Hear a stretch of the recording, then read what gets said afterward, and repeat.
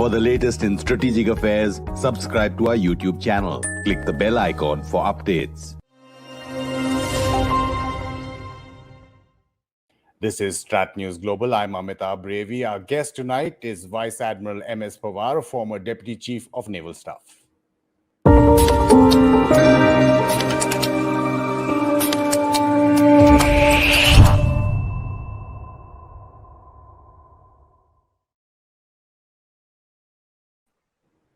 Admiral Pawar, welcome to StratNewsGlobal, sir. Thank you for your time. It's a pleasure to be on your show, Amitabh. Pleasure's all ours, Admiral. We're just looking at, the news peg is, of course, May is when the Chinese incursions, the skirmishes started in Ladakh and then snowballed into deadly clashes. It's been 2 years since then. Everyone in the public kind of knows about what the army is doing, or even to a certain extent the Air Force. But the Navy, it's not really so much of public knowledge. Just wanted your takes on, since you were so involved in this and many other issues, on the Indian Navy's role. Even the Raksha Mantri, I think last year, about June, talked about the proactive forward deployment, which was signaling India's intent deployment on eastern, western seaboards, and even in the South China Sea. Even before I answer that question, Amitabh, I must place on record the Indian Navy's appreciation of our comrades in arms in the Indian Army and the Indian Air Force. And through your channel, I would like to tell you that the Navy, being a silent service, is normally not in the headlines. But the Navy's role in that crisis is the one which will do the nation proud. I can say with confidence because I was there myself. If you look at the circumstances immediately before the Chinese incursions, the Indian Navy was already extremely stretched. We were operating in support of the national evacuation mission as a part of Vande Bharat, and we had launched Operation Samudra Setu to evacuate our people from Maldives and from the Persian Gulf countries. And there was a time when even leading navies like the United States Navy, you will recall that their aircraft carrier USS Roosevelt had to pull in into Guam. The commanding officer was sacked. The Secretary of the Navy later resigned. And the world was tackling this pandemic. And navies, the way they are structured, the ships, the way their ventilation systems on board in confined spaces pose tremendous amount of challenges. And under those circumstances, the Indian Navy took a daring call to evacuate our citizens, beleaguered citizens from across the seas. And we were already having our hands full. But as soon as the crisis in the Himalayas erupted, I must again place it on record that we had the 3 service chiefs, course mates from the National Defense Academy. It added greater synergy, a greater amount of coordination. Not that our structures are not robust in case they are not course mates. But once again, we have the same situation today, wherein we have 3 course mates in command of their respective 3 services. And that adds a great amount of understanding to each other's perspectives and helping each other. As far as the crisis per se is concerned, the Indian Navy's role was very clear-cut for us. Notwithstanding our operational stretch in Samudra Setu, we had to keep an eye on the Chinese forces, naval forces in the Indian Ocean region, the forces that are likely to be joining the existing forces through the eastern choke points. We just had the 34th Anti-Piracy Escort Force, which had vacated the Indian Ocean region on the 4th of June. And per se, when the Galwan crisis occurred, we had just the 35th Anti-Piracy Escort Force. And throughout the crisis period, the 35th APEF was on a crosshairs. The Chinese understood it very well. That's what deterrence is all about, the adversary understanding that you could punish him should he decide to escalate matters. And the message went home very, very bluntly as well as effectively. And I must tell you, for the first time, perhaps now, the nation can know that on more than one occasion, we got feelers that the Indian Navy requires to be reined in. But the directives to us from the government were very clear. We had a free hand. And should the adversary not get a message and tries to escalate in the maritime domain, they would have come to grief. You also mentioned about the South China Sea. Well, I would like to tell you that the Indian Navy goes where the nation's maritime interests lie, and no ocean is out of bounds for us. We did operate in the South China Sea, and should there be a requirement, we will continue to do so again. That's a no-brainer. Talking about those requirements, Admiral, I mean, we saw pictures earlier during the presidential fleet review this year as well of the P-8Is, the MiG-29s. They were apparently also deployed along the LAC. I mean, we know their role in the seas. The P-8 now, I think there's one in La Réunion with the French there exercising, before that in Australia. So if you could talk about the capabilities of these machines. Well, I mean, the P-8I, I mean, it's a Boeing platform. It's a strategic asset in a way. And though the Navy operates it, these are actually national assets. And the P-8I once again goes wherever there's a requirement, be it in the Southern Indian Ocean. When in 2018 we did the daring rescue of Commander Abhilash Tommy, who was marooned in South Indian Ocean, flying from the Sivsagar Sivsagar Ram Ghulam International Airport in Mauritius, and directing the French fishing vessel FV Osiris to evacuate Abhilash Tommy, or operating from Hawaii, or operating from Guam, or Reunion, or Australia. These are our normal operating areas where we exercise with our friendly foreign partners, but also in support of our Army and the Air Force. If there is a requirement, we fly them over land. I must hasten to add that the Indian Air Force is quite capable to meet the needs of the Indian Army.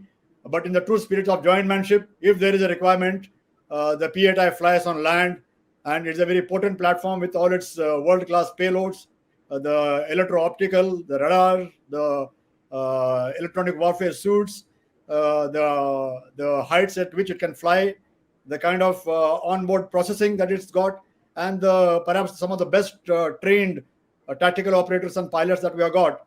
These aircraft fly wherever there's a requirement. And you will be happy to know that we have got 12 of them now, a sizable number. True. We're seeing those pictures of the LRMR squadron. Admiral, again, now the Sea Guardians have enhanced the Indian Navy and Indian military's overall capabilities. If you'd like to elaborate on that. Sea Guardians, I mean, this is a success story, I would say. And the government of India gave us emergency powers as soon as the Galwan crisis was brewing up. It is a record time that the Indian Navy, in just a matter of 37 days, was able to acquire these two Sea Guardians. And they were on task on the 38th day. They have been true force multipliers. They can fly for 30 hours non-stop. They are controlled from shore. So therefore, you don't have the challenge of fatigue, so to say. And the maintenance costs are minuscule compared to the manned flights.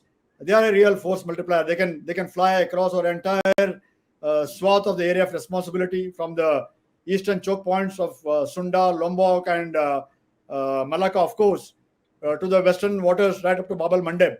And they can provide a sizable amount of time on task. They are well integrated and linked through data links with our surface platforms, through other P-8Is, and the picture that the Sea Guardian can see is available to the fleet at large. So they have been a true force multiplier, and it has been a success story, I would say, the Sea Guardians. Right. From Galwan, Admiral, if I can get your response to something more recent, which is Xi Jinping's GSI, the Global Security Initiative. Now, what does that indicate to you? I mean, is it Chinese activity on security alliances in response to one, of course, the US, Quad, the AUKUS? Or how do you see this Chinese reaction? I'm surprised you got taken in by the GSI, as the Chinese call it. I have got taken in. I just wanted your response. My response is very straight, and I always maintain that. This is all, I wouldn't say fraudulent, because it will be a very harsh term to use, but absolutely hypocritical noises, coining new terminologies and abbreviations which have no real meaning. The Global Security Initiative is supposed to be a counter to the Quad and other alliances, so to say, to enhance security in the Indo-Pacific, or as the Chinese call it, the Asia-Pacific. Now, if you look at why I call it hypocritical, is because all the terminologies and adjectives used in that GSI announcement are actually very hollow, because the main source of insecurity in the Asia Pacific is actually China and its irredentist or expansionist attitudes. If you take out the crisis in the South China Sea, for example, all the jostling about ownership of the islands in the South China Sea, be it the Paracels, be it the Spratlys, be it the Natuna Islands, the common player in all this is China. And everybody is actually trying to convince China that they also share the ownership of some of these islands. So also you look at the Himalayan landscape, it is a Chinese unilateralism to change the status quo that has caused a tremendous amount of ill will and instability in the Himalayas. So when the Chinese talk about providing security against whom? I mean, everybody is crying for security from China in the Western Pacific. So the Chinese say one thing and do quite the another. It is a part of their strategy. They believe in Sun Tzu, whose tagline was deception. As the Chinese say, sound drums in the east and attack in the west. The entire Sun Tzu's philosophy is about deception, telling lies, making others believe what they are not supposed to believe. You saw in the yesteryears Deng Xiaoping, the paramount leader, advising the Chinese to hide their capabilities, not to take the lead, and to bide their time. That was in a way, a deceptive way to let the world believe that the Chinese mean good to all. But after the coming of the President Xi Jinping, these guards have been let down and their true face is coming out. So the Global Security Initiative is nothing but a facade, and nobody takes them seriously, actually speaking. At least the leading navies or the ASEAN nations or the other people who are party to the conflicts in the South China Sea. And not least India, of course. Admiral, earlier you said the Chinese message to India was to rein in the Indian Navy because of the message that was being sent across. But this is not something new. I mean, even in the recent past, when you look at Pulwama, Balakot, there was forced deployment by the Indian Navy for whatever reason, deterrent on the eastern seaboard, on the western seaboard, wherever required, right? That's true, because the Indian Navy is always ready, and as you would be aware, any Indian naval ship or any submarine or any platform at sea is always combat ready. And irrespective of what mission they may be deployed on at a particular time, they can quickly change posture to the primary job of combat. Ships, I will take you back to Operation Cactus. INS Godavari, returning from a goodwill visit to Australia, was on a routine passage back home, but suddenly she was diverted to Maldives when there is a crisis there, and she did a wonderful job. That's because all our ships are loaded with combat ordnance whenever they are put to sea. Post Balakot, of course, it was once again a very heartening manner in which the Indian Navy changed its posture from the tropics annual exercise, which was in progress with both the fleets who were exercising in full strength in the Indian Ocean region, both on the eastern seaboard and western seaboard. And as soon as there was a requirement and the tensions were higher, the Indian Navy redeployed.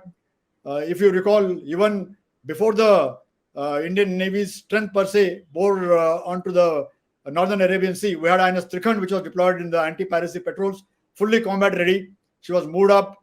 I will not get into the tactical details, but even if you look at INS Prabal class ship, which had been deployed to the Persian Gulf for the IDEX in Abu Dhabi,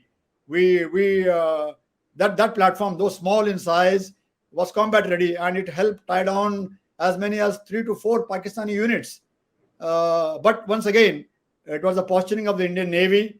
Nobody messes around with the Indian Navy ship, because As I told you, there is deterrence by denial as well as deterrence by punishment. And should we mess around with the Indian Navy's platform, wherever, be it in South China Sea, be it in the North Arabian Sea, the punishment will be harsh, immediate, and unbearable. So that's the reason. In fact, I will take you back to Kargil crisis. Not is now Yep. more than 20 years old. But if you look at the Jane's fighting ships, that famous publication from the United Kingdom, and the editorial of that book in 2000, it clearly mentions that the Indian Navy's posturing in the Northern Arabian Sea helped hasten end the conflict. But Pakistanis then got the message, and Pakistanis got the message post Balakot too. Even as the Galwan crisis was unfolding, if you look at the abrogation of Article 370, purely an internal matter of the Indian Republic, there were more noises being made from our Western neighbor about going nuclear and such hollow talk. Even amateurs won't use such terminology. But the Indian Navy dared to stare both the adversaries in the face. Our postures, our poise was not lost on the adversaries, and they were forced to reconcile to the fact that the Indian Navy is in full combat readiness. Right. Admiral, again, earlier you were talking about the differences in the PLAN and the Indian Navy philosophies where the Chinese look at deception a lot. How would you compare, say, the skill sets, the financial wherewithal that the Chinese have, the capabilities, vessel building, which is going on at such rapid speed in China? Well, I would like to compliment the Chinese, the rapidity with which they are building a navy. Perhaps the Chinese have built in last 10 years equivalent to an Indian Navy and more. What we have built in 75 years. That is a testimony of their shipbuilding capability, their economy, their political will, ability of finances to fund their shipbuilding program.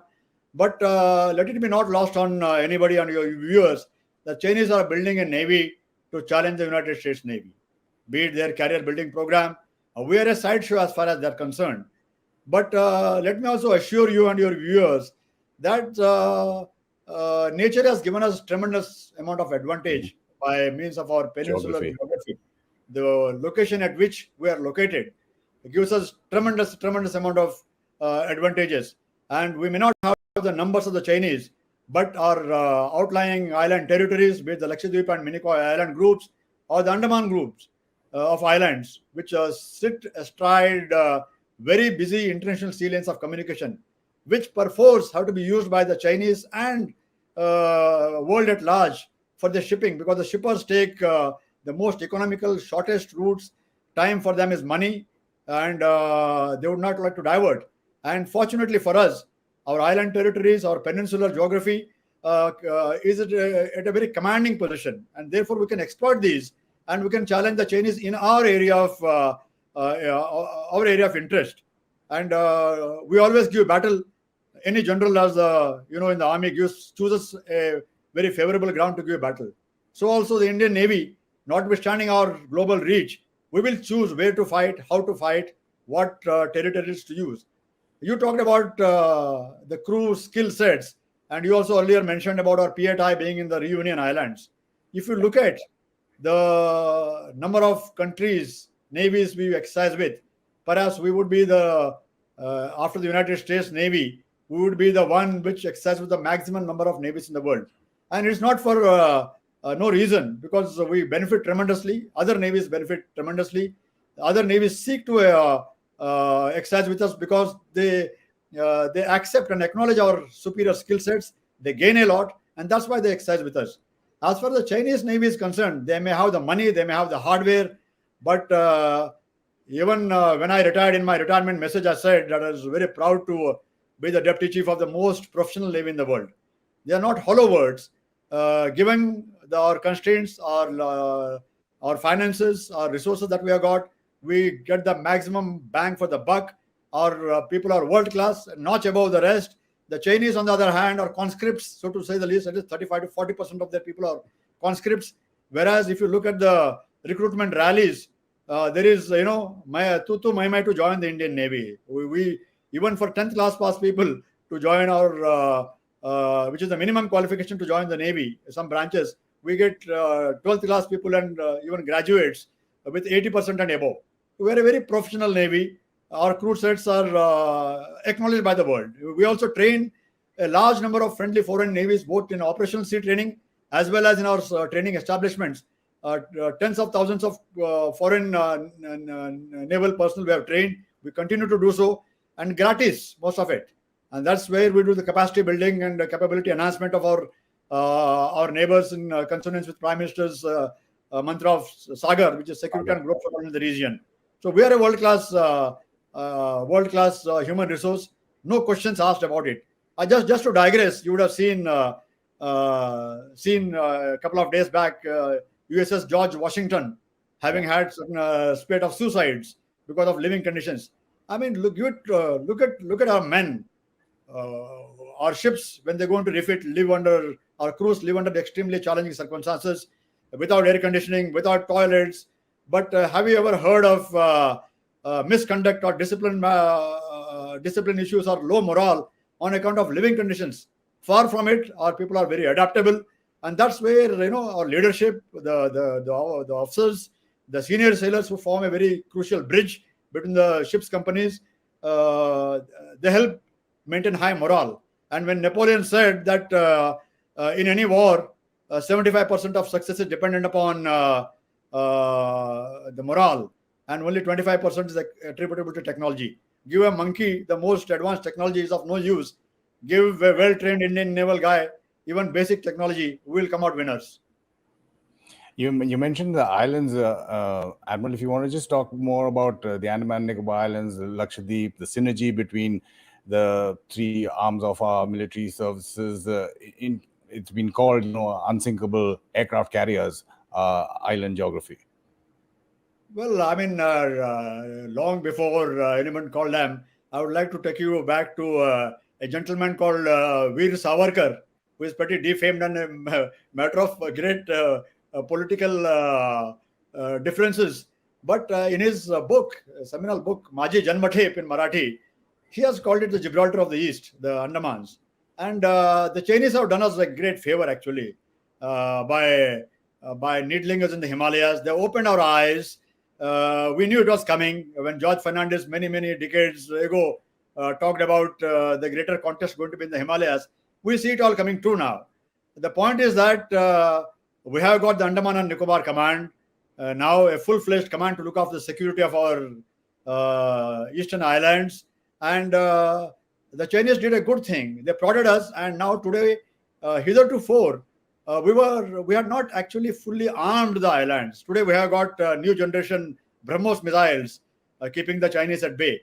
And the entire traffic from the Malacca Straits, or that entire slog, is under the command of the Indian Air Force, Maritime Strike Squadrons operating from Car Nicobar, our airfields at the southern group of islands, which help us fly our unmanned aircraft, or Dorniers, our BrahMos batteries, and of course the naval component, which comprises of a large number of ships which are available on petrol, our fueling facilities at Campbell Bay. And this is just the beginning. The Chinese have actually prodded us and pushed us to arm the islands, so to say. And just as the Chinese have developed military infrastructure on the islands that they do not own, actually, which are contested in the South China Sea, we are now going ahead and developing infrastructure, just as we are doing in the Himalayas, on our island territories also.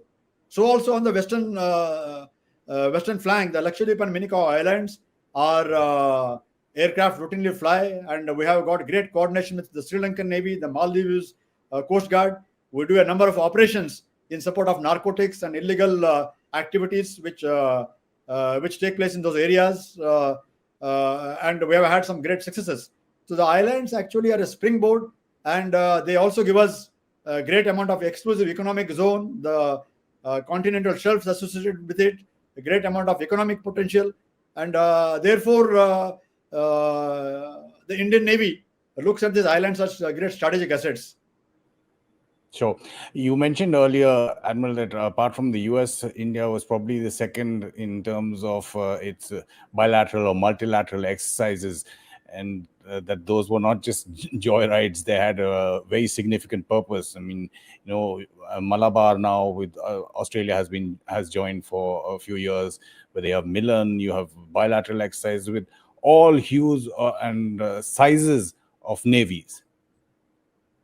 That's right. I mean, we exercise, and all these exercises, I will start from the lowest intensity exercises. We have got joint exclusive economic zone patrols with many of our friendly neighbors. We do this patrols with the Mauritius, for example, Seychelles, including Maldives.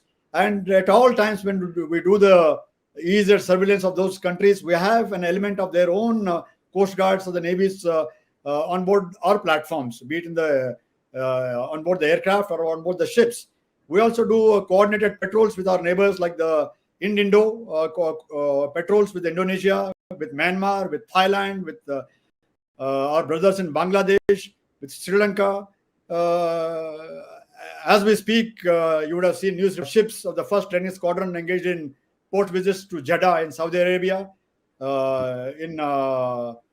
As you mentioned, our PATI is in reunion at present, undertaking exercises in the Mozambique Channel. So these are the lower end, the patrols and coordinated exercises. But the higher end of the spectrum, like Malabar, the exercise Indra, Varuna, Konkan, Osindex, exercise with the Singapore Navy, with the Japanese Maritime Self-Defense Force. These are high-level exercises as near to combat as is possible, including weapon firings, anti-submarine, anti-aircraft, missile firings, high-intensity carrier battle group operations, and there is a lot to be gained. One of the biggest takeaways at the tactical level, crew proficiency-wise, exchanging best practices apart, at the strategic level, I do not see all these countries which are exercising together ever going to war with each other, because they have built bridges of friendship, operating in harbor, operating at sea. There is a certain amount of trust. We know the people personally. Often there are occasions to pick up a phone and speak to them. We have got lines, secure lines to deal with many of our partner navies or friendly navies. We have got the IONS construct. We have got the Goa Maritime Conclave. And I may also tell you, we were one of the first countries to share experiences of tackling COVID on board our platforms at sea and in air. And we hosted these things on the IONS website for other navies to learn from our experiences of Samudra Setu. And apart from exercises at sea, there's a fair amount of discussion on a weekly basis. For example, I'm not sure if you are aware, we share weather pictures and give weather updates to many of our less capable maritime neighbors in the Indian Ocean region, because we got the capability, and these countries are very often at the receiving end of natural disaster emanating from the sea. We share oceanographic data, we exercise with them, and it's a win-win, I would say. And most of these countries are democracies where our governments gel very well. Lastly, I would like to add that these exercises are not directed against any country per se. They are primarily meant to enhance security, enhance confidence, ensure that the sea lanes of communication, which are in the global commons, are open for everybody to use. There is no unilateralism to challenge the rules-based order.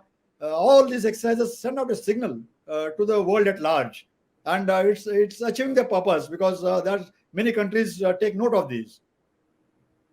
You mentioned sharing hydrographic or weather data. Then there's, of course, the IFC IOR, where there's a huge amount of data that is being shared, and it's getting larger and larger. But since you mentioned Jeddah, Admiral, and considering you were so involved in some of these aspects, I wanted you to just elaborate a little bit on our involvement in, say, the northwestern Indian Ocean region. And when you talk about CTFs, or Combined Task Forces, did this observer status in Bahrain happen post the India-US 2+2? If you could just explain that to us. Well, I mean, the reason, is it Pakistan related? I think it's an excellent question, Amitabh. I must compliment you because this aspect is not often discussed in our strategic fora. You look at the Northwest Indian Ocean region. I mean, we got close to 8 million Indian diaspora resident in those countries, between Saudi Arabia, United Arab Emirates, Kuwait, Oman. That region is also a source of great amount of hydrocarbons imports or energy security. Close to about 90 billion US dollars of remittances come to India from those countries by our own migrant workers, our own diaspora there. And therefore, this region, not only because of economic reasons and energy security reasons, but historically also, we share very close bonds. These are predominantly Islamic countries. We have got a large population, and we're actually, brothers, I would say. Though Pakistan very often tries to portray itself in the Organization of Islamic Countries as a messiah of the Islamic world. Actually, we are no less. We share very close relations with that part of the world. Coming to the maritime dimension per se, unfortunately or fortunately, there is a tremendous amount of instability. Firstly, arising from the Shia-Sunni divide, Iran, Saudi Arabia, the conflict in Yemen, the instability in Somalia, the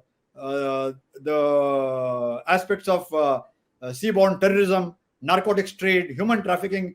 I mean, you name it and you have it there. All the sources of instability which can occur in the maritime domain are prevalent in the Northwest Arabian Sea.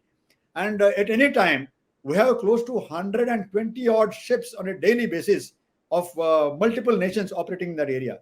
So in a way, this is our own backyard, area of tremendous importance to us. And unfortunately, for a variety of reasons, we were not there in the main security construct, in the combined task forces. One of the reasons could be that our international cooperation with the United States happens with the Pacific Command. Now it's the Indo-Pacific Command, which is based at Hawaii. Whereas the Northwest Arabian Sea and the Middle East region comes under the US CENTCOM and the Fifth Fleet, which is operating from Bahrain. That divide, so to say, was very, very vivid and phenomenal divide. The Americans were not very keen that we interact with the NAVCENT hitherto, but the reasoning has now been revealed to them. India requires to be there in this construct, and we already have an observer status in the NAVCENT. Our defense attaché in Bahrain is dual-hatted.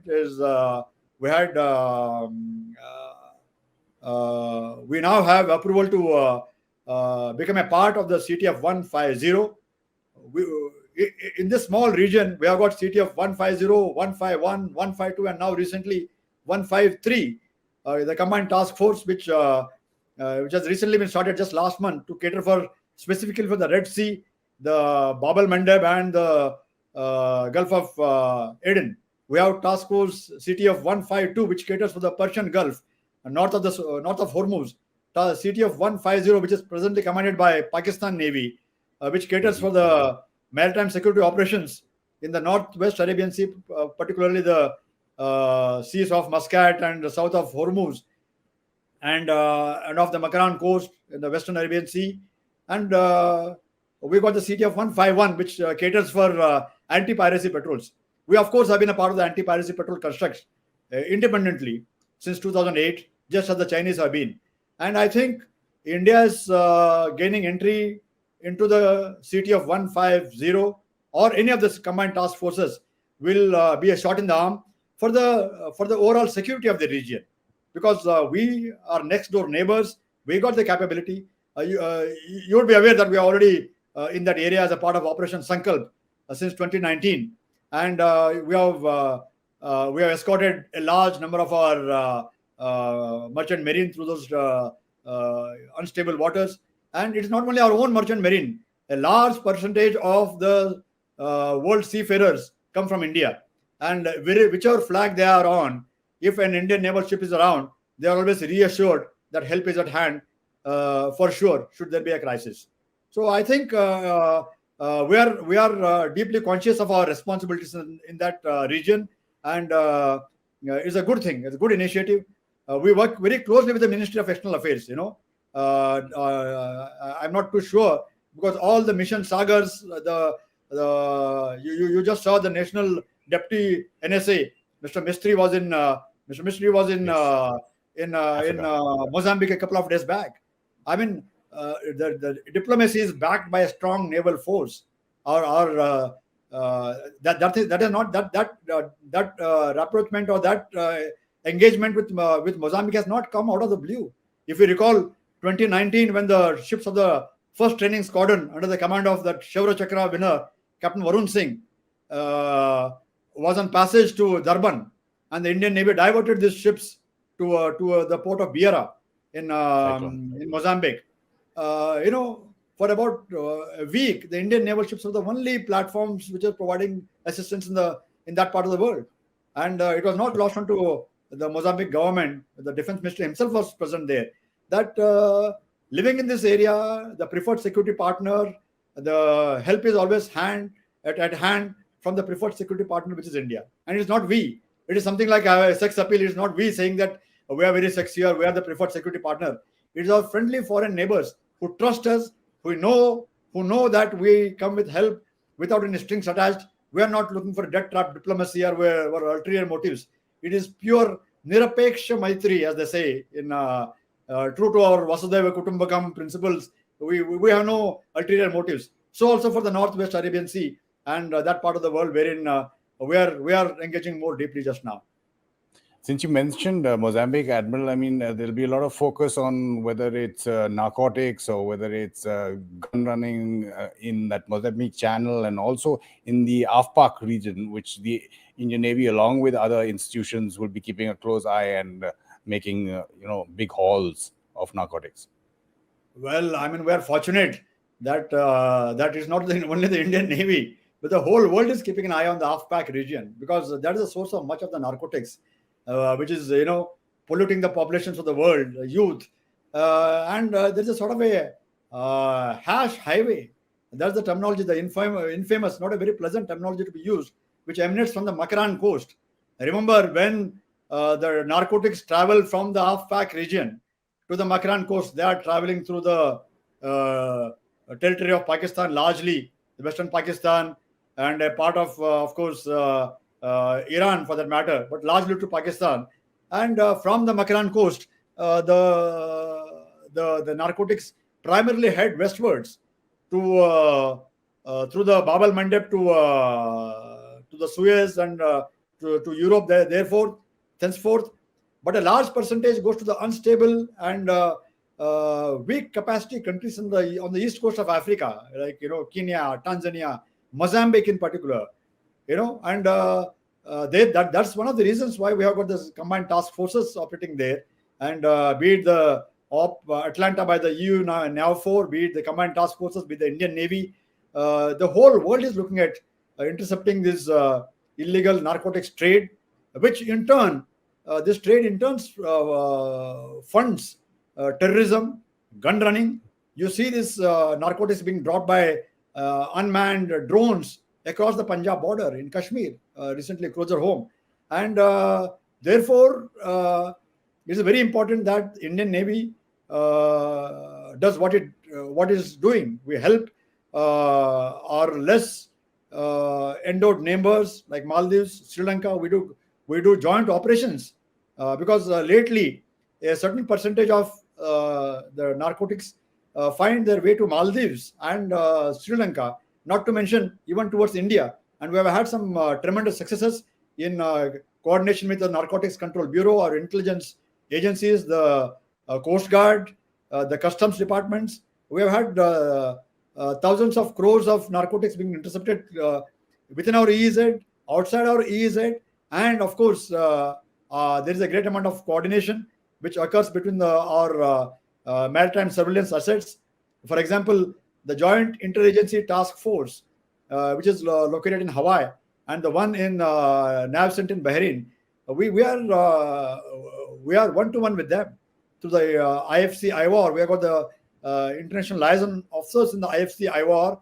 There's a fair amount of information exchange which takes place, and we have successes. But let me tell you, for every successful interception of these consignments, there are some or perhaps we don't know. There are many that go through, and that's Sure. what is concerning. Even greater amount of coordination and effort is required to tackle this menace. But as long as countries like, from where it emanates at the AFPAC region, very often, there is a habit of running with the hare and hunting with the hounds. We saw so much of literature and so much of noise being made about terrorism. How, for example, Pakistan fights terrorism, while at the same time hides Osama bin Laden in Abbottabad. So also when Pakistan talks about doing anti narcotics operations, of course they do. There's no doubt. But where is it emanating from? They would, if they show more political will to curb this menace on land, because narcotics, Amitabh, don't grow in the marine environment. They are not cultivated at sea. They are cultivated in a particular region where there's a political patronage for a variety of reasons.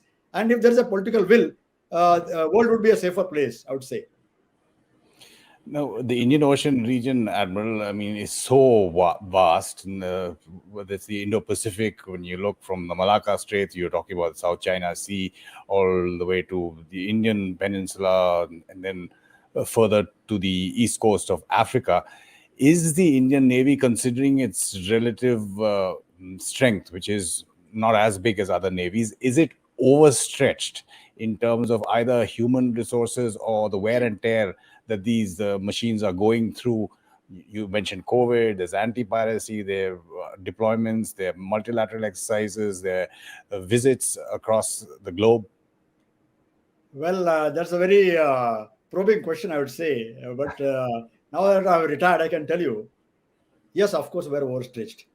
And that's why when I mentioned to you that the Indian Navy gets the best bang for the buck with the limited resources that we have got, the size of the Navy that we have, we bite and chew and digest much more than a comparable Navy of comparable size would be able to handle.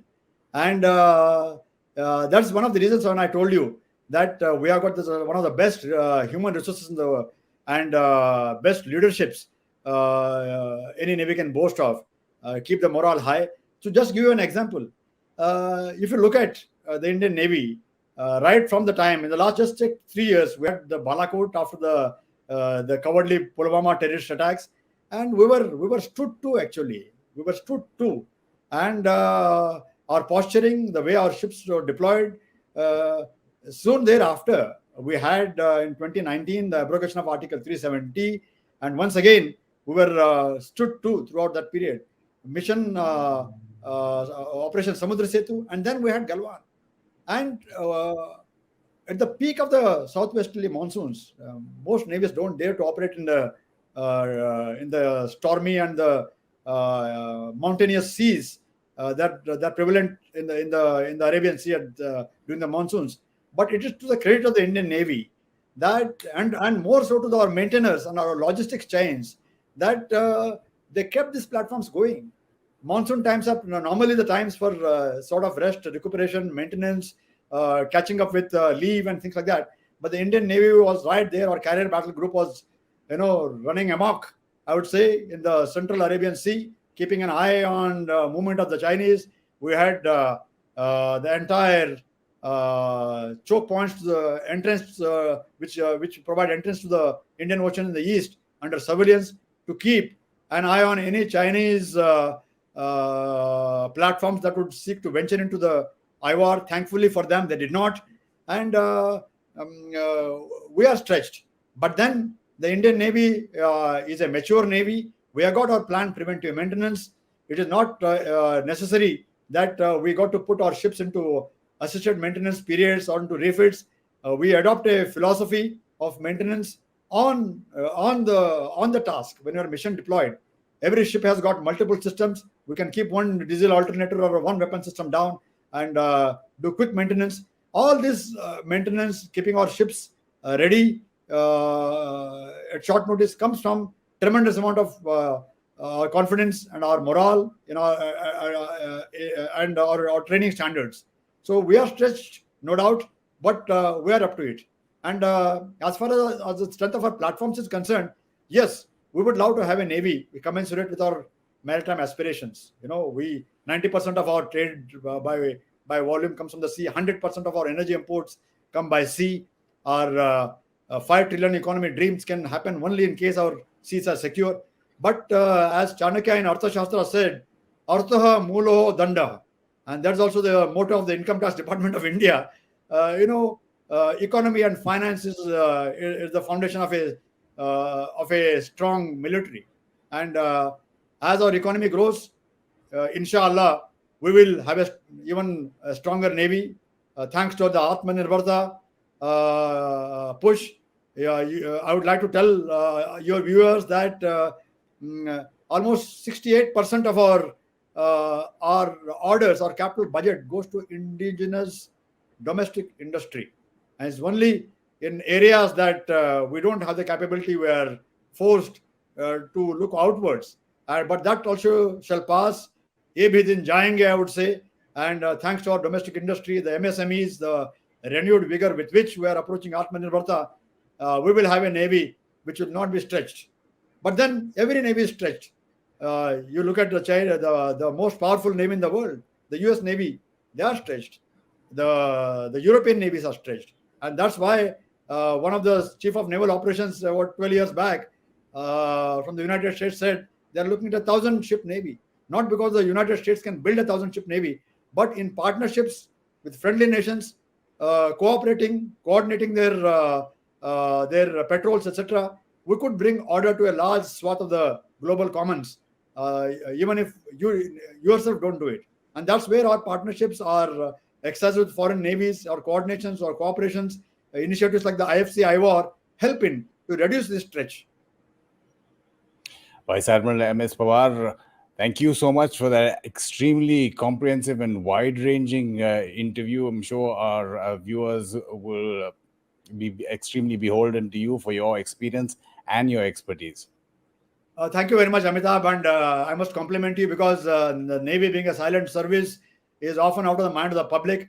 But we require all the good wishes of the public, all the support so that we can get our finances, and all the support from the mothers and fathers in this country, whom I call upon them to send their daughters and sons to join the Indian Navy. It's a beautiful service and one of the best avenues to serve the nation. Thank you very much. Thanks again, Admiral, and thank you all for watching. Just a reminder, if you want to support StratNewsGlobal, you can do so. There is a link that we put in our YouTube channel, and all through this interview, we are also flashed a UPI ID. There is also another way you can do that. As soon as this stream ends, the premiere of this stream ends, YouTube will put up a heart-shaped icon right next to the thumbs up, which you, I presume, press to like this video, and you can give us a super thanks on that as well. This is the gist on StratNewsGlobal. I'm Amitabh Brevi.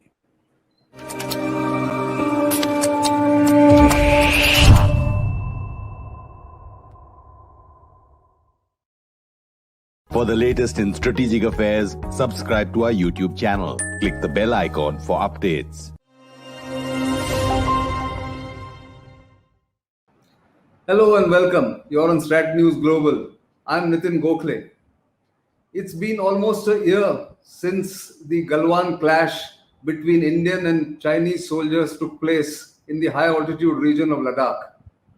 Much water has flown down in the Indus River, and much has happened after that event or that episode, which sent ripples across the world, because that was the first armed clash or a first clash where deaths occurred between Indian and Chinese soldiers on the line of actual control after 1975.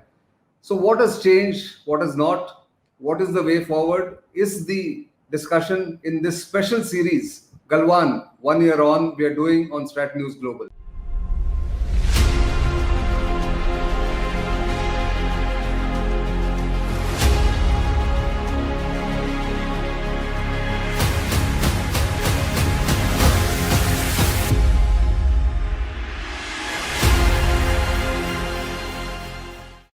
And joining me in this discussion are two very distinguished experts on the India-China issue or on South Asia. Lieutenant General Rakesh Sharma, who was the Adjutant General of the Indian Army, but more than that, he's a specialist on the Chinese affairs. being a scholar at the IDSA, as well as the 14 Corps commander, when the previous standoff happened in 2013 in Ladakh. That was almost a 3-week standoff. And valuable lessons were learned from there, hopefully, which have been implemented in the current ongoing, I would say, the standoff on the LAC in Ladakh. And joining me from Sydney is South Asia scholar with Stanford University, Arzan Tarapur, who's written extensively on India-China issues, and in fact has been commenting on the relationship between India and China and the cleavage that has taken place between India and China of late because of the Ladakh crisis. Welcome both of you, gentlemen. But before I start, let me just say this, that 1 year after Galwan, we still don't have any clarity of where we stand and where we are going. But let me start with General Sharma and ask him that when you look back 1 year ago, when the Galwan clash happened, what were your first thoughts then? And when you see it after a gap of 1 year, what are your thoughts and what are the implications of that particular clash? If I can start with you, General Sharma. Thank you, Nitin, for inviting me. It's a historic time. It's been 1 year, a little more than 1 year than what happened there. Now, let me put it this way, that if we feel that we were not surprised in May last year, that would be a mistaken thing. We were surprised. What happened was not expected at that time, because there was a bonhomie, a kind of bonhomie with all these protocols and CBMs and agreements over a period of time, and all the discussions that were happening at political space. So at May, there was a difference. Now, subsequently, consequent to May, there have been much changes and much consequences that have happened that we have to learn from. Firstly, let me put it this way, that it soon dawned on us that this was not a casual operation being carried out by the PLA. This was carried out as a first time over multiple points. There were multiple incursions carried out, or transgressions as it is called. There were also multiple places where clashes started off in the month of May last year.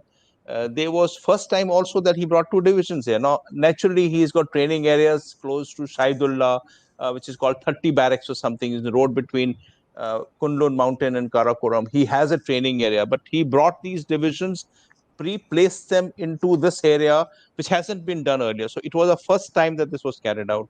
That's also. Third point is that it's also the first time it happened that there was no withdrawal that normally took place. Now, you rightly pointed out 2013, there was a 22-day blockade in the area of Rakhi Nala, which is in Depsang Plateau.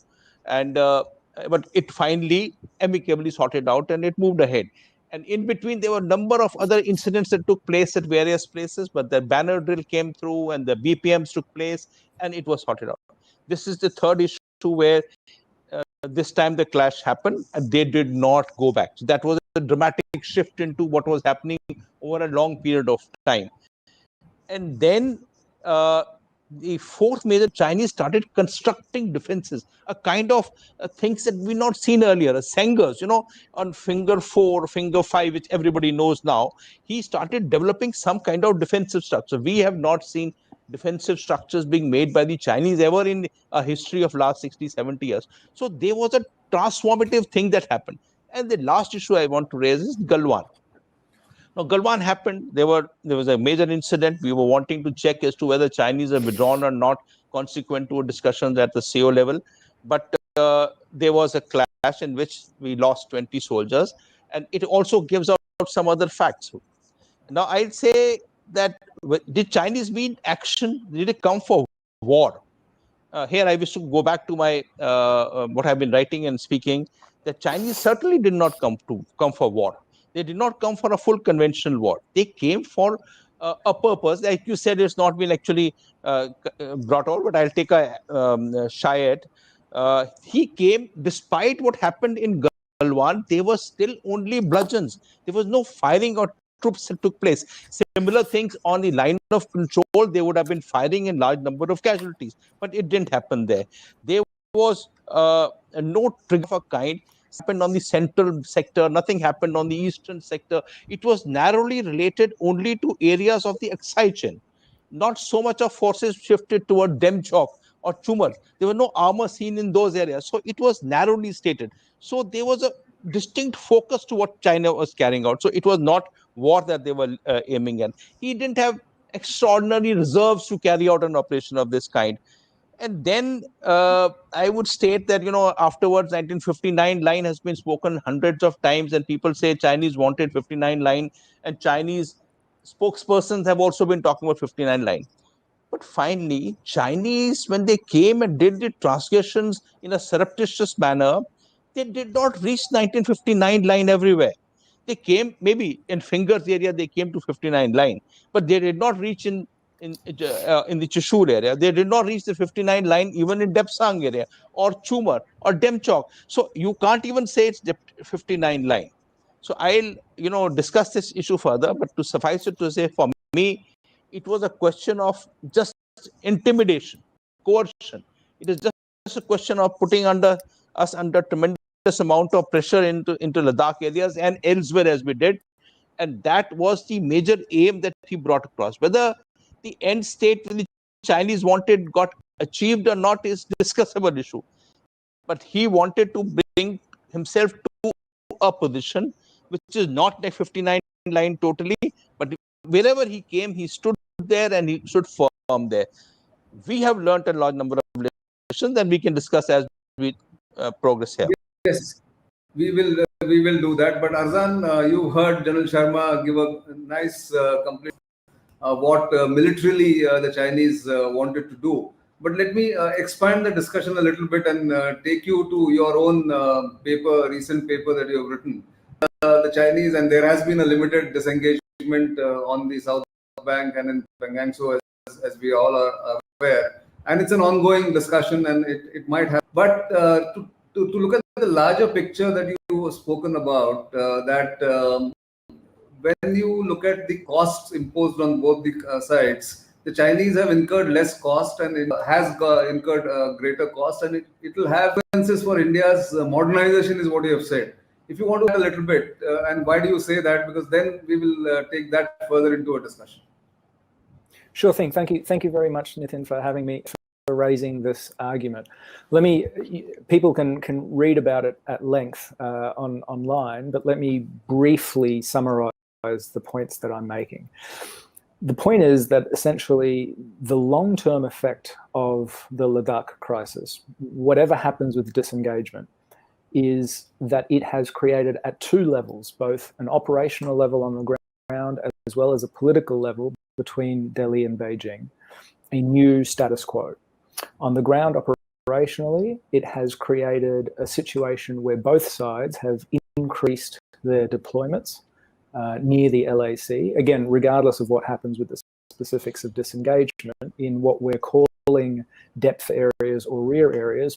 Both sides have built infrastructure to sustain a larger force presence, which is also more proximate to the other side than it previously. And so that creates material costs of sustaining heavy deployments, new heavy deployments. You see, it also creates a slightly increased risk over the longer term. Certainly during crises, it's a greatly increased risk. And so at that level, we have the literal increased cost in a large quantum of forces. The other type of risk, though, is at the broader level. I would suggest that as Delhi has made clear, are not going back to the status quo ante until the border, right? New Delhi has made clear that there's no idea of shelving this border dispute and getting on with trade relations or getting on with a general improvement in relations until this is resolved. So there is now a new status quo bilaterally of antagonism and suspicion, unlike what we had before May of 2020. What that means for India is that it cannot trust Chinese intentions or cannot trust Chinese statements or plans either on the border or anywhere else. And what that means in terms of defense planning for India is that it has to take seriously the ongoing risk of future Chinese aggression on the LAC. Now, politically, of course, when soldiers' lives have been lost and when there is an ongoing threat to Indian sovereignty, that means that the Indian military cannot but place a large focus, a high priority on securing the land border. And my concern is that, especially as resources are scarce for the military, as defense budgets are not rising, that is going to come at the expense of other defense investments that would help to modernize all the services, including the army, but also it's going to come at the expense of India's force projection into the Indian Ocean. So in particular, the maritime expansion into the Indian Ocean region, which is not going to stop entirely, but which required a larger investment in order to maintain certain levels of capabilities, now that is at risk. Now, this is all still supposition. This is all just projecting the risk that may come, right? Things may not turn out this way. My analysis is that because of what has happened in Ladakh, there is an increased risk that modernization will be further deferred and the rebalance to the Indian Ocean will be further deferred. Well, I think your point of view is what you have said and you have written, but it can be argued the other way, that because the crisis has occurred in Ladakh, India is now rebalancing and reorienting its forces and its, I would say, planning towards the northern border, which was long overdue, although it had begun some 10, 15 years ago, but it will be speeded up. So in a way, it's a blessing in disguise that the Chinese have made their intentions clear. And therefore, India is now taking steps to redress that imbalance that must have been there in the planning, because Pakistan was seen as I wouldn't say the main threat, but it was a ever-present threat in the mind, which now seems to have receded, and China has come into the picture than what would have otherwise taken some more time. And similarly, I think in the Indian Ocean, the Indian Navy's predominance or dominant presence is still, I think, going to remain for at least another 5-6 years. And by that time, India would find money and would find means to modernize its navy to counter any increased Chinese presence in the Indian Ocean. Could be a counter argument. But let me take this to General Sharma and ask him that how has it impacted the Ladakh crisis, and as well as the increased distrust between India and China, the overall relationship, as well as what does it mean for the Indian Army's future planning, not just modernization, but its doctrines, its practices, and its war planning, as they say, as far as the two adversaries are concerned. That's a wholesome question. Now, Nitin, firstly, let me start with whether it has made material change to budget has been rightly brought out by Hassan. Now, the fact of the matter is that our defense budget has kind of stagnated for a very long time. It is not 2020 or 2021. We had a little kind of stagnation coming up for a very long period, 6-7 years, even more. We were down to 1.5 or little thereabouts of the GDP, and it is not actually enhanced. So there was a problem. There are competing requirements in the national expenditure, and competing requirement. Defense is also one major requirement which has to be catered for. Now, in the course of what has happened in last 1 year, there is obviously, as you rightly pointed out, rebalancing being carried out from the western front to the northern front. There haven't been many raisings being executed. Of course, you hear that there is a talk about light tanks or a new MBT being created or those things. Those are long-term perspectives, and it is not right around the corner. So there hasn't been a significant, let us say, manpower enhancements being carried out on the northern front. It is just kind of sidestepping forces from there. So that's one part of it. But I agree with the thought process that to sustain such large quantum of people in an area which is already saturated with people looking after Siachen Glacier or Western Ladakh, and even previously Eastern Ladakh. And now reconfiguration of Eastern Ladakh, which you are aware was one division, now it is becoming two divisions being occupied, plus their reserves being, and finally this distrust has been pointed out rightly, has led us to make sure that we have acclimatized reserves placed there, which wasn't there earlier. So you have now substantial acclimatized reserves which are available there, and they have to be turned over. So I agree with the thought process that logistically sustaining and maintaining plus creating of habitats and roads and tracks, there will be a little problem into the defense budget which has to be catered for. It hasn't been done in the defense budget this year, but I'm sure in times things will come to that end. Whether there is a great amount of modernization being carried out in the army per se, I think it is going slow, but I don't think it is going slow for the Navy and the Air Force. It is not substantial, but to say that it has been stopped there, but they have a long-term vision and long-term plans, and they are committed liabilities over a long period of time for the Navy and Air Force, including the ships being built. So I think for the Navy and the Air Force, I think it's better. The Army has to start rethinking as to how we want to do the issues here. The second issue is about the doctrinal aspects, and I think I am in agreement largely in what Mr. Tarapur has been writing and elsewhere also has been written, saying that there is a need for transforming the doctrinal structures. As the Prime Minister himself said, he used the word future force when he spoke in Kevadia in February this year. He said the armed forces should become a future force, and he also said there has to be indigenization of doctrines. I leave the word indigenization apart, but it must be a concerned feeling in the Prime Minister and the national security establishment that our doctrines are of the past.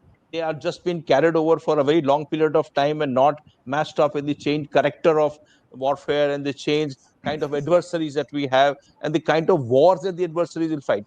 Look, even if he had 4 casualties, it took him 8 months to tell his own people he had 4 casualties. He doesn't accept casualties. He had casualties 772 in 1962. I'm referring to China. I'm not calling him she. But 772 casualties happened in the 62 war. He announced it in 1994. See, there are issues here. The kind of war that Chinese want to fight, be absolutely clear. If he wants to do some great aggression, be rest assured he will have a lot of body bags to be carried. So there is a transformative nature of warfare which is evident even in the actions of Chinese in the course of last 1 year.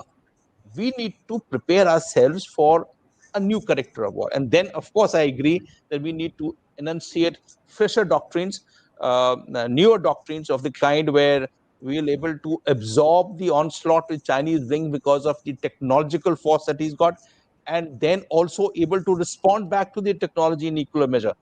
There is need to be a transformation. Our increasing reliance on border per se, or defensive structures per se, I think we need to amend ourselves. So there, I accept the view that there needs to be a little change in doctrine structure.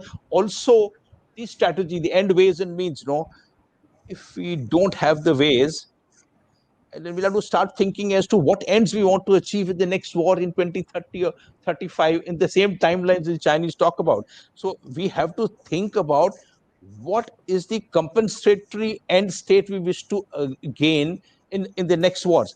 With the curtailed ways after COVID, after the pandemic is over, obviously there would be problems in the budget again. There will be again shortfalls because there are so many things to catch up with. We have to think. I think I agree with that notion that we have to rethink the typology of warfare that we're going to follow in times to come and see, get back to drafting boards and rewriting things.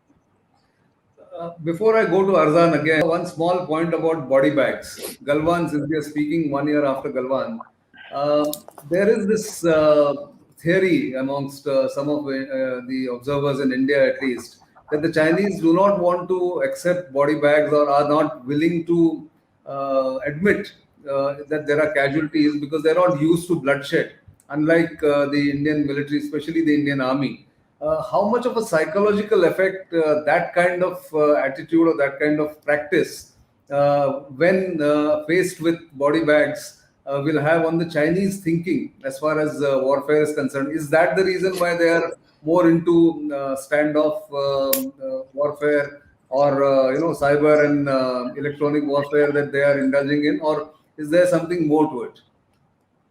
Okay, Nitin, I'll take a step back.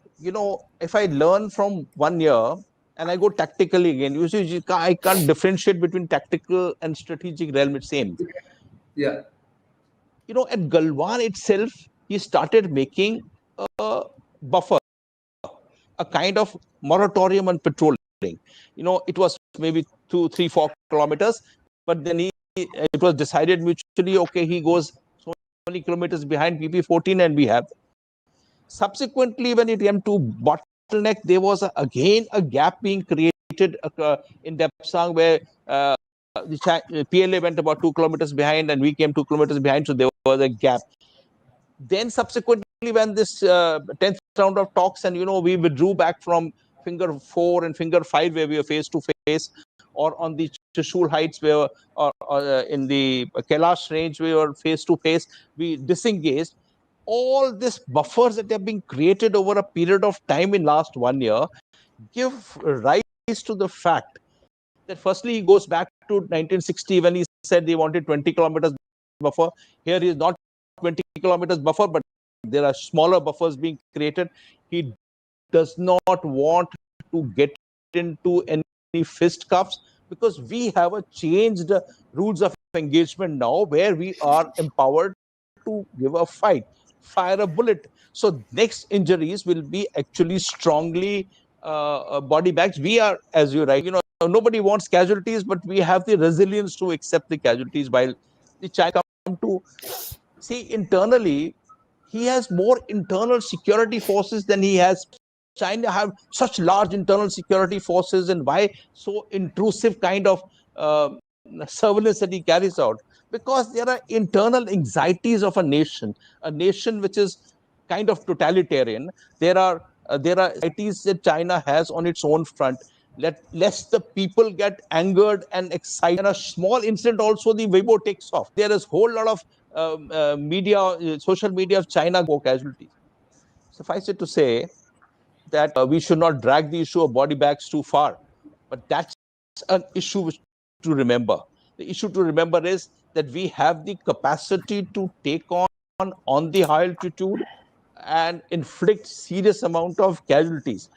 Whether the Chinese can accept the casualties, or they'll take 20 years to announce that they had 700 casualties, is a separate issue altogether. But if he has casualties, it matters. Even now, there is a cemetery near Rudolph, on the road G219, there's a cemetery which is for 62 war.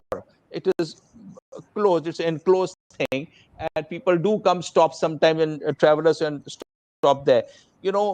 The culture of taking the bodies back to the villages or where people died, to the families to do, it doesn't come normally in China. It comes normally thus. Why? Because there is an anxiety in their mind that people will get. I think we got to learn some positive lessons in this.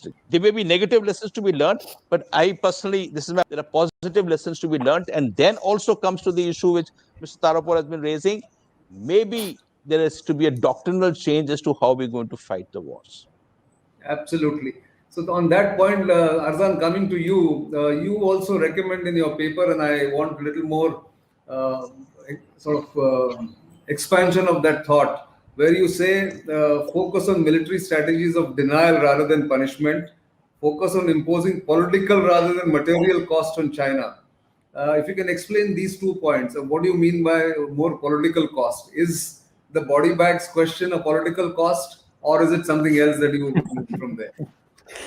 That's a good question. Let me step through a couple of points.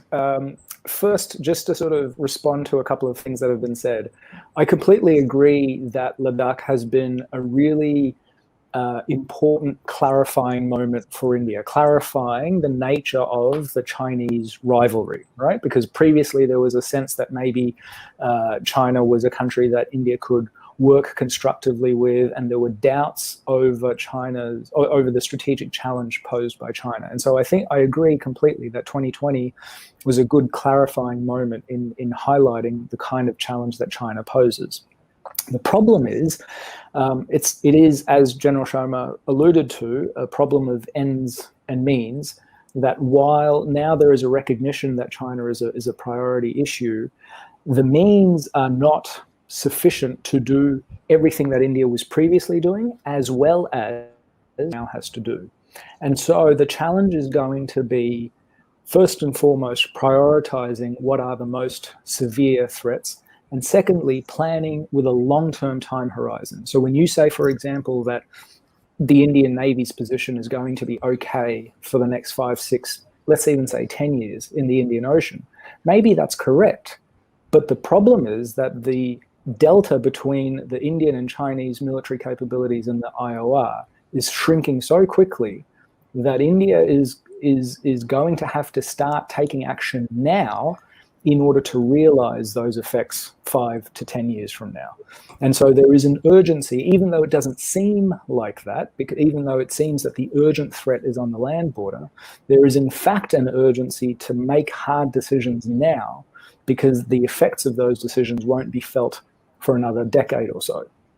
Now, let me also quickly just address this issue of how India addresses the China challenge, right? Because exactly as General Sharma said, it's one thing to recognize the China threat, but it's another thing to think about how to actually deal with it, right? So there's a lot of anger in India, but throwing Chinese TVs off balconies is not the sort of thing that's going to deal with the China threat. In order to deal with the China threat, it's not about raising new formations. It's about looking at the nature of how China plans to fight wars and addressing India's critical weaknesses in that. And this is where I'll come to the denial and punishment issue as well.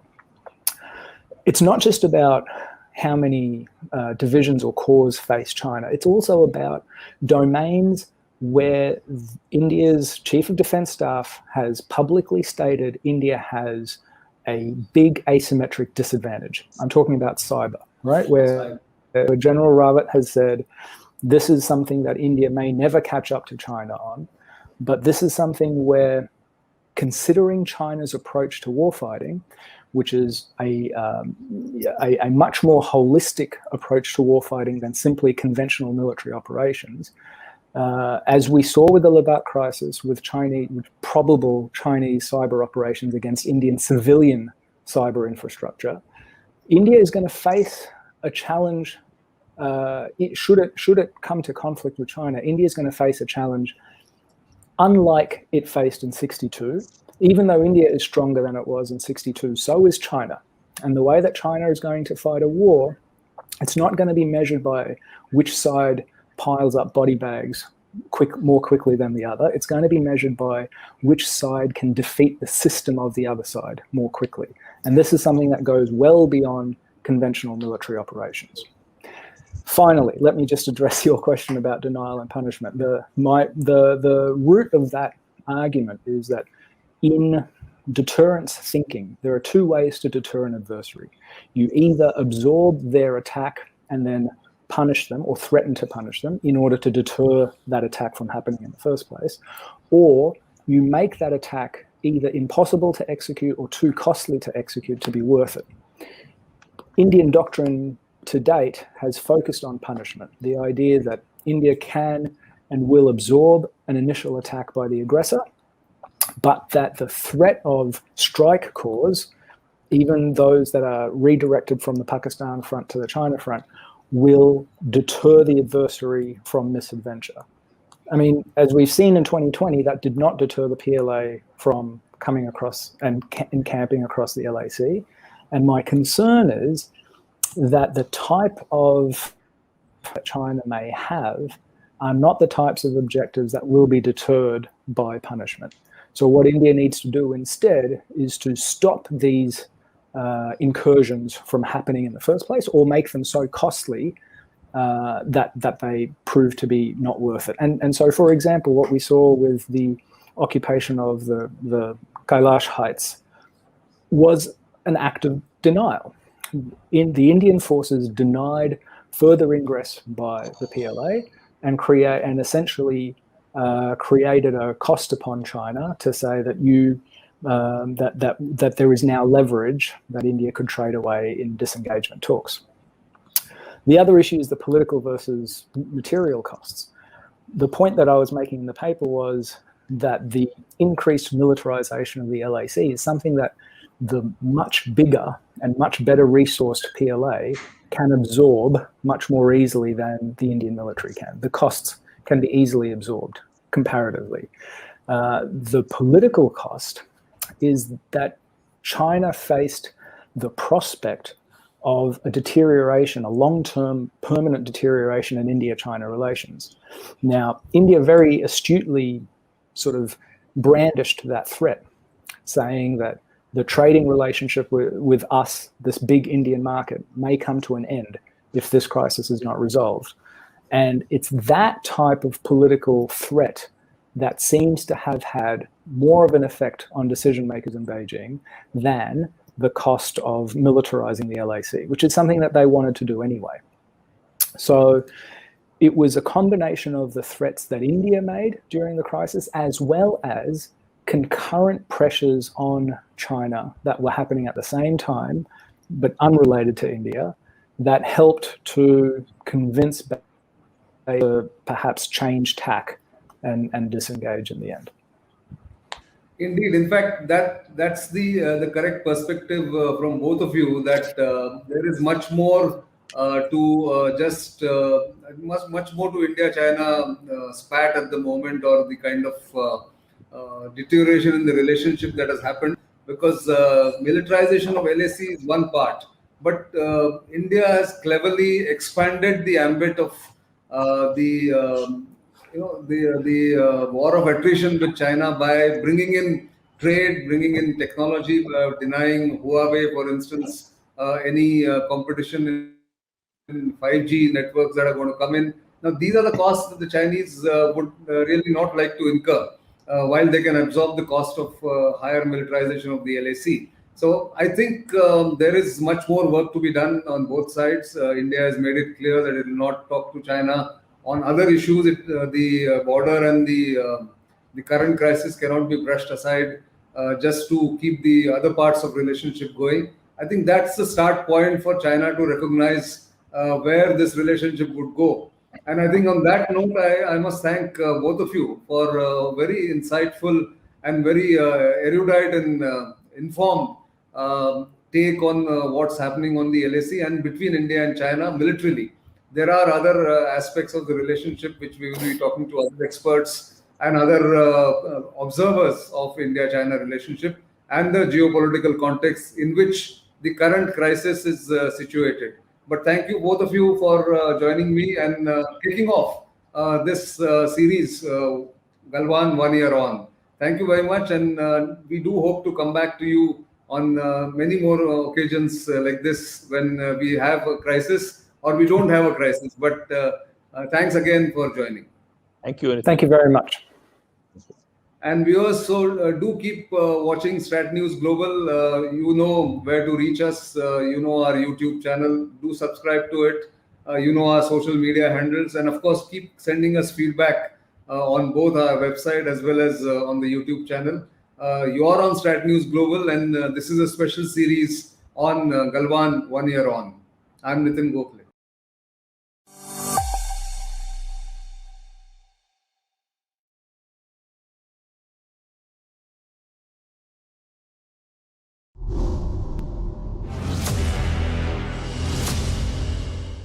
On the 5th of May 2020, that's last year, the confrontation in Eastern Ladakh had just about started. Let's take stock of how are things.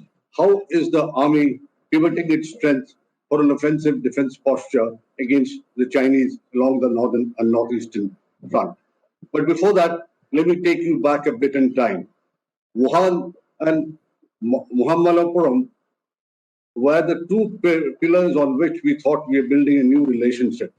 But all that bonhomie, all that bonding, the promises of an Asian partnership have been buried under the graves of 20 Indian soldiers led by their commanding officer in Galwan Valley last year. Peace and tranquility, the much touted pillars of stability on the line of action control, well, they lie shattered. There is little trust and faith between the two Asian giants.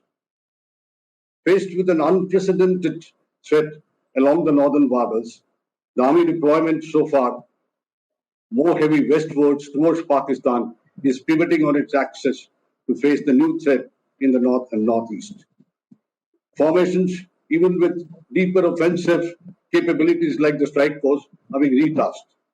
We'll go into this reorientation of the armed forces to find out what's the status today and what will it actually come down to in a couple of months from now. I have with me Nitin Gokhale, our editor-in-chief. Welcome, Nitin. Welcome to the show. Thank you, Brigadier Chatterjee. This is an important discussion, and I think we need to lay it bare for our audience because there are a lot of misinformed speculations going around. So maybe we'll be able to clarify some of the doubts that may be there in the people's mind. Right, Nitin, let me start from wherever the focus of everybody is today, and that's Eastern Ladakh. The deployment in the Ladakh sector is what I was interested in. What was the deployment like pre-April 2020? And what are the changes that have come about now? And where do you see it going really in the next couple of months? How will it stabilize? Well, as now very well known, the 14 Corps headquartered in Leh is the defender of Eastern Ladakh, although it also looks after the LOC portion of Dras, Kargil, Batalik against Pakistan, and Siachen Glacier deployment, which is looked after by an independent brigade based at the Siachen base camp and on the glacier. But since our focus is on Eastern Ladakh right now, let me say this, that before April 2020, the 14 Corps had one full division, the 3 Infantry Division, headquartered at a place called Karu, looking after the entire frontage of nearly 850 kilometers from DBO or Karakoram Pass down to Tenchok in Eastern Ladakh. There was one full division looking after it, plus one brigade, which was there. So one full division and a brigade were tasked to defend Eastern Ladakh before April 2020. But once the Chinese aggression and the Chinese intention to try and force India on the line of actual control became apparent exactly a year ago, as we speak, the Indian Army rushed in additional reinforcements, additional troops to Eastern Ladakh from various sectors. Some of it were already earmarked for deployment in Ladakh, which were Northern Command reserves were pushed in initially, and then additional troops were brought in there. But that was an ad hoc arrangement, and after the disengagement in February 2021, and even before the disengagement happened, a rebalancing study was ordered by Army headquarters to try and understand what was the requirement, not just in Eastern Ladakh, but all along the northern frontier. That is where it all started. And now, from what we know, whatever is available in public domain, there is a complete reorientation that has taken place as far as Eastern Ladakh is concerned. It begins with the first step that the long frontage of Eastern Ladakh was not manageable by one division. It needed additional divisional headquarters to divide the 850-kilometer frontage into 2 parts. So accordingly, 3 Infantry Division will now look after areas north of Pangangso or the Pangong Lake, which starts from north of Pangangso and goes right up to DBO and Karakoram Pass. And another division rushed in from J&K has been entrusted now with the task of guarding the Eastern Ladakh frontier south of Pangangso, which will go down from south of Pangangso down to Demchok and to the Chumur area where there have been standoffs earlier in the past. That's the basic idea which is being implemented by the Indian Army. So this force which is south of Pangangso is primarily a counter-insurgency force headquarters which is coming up there.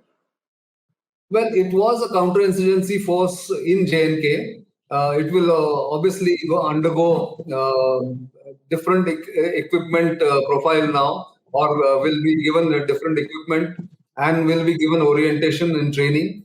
After all, the troops were tasked earlier to do counter-insurgency in the hinterland of J&K, but now they will look after the mountain frontage or the mountain LAC, mountainous LAC, I would say, south of Pangangso. So therefore their reorientation must have already been undertaken before they were inducted into the theatre.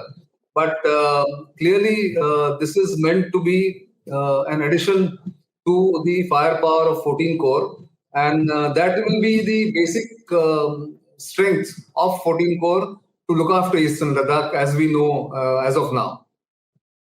Right. I think that's quite a logical move, inducting one of those CI force headquarters to Eastern Ladakh. And I would say there is, of course, like you said, there is a lot to be done to convert the CI forces to a regular infantry or a mountain division. It will require additional artillery, additional engineers, etc. But that, I guess, all can be found. In any case, the manpower is available over there and the basic equipment is there. Let's go a little further, Nitin. Let's go to the central sector. I'm referring to the geographical area well opposite Himachal Pradesh, Uttarakhand. We have always been thin on ground as far as these areas are concerned. The road network, the logistics in the bargain is slower. It's much lesser than what we find in other areas. And mobilization time accordingly will be more. So what's being really done over here next time? It may not be Eastern Ladakh as I see. It could be the central sector for all you know.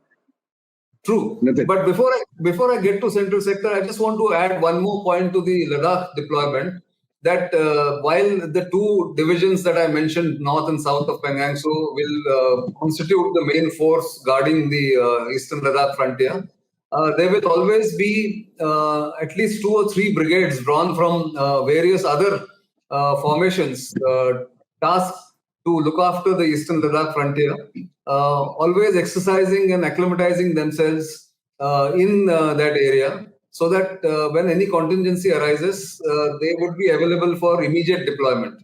And the earlier division that was reserved for Northern, it is a reserve of Northern Command, and which had been inducted into Ladakh following the coercion or the coercive stand taken by China, has gone back to its peacetime location. That's what one understands. So therefore, there should be no apprehension in anybody's mind that India will be left with inadequate force in Ladakh. That's what I wanted to clarify, that they will, in addition to those 2 divisions, there will be always at least 3 brigades available to get deployed at a short notice. Right. I think that means it's always about 3 odd divisions available, at least in the campaigning season. Almost. That is what is the kind of strength that they will maintain. Yes. So now, so coming to Uttarakhand, like you mentioned, coming to not Uttarakhand, really, it's the central sector of the India-China frontier, which sort of comes from Himachal Pradesh right down to Uttarakhand. And there again, like you mentioned, you're right, that it was thin on the ground. The deployment was very thin. There were only 2 brigades, independent brigades, looking after that sector, the middle sector, as it is called, a central sector in some quarters. There was another sector called Sugar Sector, which was in Himachal Pradesh and which was under Western Command jurisdiction so far. That sector is now being attached to the Central Command, in addition to the 2 independent brigades that were already there in Pithoragarh and in the other part of Central Sector. In addition to these 3 brigades, there will be one division which will be earmarked for the Central Sector, which used to be actually part of another strike corps in the plains and was oriented towards Pakistan.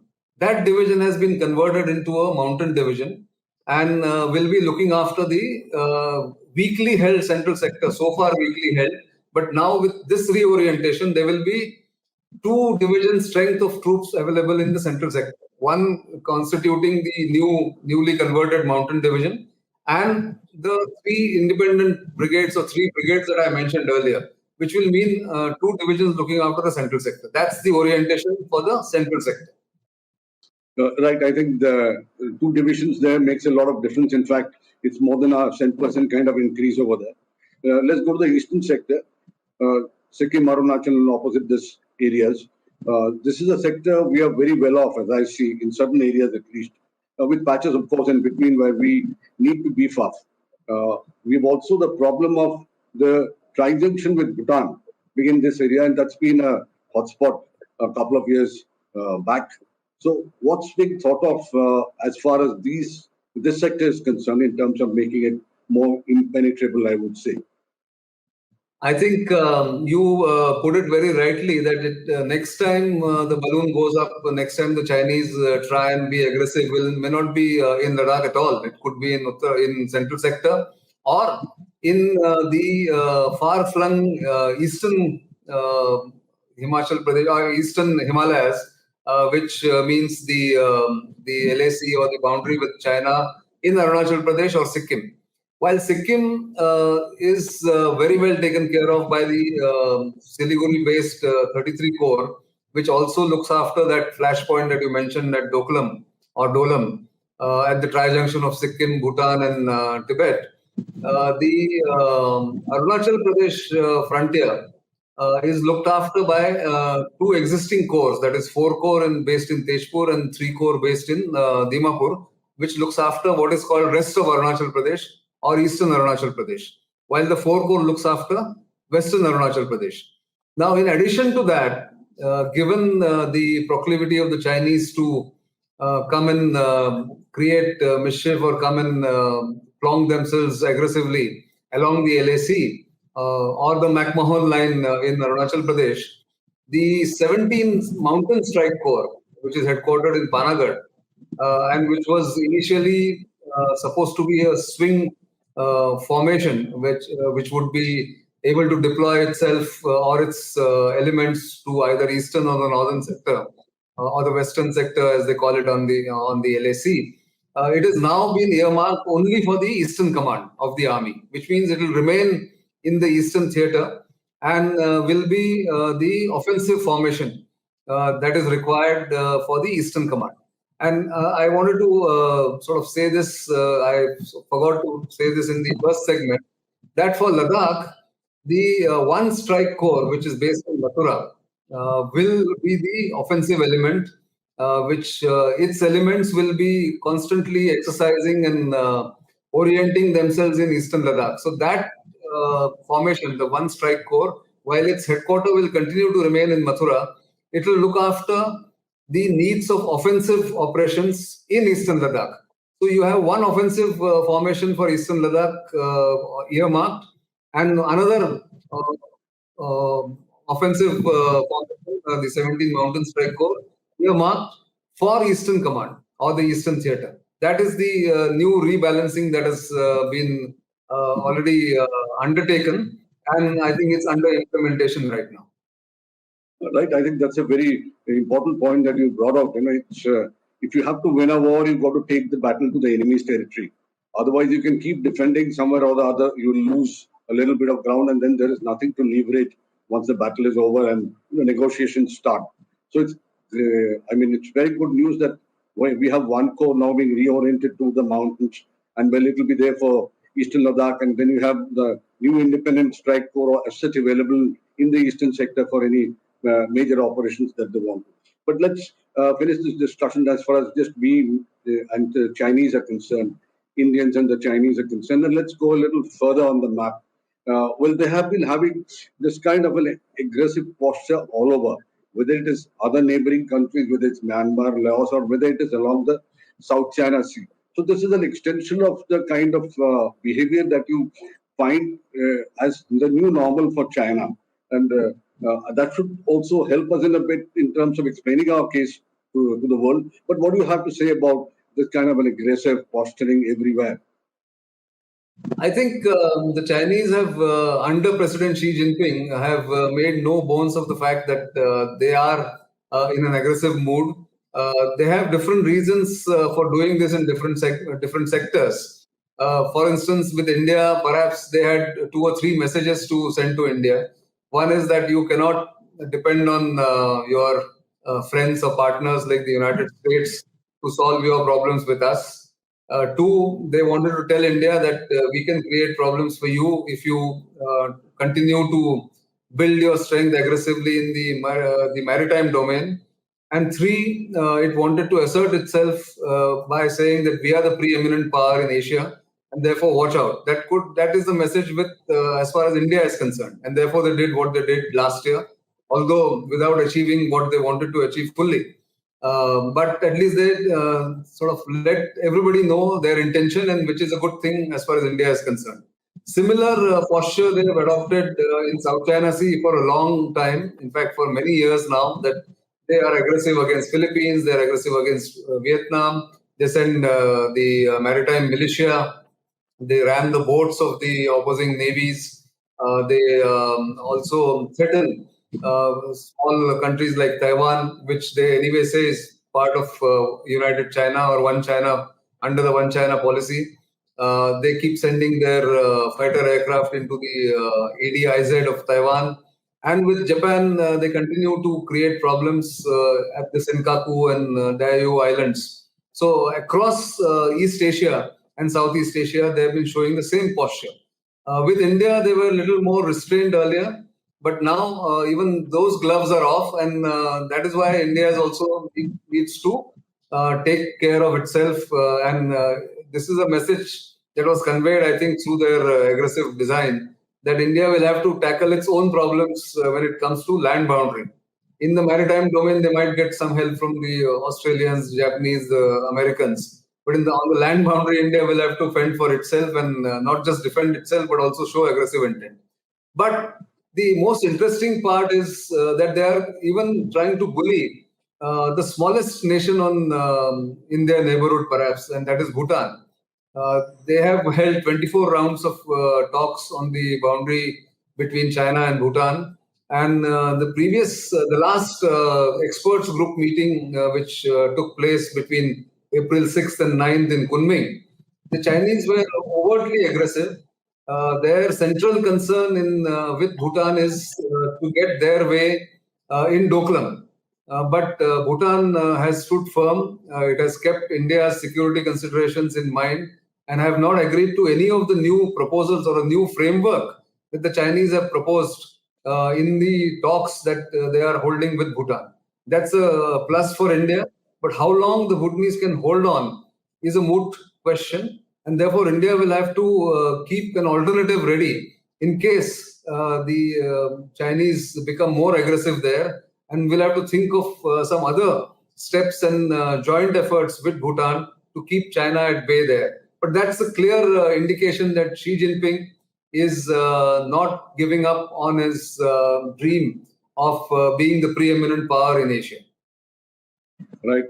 Thank you, Nitin. I think not just preeminent power in Asia, they're of course looking for a preeminent kind of a status all over the world. And as far as Bhutan is concerned, I think we should consider it as part of our own defense when it comes to defending Bhutan. And we have to cater for it. The Bhutanese by themselves will not be able to do it.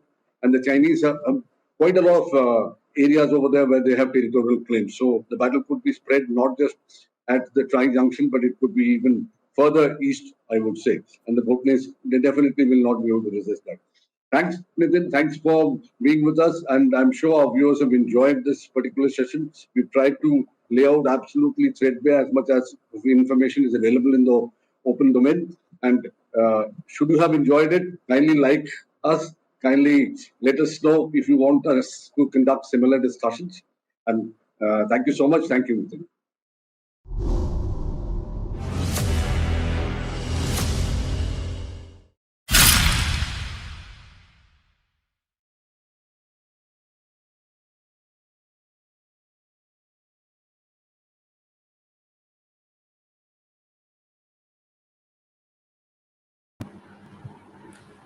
You're watching StratNewsGlobal. I'm Amitabh Revi. First, let me pay my respects and deepest and humblest gratitude and homage to those who have laid down their lives, who've been killed on the line of action, and to all their family and friends who are going through this horrible time. Well, joining me is now former Foreign Secretary Nirupama Menon Rao. She's also been the ambassador to the United States, to China, and the High Commissioner to Sri Lanka, apart from the Ministry of External Affairs spokesperson as well. Thank you so much for joining us. You'd probably rather not have joined it when we were having this kind of news. But if I can straight away get it into the latest response, which has come after the External Affairs Minister spoke to Wang Yi, his Chinese counterpart, and very strong words there, would you say? Well, I believe that, thank you once again for having me on the show, Amitabh. And first of all, let me express my grief and my condolences to the families of those who've lost their loved ones, our soldiers, our officer, in this face-off, this terribly gone wrong incident in the Galwan Valley on Monday night. I saw the statement issued by the NEA at the conclusion of the telephone call between Foreign Minister Jaishankar and Foreign Minister Wang Yi of China.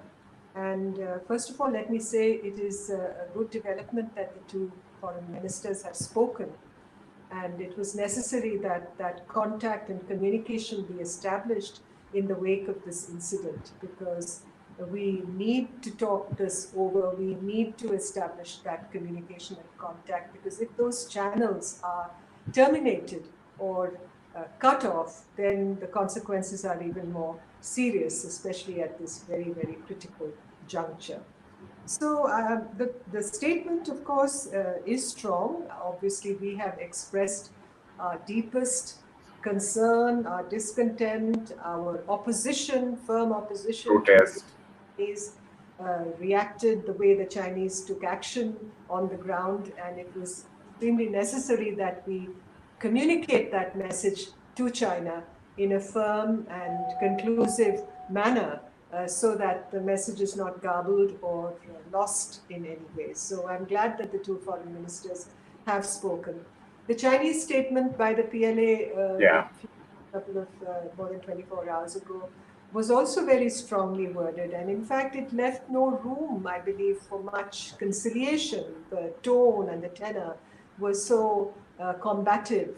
But the statement issued at the end of the conversation between our foreign minister and the Chinese foreign minister is worded in a manner that there is a outlet possible, in the sense that both sides have agreed that the overall situation would be handled in a responsible, emphasis on responsible manner, and that both sides would implement the disengagement understanding of the 6th June sincerely, and that neither side would take any action to escalate matters and instead ensure peace and tranquility. So it has concluded, I think, with the right note.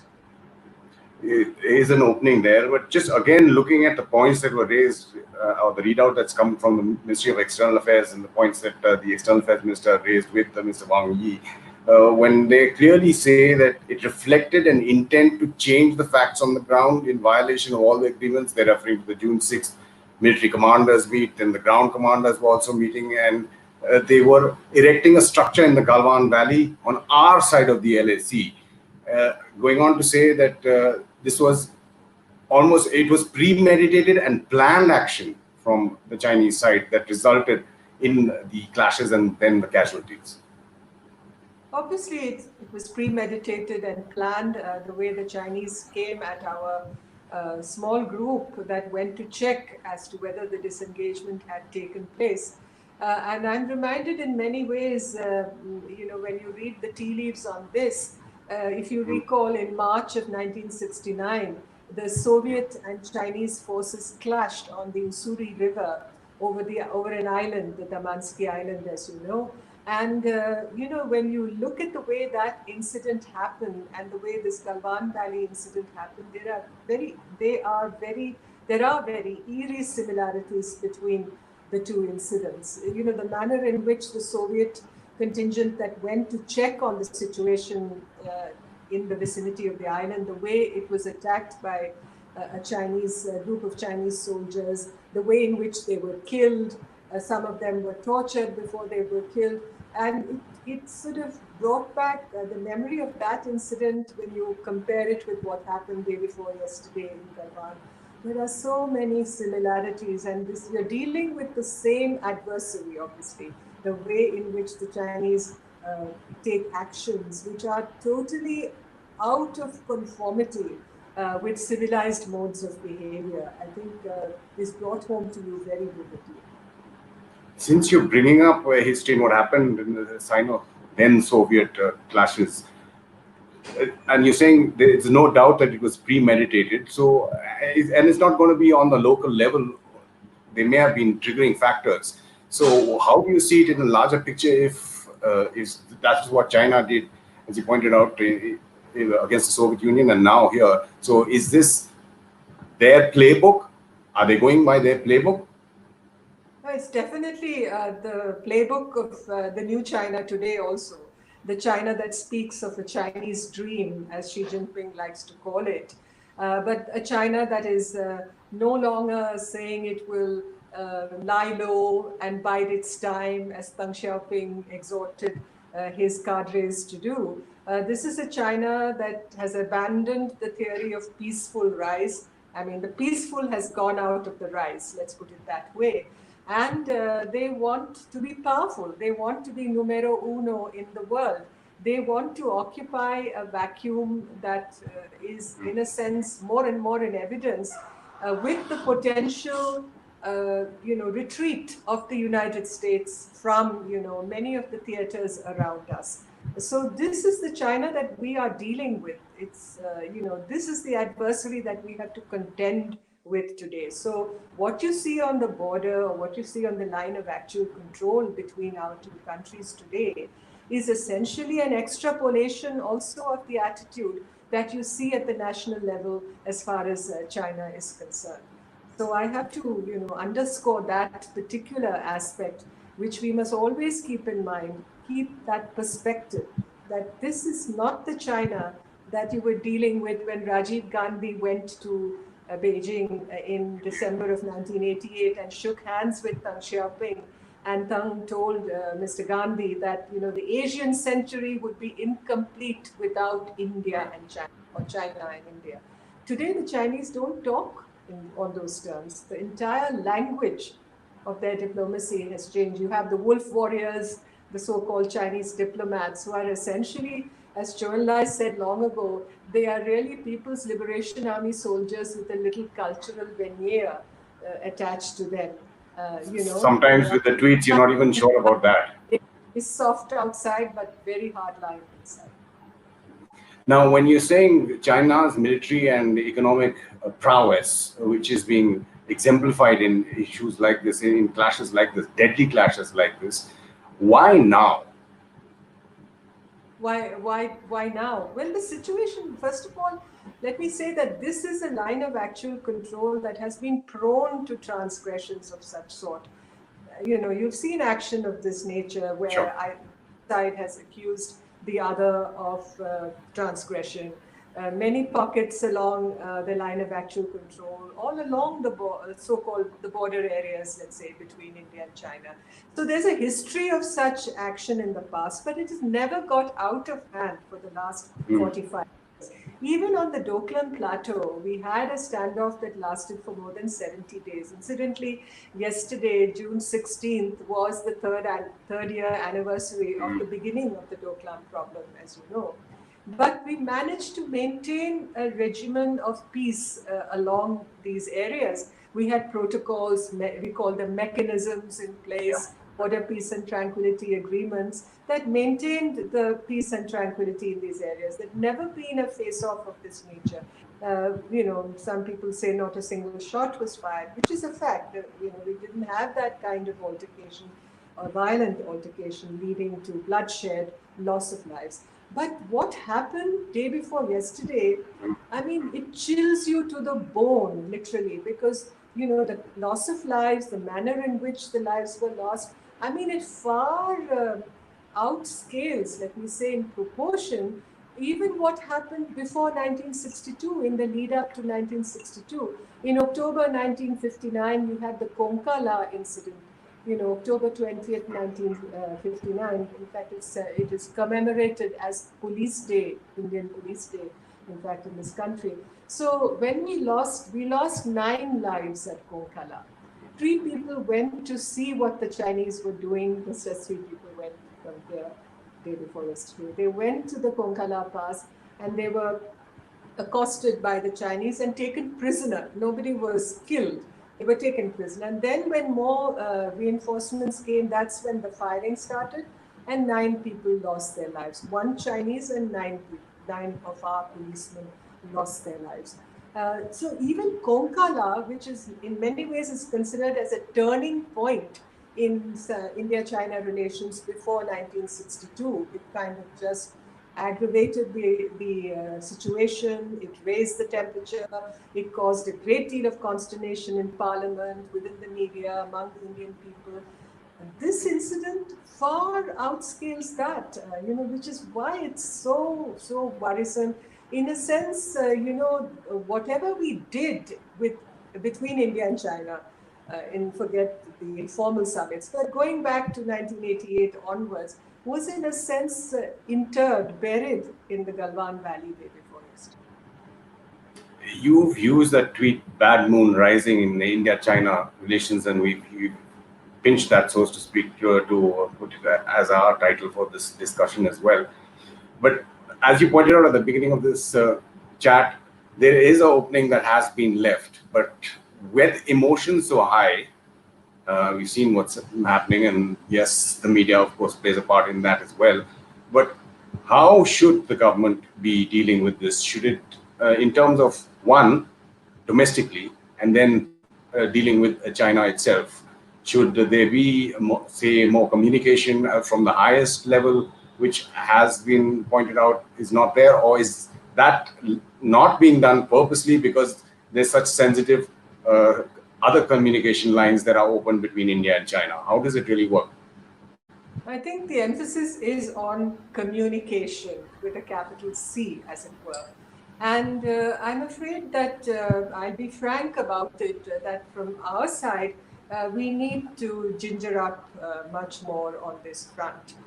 Because this whole concept of strategic communication, it's not a question of just patrolling and guarding the frontier. All those are extremely important, and the army and the ITBP and others are extremely well equipped and well trained and well prepared to do that. But I'm talking of communication at the government level. Now, when we had the meeting of the Lieutenant General with his counterpart on the 6th of June, no photographs were released of it. There was very little, signaling from our side about what was being done. I think it's very important for the government to be able to guide. I'm not using the word control, because that in a democracy may not be a good word to use, but to guide the narrative in the proper direction, because otherwise, hysteria is exactly what happened before 1962.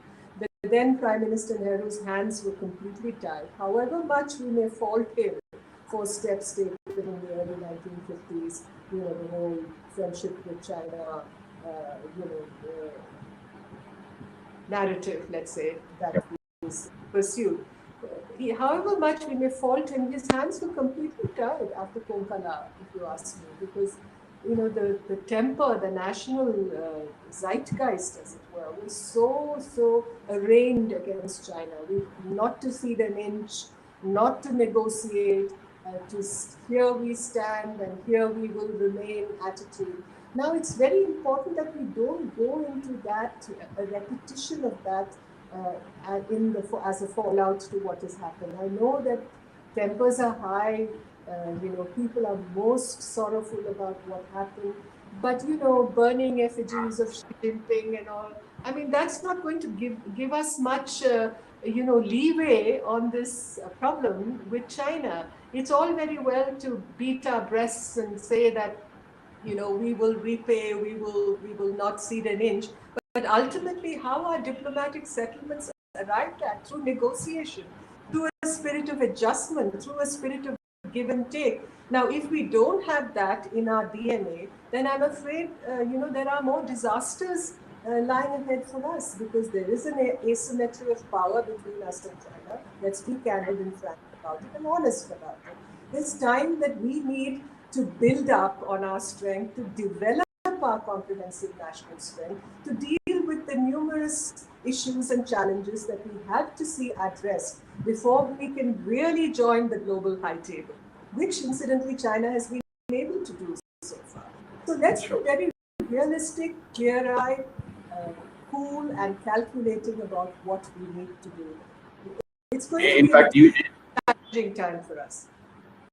Right. I mean, you seem to have answered a question that one of our viewers has asked. Prashant Bisht, diplomatic operation anymore. It's become a military operation, strong financed by a strong economy and protected by a strong military. But you addressed all those issues of how India needs to. But just looking forward now. Now, both have ended their statements saying that they've agreed to follow up on the commitments that have been made. But with the mood like this, and especially after an incident like this, and you yourself have pointed out that it's probably, decades of diplomacy and political statesmanship have been buried in the Galwan Valley.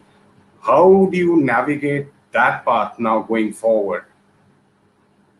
Well, I think now that the two ministers have spoken and that channel of communication has been opened, the important thing, as the statement concludes, is to see that the de-escalation that had been agreed upon on the 6th of June is actually implemented on the ground, and that no such possibility of a recrudescence of such tension takes place. The tension is still very high. Obviously, at the level of the army, our army and our army headquarters and the defense authorities, we will have to rethink, the way in which we address these issues, what tactical adjustments are necessary. That's another set of options that we obviously need to look at. There is that strategic communication issue that I raised earlier that also needs to be given proper attention, because, otherwise the Chinese will be unleashing a propaganda war, which, there's psy-ops, as you may call it. They're past masters at it. So we have to be, quick and nimble and agile about how we tackle the communication issue and how we also brief our friends and partners. There's a great deal of empathy and support for India. It's not that we are isolated. It's not, it's not like it was at the time of 1962. And that is an asset which we should leverage and we should be able to deploy more effectively. But ultimately, you have China and India have to deal with this, have to sort this out. We're dealing with a very different China. And obviously, as you negotiate and as you try and sort this problem out, you also have to understand that you must pay attention to the other relationships, the other, partnerships that you have built up with the United States, with the Indo-Pacific countries, because that is the arena of the greatest, going to be the arena of the greatest competitions. And when you're talking about, briefing our partners, talking to our partners, the various options, apart from diplomatic options that will, of course, be on the table, will be military options, and anything that the Indian establishment, the military onwards, the advice that they have given, say, to the government, and the options that they have in terms of what they can do in reaction. We seem to have lost the former Foreign Secretary's connection, then Nirupama Menon Rao. We'll just try and get her back there. But she was talking about how there is a need for both strategic communication and for domestically, that is, that the government should be able to at least follow up on its narrative in terms of the policy that it's trying to follow.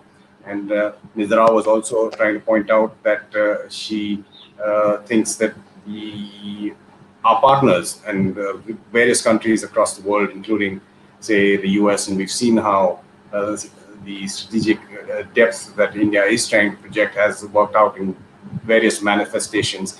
We have you back, ma'am. We lost you for a fraction of second or so there. Just on the point that you were trying to bring out in terms of India, it's not that India is isolated, that India doesn't have support. Apart from the options, and of course, this is not the forum to discuss military options, because I mean, at least I wouldn't be privy to what is there. There would definitely be options that would be presented in any future action or reaction from that side. But the larger question now, we've seen what's happening with the US and China, and that is some kind of the leverage that you were talking about. Is that something that you were referring to? Are you also talking about, say, the other middle power countries? You've seen what happened with Scott Morrison, with Australia. Japan is a key partner of France in the Indian Ocean, in parts of the Indian Ocean.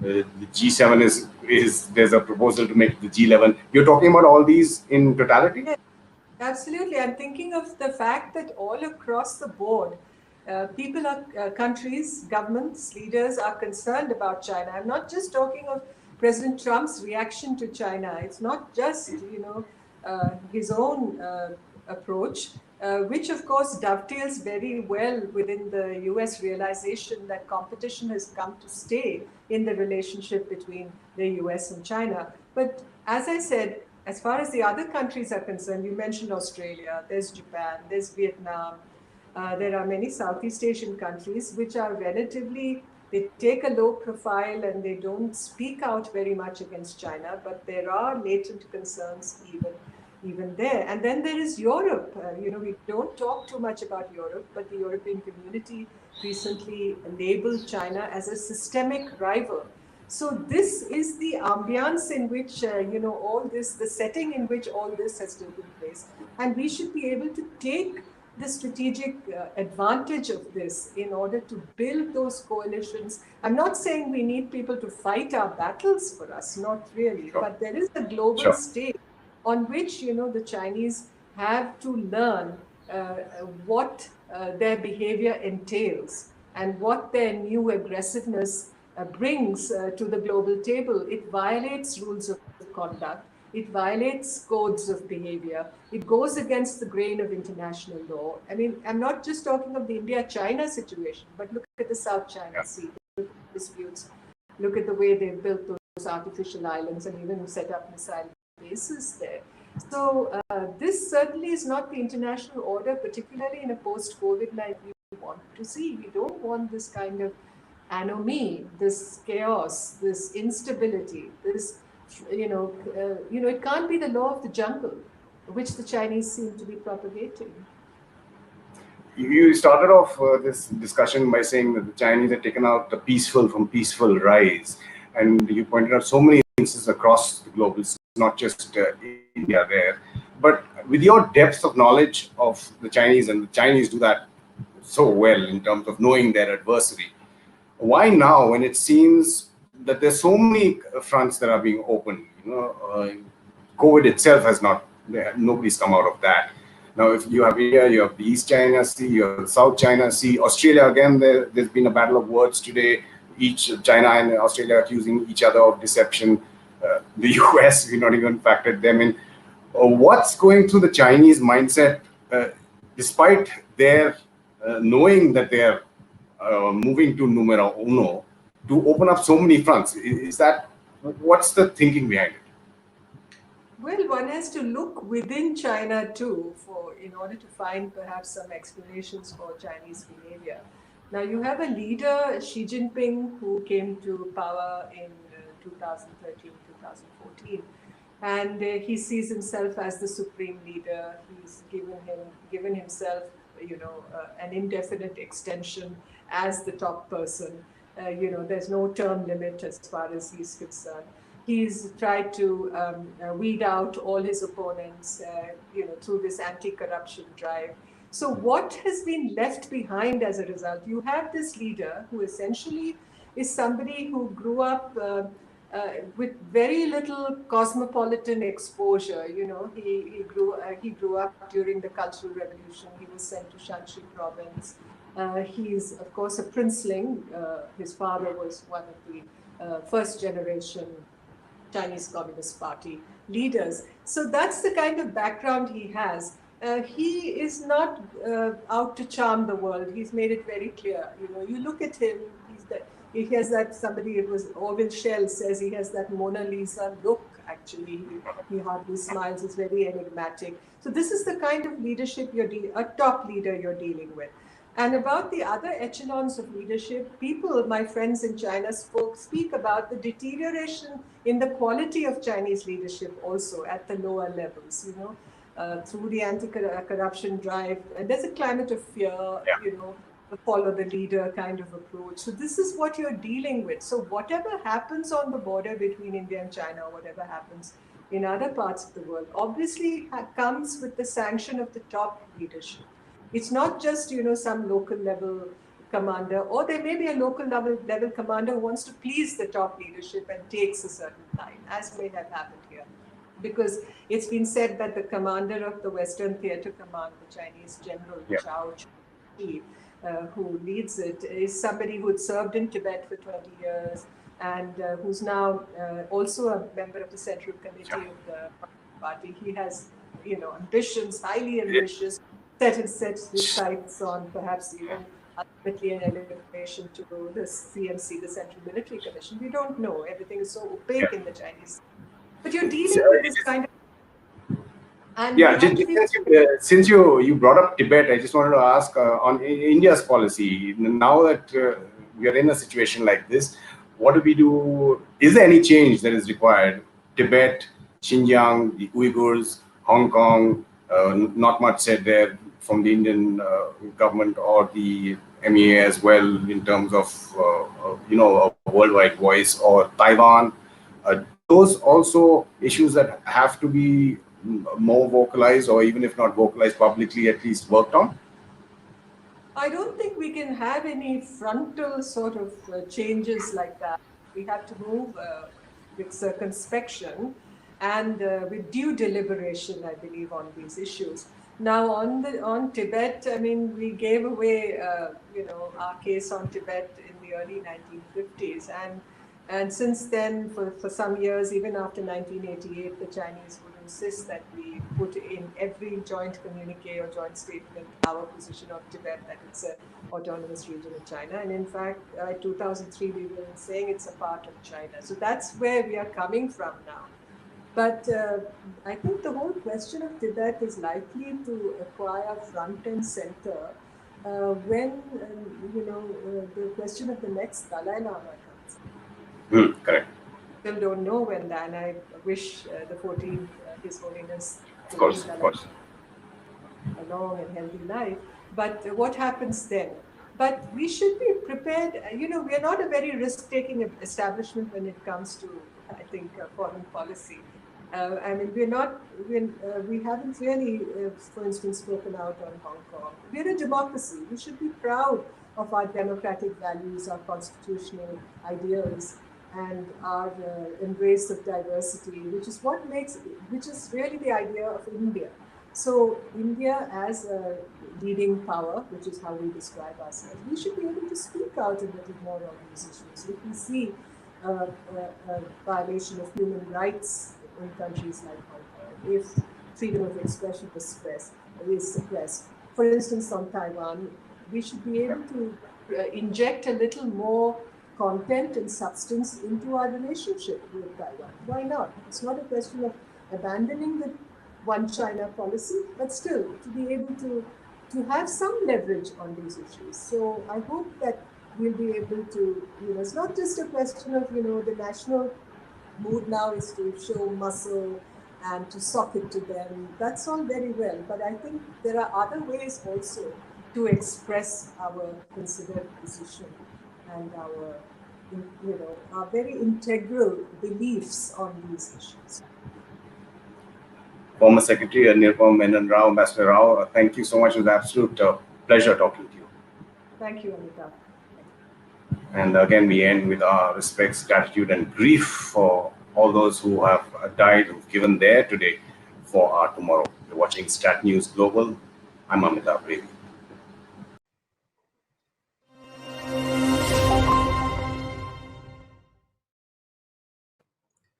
You're on Strat News Global. I'm Nitin Gokhale, and with me today are two eminent guests, China specialist, familiar face on Strat News Global, Jaydev Ranade, former intelligence officer, and of course, a very avid China watcher. And shortly joining us will be Lieutenant General Devraj Anbu, a former Vice Chief of the Army Staff, and also a former Northern Army Commander, who will join us in a moment's time.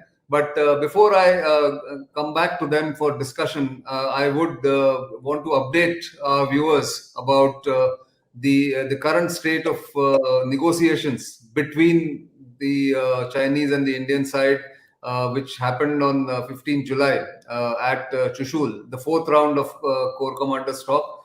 There has been a slow and very steady progress in this engagement process. The process that is being led by the Corps commanders on both sides. The disengagement that was agreed upon in the third round on 30th of June is now complete at 3 points: PP 14, PP 15, and PP 17A is what the latest information is from the talks that happened on 15 July. That verification of those steps that were taken by both sides has also been completed at these 3 points.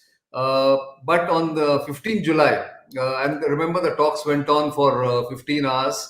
You can say that they went on for 7 hours because it was a matter of interpretation on both sides, and it takes time to interpret the languages. So even if the 7-hour-long talks were mainly focused on how the disengagement should proceed at Pangangso, which has been a matter of contention on both sides, and the agreed discussions there were, or agreed proposals on both sides, have some differences. As all of you know, India wants Chinese soldiers to go back to their permanent locations at beyond Finger 8. China had some conditions, so that process is still on. But China has, in the meantime, removed soldiers and tents from Finger 4 and moved back to Finger 5. Some tents and some posts for 2 or 3 soldiers are still visible on the Finger 4 ridge lines, is what we are being told. But further steps are, of course, necessary to complete the disengagement there, and further discussions are there. So some proposals have been made by the Chinese, which have been discussed at the China Study Group in India on Wednesday, yesterday, and directions have been issued to send the reply to the Chinese, which should go to the Chinese perhaps in a couple of days, and then the process will be picked up again for discussion for complete disengagement. In the meantime, today the Indian Army and the Ministry of External Affairs issued more or less identical statements saying that complete disengagement process is intricate, the Army said. Army also said constant verification is needed. You will remember, viewers of this channel, that I had said about 10 days ago that at every step, once the first step is taken, at least 72 hours will be given for verification of these steps taken on both sides. So Army is saying the complete disengagement process is intricate, constant verification is needed. MEA has said, and this is for the first time, the Ministry of External Affairs has said, both sides agree to redeploy towards their regular post on the respective sides of the LAC. That's the eventual step one is looking at, where after disengagement there will be de-escalation and there will be de-induction of troops. But that is some time away. The MEA also said that mutually agreed reciprocal actions are being taken, which is confirming what the Army has said as far as the disengagement process that I spoke about is concerned. The MEA finally made a point, and the statement was quite elaborate, made a point that the disengagement process is specifically aimed at addressing face-off situations and close-up deployments of troops along the LAC. So the first steps that have been taken, as I said, at PP 14, PP 15, and PP 17A are basically to avoid any clash between the troops were very close to each other. That first step has been achieved at these points. At Pangangso, as I mentioned, from Finger 4, the Chinese troops have been removed, tents have been removed, they've moved back to Finger 5. That's the update one has, but this is not ending very soon. There will be another, perhaps a round of talks between the group called the WMCC, the Working Mechanism for Consultation and Coordination, which comprises officials of the MEA and the army. And then, of course, it will go back to the corps commanders. Once the proposal that the Chinese had said has been replied to by India, and then the Chinese reply to that proposal. That's the update from the meeting on 15 July. It's a steady progress. Nothing is one has not lost hope, but it's still not out of the woods. The situation is still complicated and intricate, as has been mentioned by Army, and complex, as mentioned by the MEA. But let me come back to my two eminent guests here, Mr. Jaydev Ranade and General Anbu. And we are discussing here 2 or 3 major questions. The first of it is whether India and China now need a new modus vivendi on managing the boundary as it exists, the line of actual control. And are the existing protocols and the confidence building measures which have been put in place after a lot of discussion over the last 20 or 25 years, are they inadequate now? Let's examine these 2 questions first. And let me come to you, Jaydev Ranade. What is your thought on these 2 questions? Whether we need a new,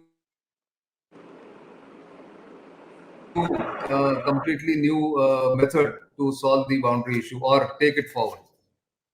The first thing is that the protocols that we already had in place, the agreements that we had already signed, and there are a number of them, the confidence building measures that we had put in place, they all require both sides to observe them and adhere to them. And we have found, particularly this time, earlier too, but particularly this time, each one of them has been thrown to the winds by the Chinese. They haven't bothered about it. They have just done what they wanted to do. That is the first observation I would make. So the first thing is we have to proceed from the position that there is absent trust in this relationship. And I think it is imperative that our forces, when they're dealing with the Chinese, will have to keep that in mind. The second thing is about a new modus vivendi. Yes, we can discuss it. We can try and see what we can do with it. Hopefully, and I'm not saying that it will happen, but I did notice the remark made by you based on the statements that the Chinese will go back to their side of the LAC, which implicitly suggests that there is some agreement on where the LAC is at the moment. So, plus, if we look at it from that point of view, but again, I think we must have some, whether the Chinese will stick to it or not, in view of the repeated statements that they are making, asserting their sovereignty of these areas. So I think, yes, maybe some additional documents or things would be required, confidence measures would be required. But having said that, let me also say that I don't think we need to put too much weight on them unless we see the Chinese really complying. Right. General Anbu, you've been a Northern Army commander, and in fact, there have been, I'm sure, face-offs even during your time. You were also corps commander in Tejpur, looking after West Kameng district in Arunachal Pradesh. What is your view on some of the discussions that are now happening that India needs new modus, India, China, both need new modus vivendi and maybe some new confidence building measures? Yeah, if you literally translate modus vivendi, it is conflicting parties to exist in peace. I think there are 2 people involved in the conflict. If we are going to change, then again we have to get at China to agree to those agreements. I think after 30 years from 62, that is 1993, I think it was very well drafted, the Border Peace and Tranquility Agreement. And subsequently also, it was taken forward based on whatever the experience that was on the borders. Whether 1990 basically talked about the CBMs in the military fields, gave some confidence. And in 2005, it basically looked at the political parameters and guidance principles for resolving the boundary issue itself. The articles had some very valid articles which really kept the peace on the border. And then as late as 2013, after the Depsang incident, the border Defense Cooperation Agreement. agreement was specific to what all these increased face-offs happening on the border, because we increased our presence on the border and Depsang happened. So all these have been carefully thought out, and it is all interlinked. Now, the only problem is the other side is not willing to implement all of them when it suits. Otherwise, they themselves use these to benefit in keeping the border peace, to be able to use for their own economic development and other issues. So they have benefited. I don't say India has not benefited by this peace. We too have. But because now there is a difference in the comprehensive national power, and they feel that they can really push their way through and bully across, and now they're taking a very selective look at all these agreements, protocols, and the confidence building measure. So I'm not really sure that we really need a change. But what we need is, we need to find ways and means to make him stick to this and not violate at his will. So as you mentioned in the beginning, the way things are happening, that he's keeping up his words and pulling back and things like that, it's all fine. Even finally, if he withdraws and goes back behind finger 8, it's fine. But one thing we must understand, that he has lost the trust of the military, because the military at the line of control over these years had established a great rapport with the people on the ground, and that trust he has lost. How this is going to be built up is one we need to look at. And secondly, how we make him enforce all this. I think that will come with only building our own power and our own military buildup and our infrastructure, all these things. This is what I feel that will force him to not violate at will in the future. So basically build deterrence and show to him that we also are now capable of standing firm and even deploying or mobilizing at will, or at least in response to his any adventure that he tries. But let me come to a third question that has been bothering us, and we have spoken on this program a number of times, whether the Chinese actions this time and in the future, and which is what I think everybody agrees, that this is not the end of it. Maybe 6 months down the line, maybe 1 year down the line, he will attempt similar action somewhere else, or maybe even again in the same place. Is it a ploy on part of China, Jaydev Ranade, to keep India preoccupied, keep sucked in those places, and sort of keep India off balance in these areas, so that the Chinese can continue to do what they do elsewhere, and India sort of gets bogged down in managing the boundary itself? Do you get that sense at all? No, certainly. But before I come on to that, let me just make one point here, which is that while I agree that the arrangements and agreements can be reworked, I do feel that we need to take note of certain incidents or events as they happen, and not just feel that the agreements will take care of the situation. And there are two things I'm pointing to here. One is the confidence that the Chinese were getting, increased confidence that they were getting as their comprehensive power increased. And that began changing dynamics on the ground, and we should have caught on to that. The second, that was reflected in the rising incidents of intrusions that kept happening.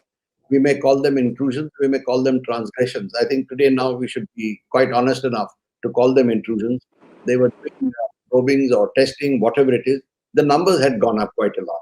And I think when we see those numbers going up, we should not have that trust or confidence on the other side, because it indicates that they are up to something, or at least they have some other intentions once their capabilities come up. So I just wanted to make that point. The second, I said about their planning and what they're going to do. That is what your question was. Yeah. Yes, I do feel that given the kind of mobilization that they have done this time, given the kind of risks that they have taken, risks in terms of diplomacy, risks in terms of public diplomacy, risk in terms of loss of trust totally between the various sections of Indian society and them. I think these are major things that factors which they must have taken note of, or they must have factored in before doing what they did, coming in such strength at multiple points. So the question that I would ask is, why did they do it? What did they hope to achieve? And have they fulfilled their objective? Firstly, they did it, I would say, fully understanding or comprehending that the relationship will suffer for a long time to come, and that at least the public trust will have disappeared. Second, they must have factored in, rightly or wrongly, that our response, possibly they thought that they could still get away with doing business as usual on one side and keeping us under pressure on the other. And I think what I'm seeing, our response, firstly, on the economic front, has already started bothering them, if not hurting them. And they will probably now try and factor that in. But the final point is, what did they hope to achieve, and what have they got? And here, at the risk of repeating myself, I would say that I look at them trying to secure or safeguard their strategic and financial investment in the POK, Gilgit, Baltistan, Aksai Chin area. I think that is that Pakistanis will be happy with also. I came across an article the other day by one retired colonel, I think it was, of the Pakistan Army, who has also made a similar suggestion about what the thing could be. But the point is that with the Chinese investments there, I think they wanted to secure that area, which means, in simple terms, cutting off our access to PBO and Siachen. So that could be one. I'm not saying it is. It could be. It makes sense if we consider that. Secondly, it could be, a feint here and do something somewhere else in Arunachal, but we are alert there, so I don't think it's going to happen very easily. But still, but the fact is that they have stretched us all along the edges, and their resources hope to keep us in this situation for a while, making us expend money and energy. But what a little apprehension that I have here is the way that the talks are proceeding. They're being drawn out, they're getting protracted, and I wonder whether they're trying to push these into winter and then plan something else. So I would say that these are my concerns. I'll say your question directly. Doesn't matter. No, I think you've given enough indication. General Anbu, you're a military professional. You were a military professional and you're a military watcher now. And in your experience, what were the Chinese hoping to achieve? What were their objectives? And do you think they will continue with this kind of a thing? If not now, maybe 6 months down the line, 1 year down the line? What's your assessment? I think it all started with Doklam.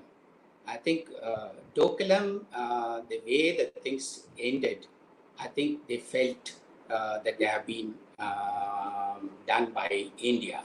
And they really wanted to do something.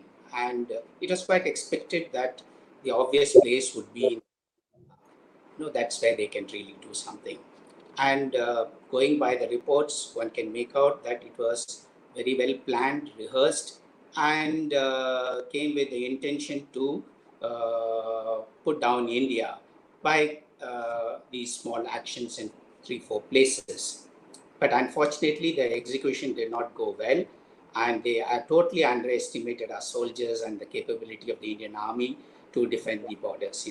They may make an initial surprise and get on, but at the end of it, Indian Army is so well prepared and so well motivated and led. There is no question that they will be able to achieve what they thought they will be able to. I think they have gone wrong in that. And secondly, you can see the moment there is a casualty, they just not admit it. They're really scared now. And whatever they do, they want to achieve without firing a bullet and without buying a casualty. I think it cannot happen in a terrain like this, and you spread yourself so widely and in eyeball to eyeball contact. And with the battle-hardened troops of Indian Army, I think it's a little far-fetched for them to have thought like this. And they took this timing when all this COVID is happening and all other issues are happening in South China Sea and Hong Kong and things like that. They thought they will be able to do this, and even if they had achieved little success, probably they could tell the world that they have been able to put down India and put it in place, so that in the in the eyes of the neighbor, we are made to look down, and also our interaction with the US. So they tried to achieve too many things in this, and I think they messed it up badly. And I think they have learned a lesson that Indian Army is not such a easy thing on a terrain like this. That's right.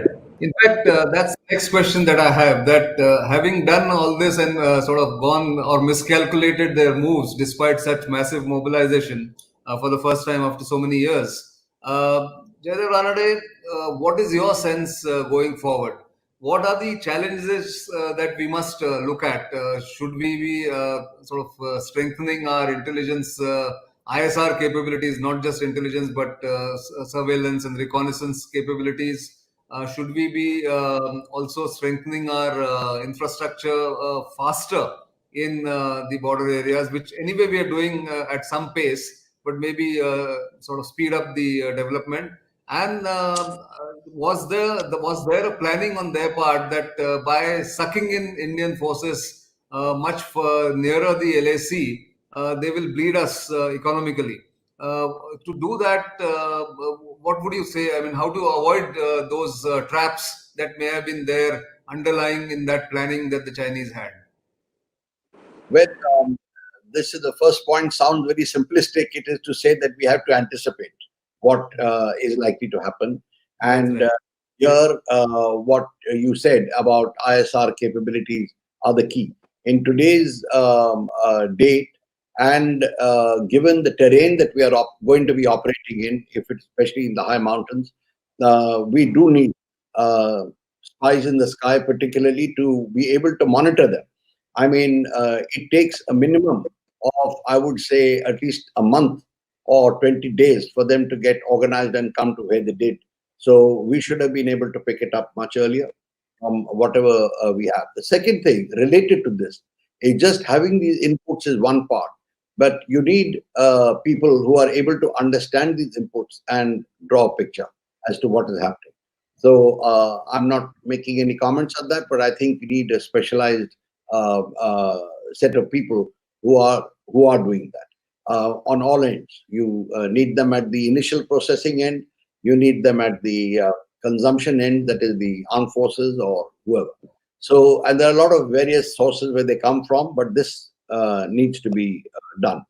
The third, I would say, is that certainly we must build up our infrastructure as rapidly as we can.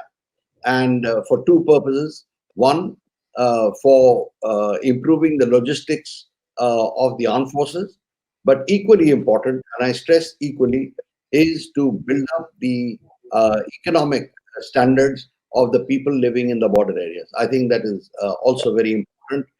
We should do that, and we need to build up the pace of infrastructure.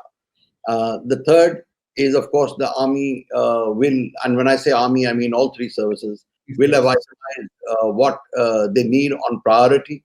They already have been given the money, and I think they will try and get those things in fast. One additional point I would say that while we are looking at Ladakh and Arunachal Pradesh, those are land borders, we need to keep in mind the next threat, which is maritime. And must speed up our work in Andamans. I keep hearing that it is being done, it is being speeded up. My own sense as a citizen is that it's not being speeded up fast enough. I mean, processes have to be streamlined, money has to flow, contracts have to be given, and the work has to be done. And there are many things to be done in the Andamans. We'll have to build underground hardened shelters for the aircraft. You'll have to have missile deployments there. You'll have to have warships there. So these are the things that have to be done, including on the west coast, off the west coast. So we have two sets of islands which we can develop and use to choke the Chinese if ever the need arises. So we've got to look at a wide range of things. And I think this is a wake-up call. I'm sure our people will start, trying to get these things in order. But some of the critical things that I mentioned, like, for example, the capable analysts in the various sectors who know it, these are easier said than done. I mean, it's difficult for them to train it, difficult for them to keep them in a certain place. Particularly the army has that problem because they have to get posted out somewhere. They got to look for their promotion. So things will have to be changed. And that is where the thinking out of the box, I think, will need to come. Right. General Nanbu, the army has, of course, improved its posture all along the LAC over the past 20, 25 years, particularly over the last 10 years. I was looking at some of the videos in Ladakh where the road building or the tunnel building is happening. And when you look at the terrain, and I think our producers can bring in those videos, if you can see here, once you look at the terrain and the kind of difficult task that they have, it is not very easy once you look at the topography and the kind of difficult terrain that is there. But still, as a former vice chief, as a former Northern Army commander, how would you look at future deployments, in the sense that does the army need to strengthen its own deployment, permanent deployment in these border areas, or there are other means to meet any future challenges posed by the Chinese? Yeah, thank you, Nitin. I think I totally agree with all the issues Mr. Ranade has mentioned. I totally endorse that. And please give me 3-4. Sure, please. I think we have lost your voice. And traverse. Firstly, I want to reinforce the satellite surveillance. What is required for us is a 24-hour surveillance satellite. You should have the repeat in 24 hours. And once the area of interest is identified, then we need to have a 24/7 surveillance. So you have different type of satellites for both. And for the 24/7, it's a low Earth orbit satellites we need to launch. All these are in the planning, and in some phases it is there. I think we need to hasten them up and bring them forward. I'm not saying the planning is not there. Planning is there. We need to bring it forward so that it can be put to use now when it is required. And satellite, as you rightly mentioned, that there is the Kunlun mountain which has to be crossed if the G219 has to be approached, whether from Kaskar or from the Shikane side. So it gives you ample time. So if a surveillance is kept on those areas and their major cantonments of Kasgar, Lanza, Chengdu, Dali and Yunnan and all those places, I think we will get an ample time for, and also the training areas. We know very well which are the training areas, and they are now constantly changing, and they're coming closer and coming on the one side of the G219 as well. So we need to really look at those and keep it under surveillance so that we are not taken by surprise. That's one. The infrastructure per se, I have just 3-4 things to really mention in this. If we take Ladakh, we need to build the all-weather capability. The tunnel in Zozila axis, it's in 2 phases. The phase 1 is progressing well. Phase 2 needs to be progressed, and so that we get an all-weather connectivity there. Now the Rohtang tunnel is through. Now going beyond on the same axis to Leh, there are 3 such passes you have to cross, and it is the it becomes Baralachla, Tanglungla, and Lachungla. So these 3 passes are too high, and 3 tunnels is not possible for you to make. Having crossed Rohtang, then you must from Darcha take a pass in Sinkunla and then get to Nimu, or you can go to Kargil via Lama Yuru and all those places. You get a wider connectivity. Is this through Zanskar? Is this through Zanskar? Yes, That, yes, it is through Zanskar. So right. therefore, then you bypass all the same, and there you have a very good connectivity with one just tunnel more coming, Rohtang being through, one more tunnel, and we are there. And the greatest advantage thereafter is, I again propose one more tunnel. This thought process is not common, but I say in the area of Lama Yuru and that thereabout, the tunnel through the Ladakh ranges going right across towards Partapur and Toys. If you have a tunnel access here, all that people are talking about convergence of Pakistan and China through the Turtuk area and from the subsector north in Dibio, it will get absolutely, they can't even think about it once you have It will this be neutralized. Yes, it will be neutralized. it will get neutralized.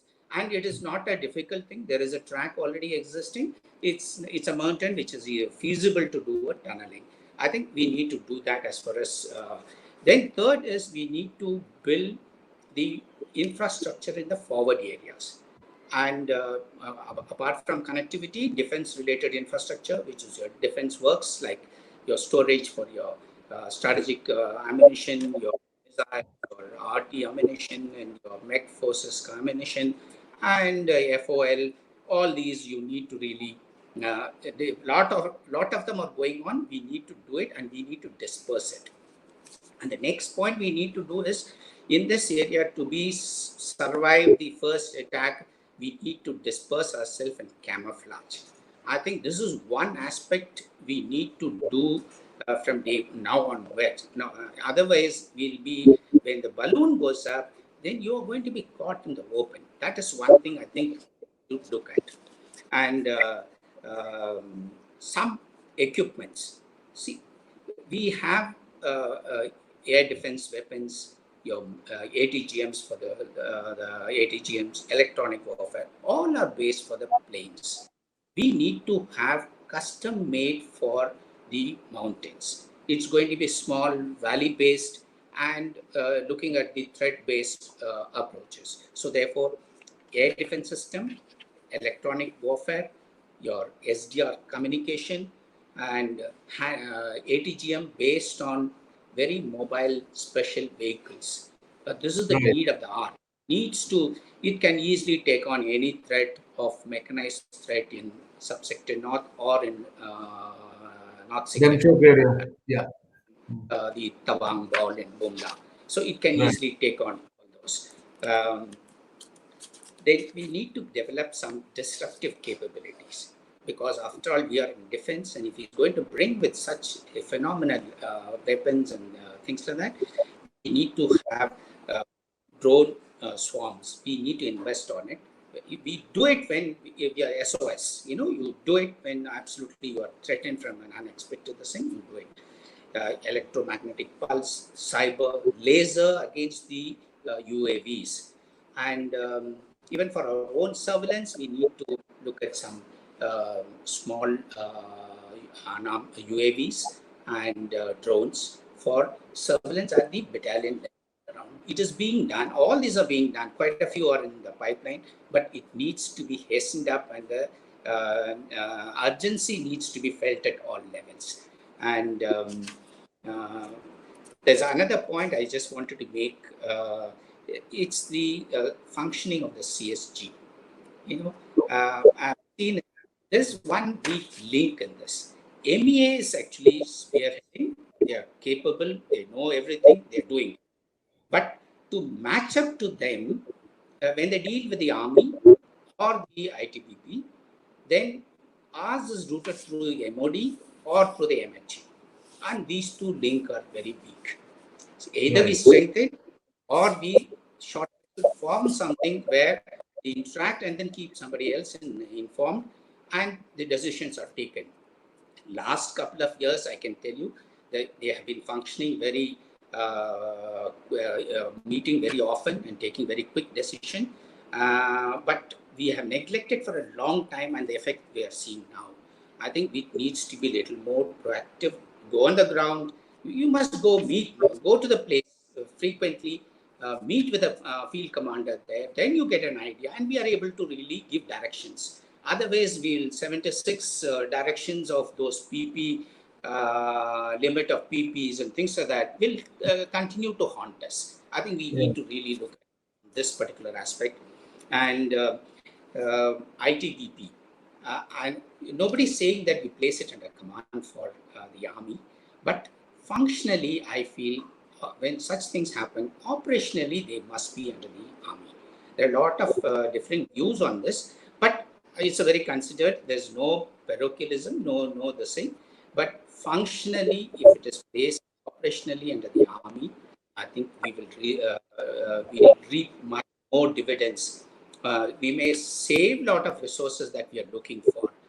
And you said any employment, I feel that there's one more division we need to push into the Ladakh, because Pegongso North and Pegongso South has to be dealt by two different, from KK Pass to Demchok.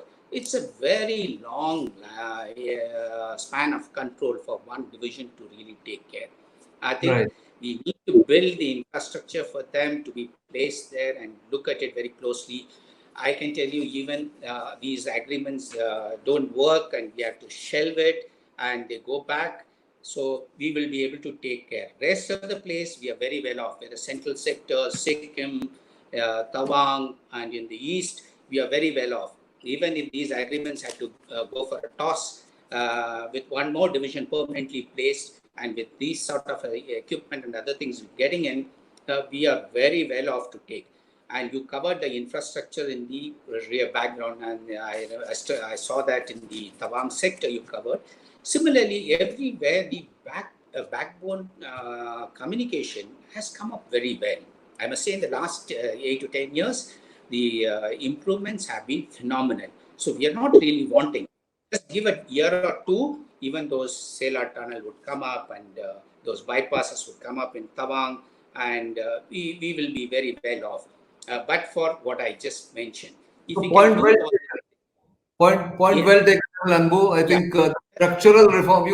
You have one more point to make.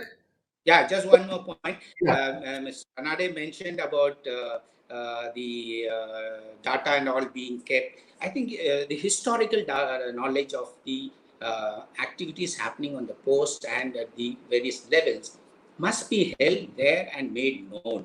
This is the point Mr. Claude Api also wrote an article recently. I saw there also. He has highlighted this. I think it is very, very important for the people on the front line to understand the historical backing to why things are happening in the way that it's happening.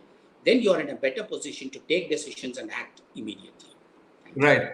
I think very many important points, structural reforms at the highest level in the China study group, maybe even get disruptive technology, have one more division. I think a range of issues you have covered, General Anbu. I want to take Jaidev Ranade's opinion on two important things that General Anbu mentioned. One is, of course, the historical knowledge that he spoke about, which a continuum has to be there, because otherwise we tend to go from formation to formation where people come and go and then they have no clue of what's happened in the past. That's one. And secondly, in terms of looking at the anticipating the Chinese threat, would perhaps mean that more people to watch China in coming years. Would you agree? Because the way you have studied China for all your life, I think we need more people who are devoting full time to China. Well, I couldn't agree more with General Anbu when he said that the historical knowledge should be available on the spot to the people there. It also needs to be available at the headquarters, whether it's the army headquarters or the intelligence headquarters, because they are the ones who are going to process the information. So you need one, and there are ways that it can be worked out.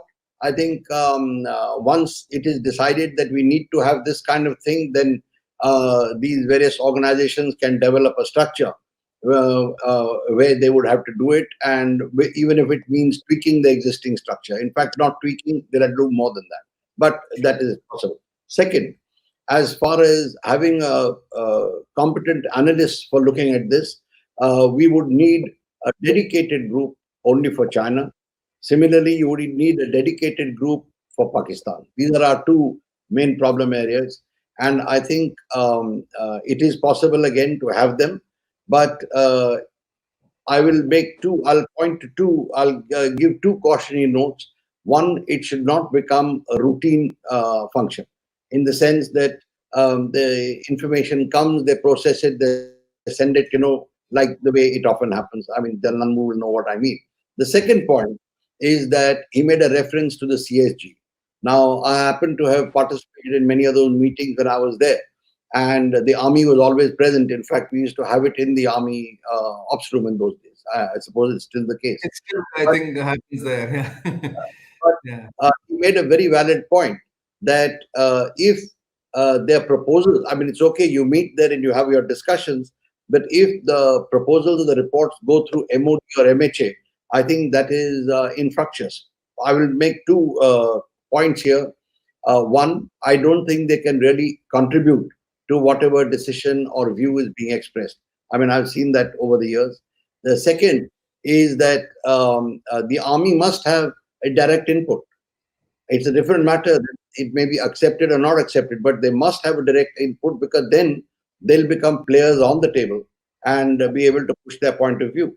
So I think these need to be done. And if I can just add one point, he also referred to the ITBP. My understanding was that in times of when operations start or when hot situation develops, the ITBP automatically comes under the jurisdiction of the army. But obviously, I'm not correct on that. So these are points that. Yeah, no. So I think you made both. I think General Anbu wanted to respond on that point, perhaps. No, I am saying not only when operations, because they are now deployed in an operational area. So even Right. in the normal circumstances, for operational part of it, if it comes under the army, the functioning will be much better, integration will be much better. There are pros and cons. People say that. But overall, if you wait, I think placing them under operational command in the normal circumstances, because it's an operational area that we are functioning. Something like what was done with the Assam Rifles, I think, in the Northeast, that Yes. operationally under the army and administratively under the Yes. MHA, that Yes. kind of thing. But I think you both of you made very valid points, and I think looking ahead, one can only say this, that the Chinese challenge is not going anywhere. In fact, it's only going to increase, and we need to not only be on our guard, but also improve and strengthen our capabilities in all sectors across the spectrum, actually, as both of you have mentioned. And I think that's the point that needs to be driven home, not just to the government, but also to our common citizens who seem to relish in the ball by ball commentary that is being provided by TV channels and some of the commentators. Because this is not something that is going to end tomorrow and then not come back to bother us again. And on that note, I just want to thank both of you for very erudite and very scholarly and very experienced inputs and comments that you've made. We had several comments that have been made on our program, live comments that have come, but most of them have been answered by both of you. So I'm not going to take any questions and end the program here. But to our viewers, do keep coming back. We will bring you updates. We will bring you such in-depth analysis from experts, as you have heard today. And all that remains for me to say is thank you, General Anbu and Jaydev Ranade, for this very, very, very valuable and insightful inputs that you have given. Thank you. Thank you. Thanks a lot. For the latest in strategic affairs, subscribe to our YouTube channel. Click the bell icon for updates. You are on StratNewsGlobal. I'm Nitin Gokhale. This week, we are doing a special series, Galwan 1 Year On. That's 1 year after the horrific clash between Indian and Chinese soldiers up there in Ladakh, in the mountains, in the Eastern Ladakh line of actual control between India and China.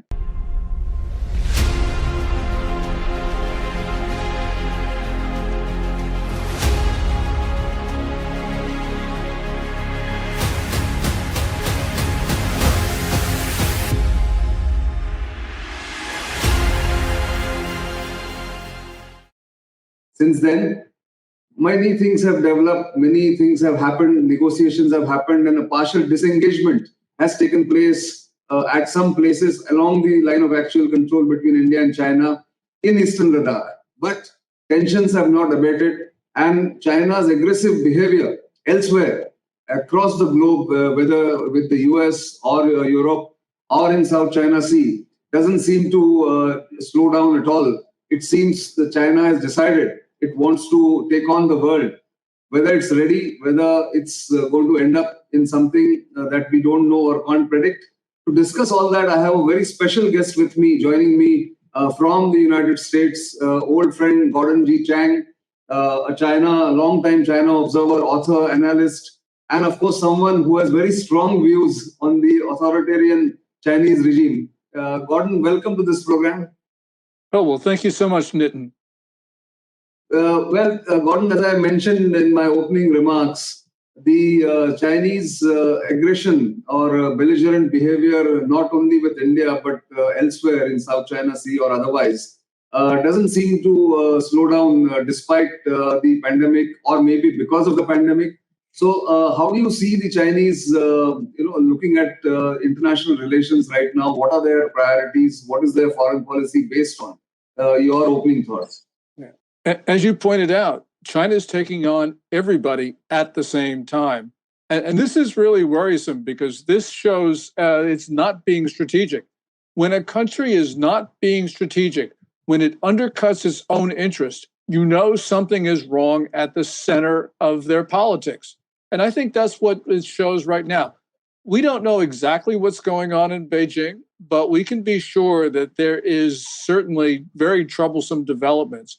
Because not only are Chinese soldiers deep into Indian-controlled territory, we know that China is flying into Taiwan's air defense identification zone. We have Chinese ships circling around Taiwan.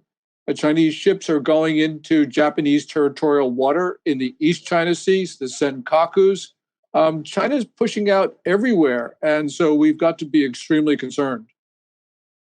Indeed. In fact, just one small clarification, Gordon. After last year's standoff in Ladakh, in January, there was this partial disengagement that happened at this area called Finger 4, Finger 8, and on the south bank of Pangang, so along the Kailash range. Since then, the disengagement in other friction points like Gogra, Hot Springs, Depsang, and all that has not proceeded anymore. What was expected on the lines of what was expected. But the fact is that at least they're not eyeball to eyeball. But the thought process in India and elsewhere is that China actually wants to first sort out Taiwan rather than India, because when they brought in 60,000 soldiers on the line of actual control, it was meant to be a military coercion rather than an all-out war or at least an offensive against India. Your thoughts on whether Taiwan is right now the big target for China, because all the noises from there, all the statements from Beijing seem to be sort of indicating that possibility. Well, certainly China is pressuring Taiwan, but they're pressuring other countries as well. We have learned recently, for instance, that there are Chinese settlements that have encroached into Nepal, into India's Sikkim. And despite the partial disengagement in Ladakh, Chinese soldiers are still in territory that India considers to be its own. So, yes, at any one particular day, it might be Taiwan that is the end of the point of the sharp object from Beijing, but other days it's other countries as well. And it varies. And this is really quite worrisome because it shows that China is probing everywhere at the same time. And we don't know really what their long-term strategy is, except, of course, to break apart their neighbors. But at any one particular moment, they seem to be going after everyone. But why is that? I mean, do you have any any clarity on that? Is it that it born out of this kind of attitude is born out of insecurity or inner party struggle in China? What's your guess? Well, my guess is that, first of all, it does show insecurity on the part of Xi Jinping. He's taking a tough position because I think he doesn't want to leave his flanks exposed. He knows that a lot of people are out for him. And although it does look like he has almost absolute power, we know that there are groups in the Chinese political system that are opposed to him because they've taken away power, money from them, and they want to get it back. So there is this infighting. And I think that that's partly to explain why China is particularly belligerent right now.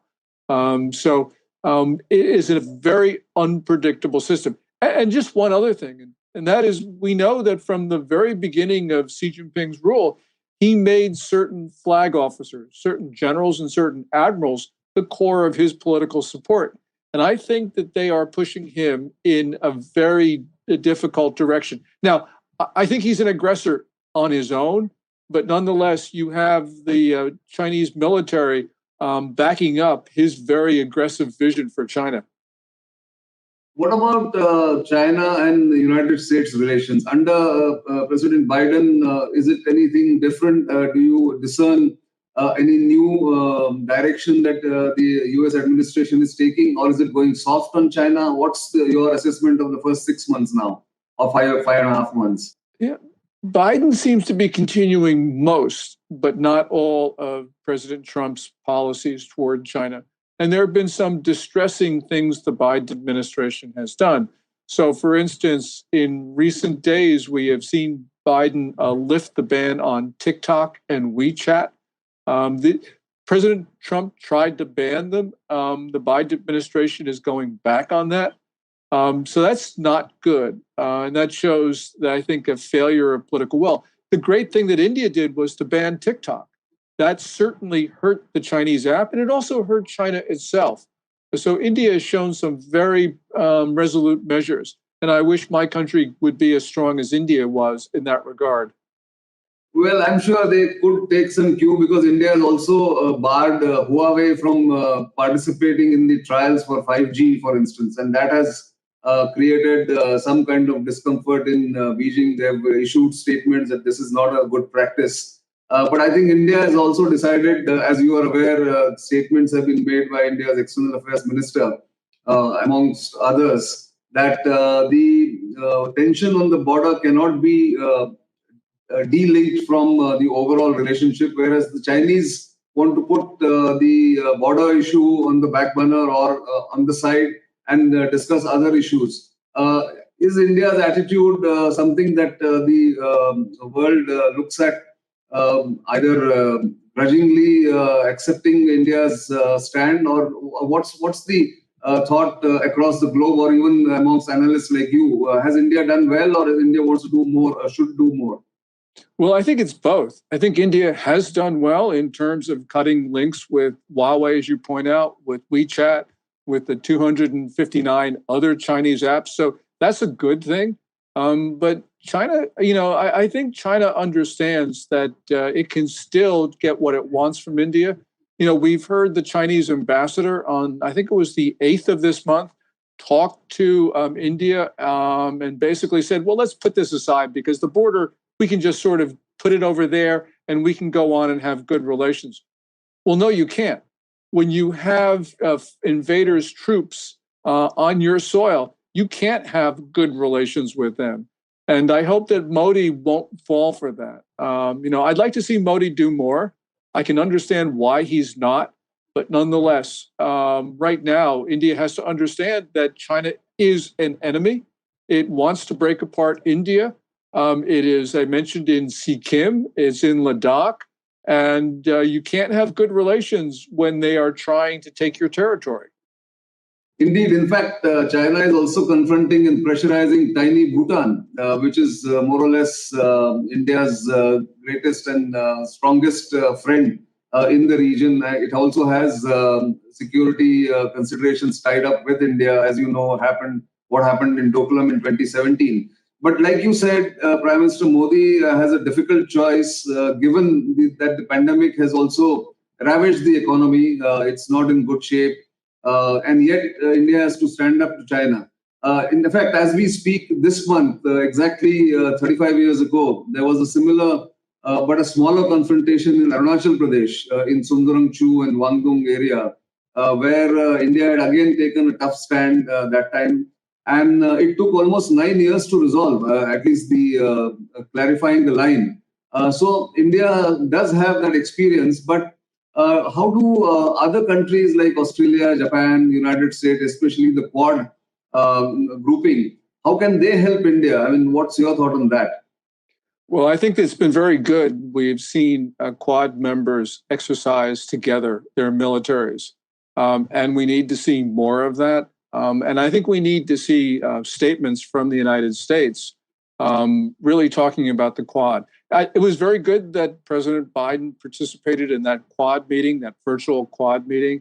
I'd like to see the leaders of the four countries actually meet in person. That would be a strong signal to Beijing that the Quad is going to work together. And of course, it's not just the Quad. You have countries like Vietnam, like Taiwan, I think that could also participate. You got to remember that China's pressuring all of these countries, so they all have a common interest because they have a common enemy. And that realization, I think, needs to be operationalized even more than it is now. There have been some very good steps, but more needs to be done. Indeed. In fact, is trade a good weapon to use against China, controlling their trade practices or controlling their trade inflows into other countries? Australia tried that for a bit, but it didn't go much further. In fact, there seems to be some kind of a thaw between China and Australia. So what are the levers that countries like the Quad plus three, New Zealand, South Korea, and Vietnam can use against China? There is an attempt, but you must be having some thoughts on that also. Well, we have to view that in the context of the world's relations with China right now, which I think are changing. And they're changing because more and more countries are starting to understand that the coronavirus, SARS-CoV-2, the pathogen causing this disease, looks like it leaked from the Wuhan Institute of Virology. And that is changing countries' perceptions of China. It's darkening relationships. And that means these countries now, I think, are starting to see more of a motive and incentive to work together. Also, there's another thing that's occurring, which is separate and apart from this. And that is China's, they call it wolf warrior diplomacy, whatever you want to call it. Beijing is overstepping. And it's forcing countries to take a more resolute position. So just for instance, in December of last year, Beijing and the European Union announced the comprehensive agreement on investment. And guess what? Just a couple of weeks ago, the European Parliament put implementation of that very important deal on hold. And they did that because China was sanctioning EU parliamentarians and officials. And this was over Xinjiang, the Uyghurs, genocide, and crimes against humanity. And that really is forcing countries, I think, to take a different attitude about China. So, with these China-India relations, I think we have to look at them in the context of things that are going on in the rest of the world. And those big trends, I believe, are in New Delhi's favor. Indeed, I think New Delhi has to ride that wave, the new trend, as you mentioned. And therefore, there has to be a concerted effort with most of the other countries that you mentioned. Even Europe has now showed some spine and put on hold the Comprehensive Investment Treaty. Also, inside China, and as we just briefly touched upon that in the previous questions, There's power struggle. We don't know whether there's power struggle or not. But I mean, a lot of people don't understand, unlike you, that China or Chinese system is not a monolith. It's not, despite what Xi Jinping might think or might behave like a supreme leader, there will be a pushback, isn't it, inside China, inside other arms of the government and the party. What's the sense you get, or your reading about what might happen to Xi Jinping or the power struggle there? Yeah, I think that Xi Jinping faces a problem right now, in that they made a big deal about how China's response to the coronavirus was superior to that of America, to Europe, to India. But what's happened is we now have this outbreak in Guangzhou, the big port city in the south. And I don't really think the Chinese have been able to solve this. I believe that no society will recover from coronavirus fully until it has an effective and safe vaccine. Now, China has 5 vaccines, but they haven't been proven safe, and they're not particularly effective. So I think China's going to struggle with coronavirus for years to come. The U.S. has 3 good vaccines: Pfizer, Moderna, and Johnson & Johnson. And the U.S. is basically going to give doses to countries around the world so they can recover. That really puts China in a pretty difficult position, because I think that they're going to struggle and continue to struggle because they just don't have the vaccines to be able to make sure their society fully recovers. So will that affect Xi Jinping's standing, or will there be more people emboldened to take him on? Like I was mentioning about the inner party struggle, or maybe pushback against Xi Jinping's concentration of power? I tend to think so, Nitin. And the reason is that because China can't get past COVID-19, its economy is going to struggle. Now, China's economy has done okay, not as well as Beijing reports, but they've been able to sell a lot of stuff around the world, personal protective equipment and others, and they've been able to incur debt and to engage in more stimulus spending. But the core of the Chinese economy that they tell us is consumption, and consumption has been very, very soft, certainly not as good as Beijing has reported. And that means I think they're going to have a really hard time on the economy.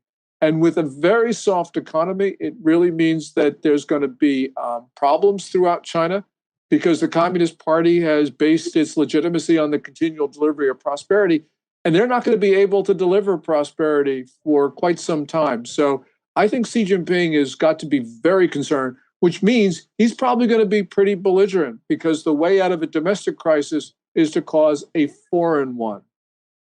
Indeed. So one last question and one thought from you, Gordon. I know you tweet at Gordon G. Chang, which our viewers will also see on the bottom of the screen as we broadcast this program.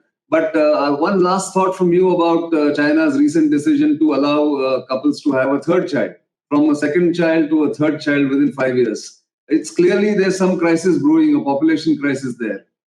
Certainly. China is on track to suffer the worst demographic collapse in history in the absence of war or disease. They claim 1.41 billion people as of the end of last year. But we know that with a total fertility rate of 1.3, which is probably 1.0, that's the number of children per female of childbearing age, China is on track to lose maybe 1 billion people in between now and the end of the century. That means that China is going to be at 2100, is probably going to be about as populous as my country, the United States. Probably India right now is my guess. My guess is that India is the world's most populous society. This is the first time in at least 300 years, and maybe even all of recorded history, that China is not the world's most populous nation. And this is going to affect the Chinese, their mentality, the way they think about it, because I know I come from a Chinese family, and we take great pride in being the world's biggest tribe. Well, True. that's probably not true today, but in a couple of years, it will be blindingly obvious to everybody that India's got more people. India has an almost perfect demographic profile of a very young, very vibrant society. China is going to get old. It's going to suffer this very sharp decline in demography. They won't be able to intimidate everybody. But that's the reason why I worry about China now, because I think Xi Jinping looks around and says, well, I can't intimidate the US. I can't intimidate India. What am I going to do? So I think he's going to cause a problem somewhere. Indeed, I think, and on that note, we've actually you actually summarized the problem that China faces and the world as a consequence faces, because Xi Jinping will try and divert attention from the domestic problems that he faces on multiple fronts: economy, population, declining maybe GDP, all that. But thanks, Gordon, for your insightful thoughts. As always, a pleasure to speak to you. You are on this special program, the special series, Galwan 1 Year On. And of course, we will keep inviting you, and it's always be our pleasure to get your thoughts on StratNewsGlobal. Thanks for your time, and thanks for your thoughts. Oh, well, thank you so much, Nitin. I really appreciate this opportunity. So thank you. Pleasure. So viewers, do keep watching StratNewsGlobal. Keep sending feedback. As you see, we bring in specialists and commentators who have in-depth knowledge of China and the relations the world has with China. So do keep watching. Do subscribe to our YouTube channel. And of course, you know where to reach us through our social media handles. They're all there on the screen. So do keep watching. And until the next time, it's goodbye.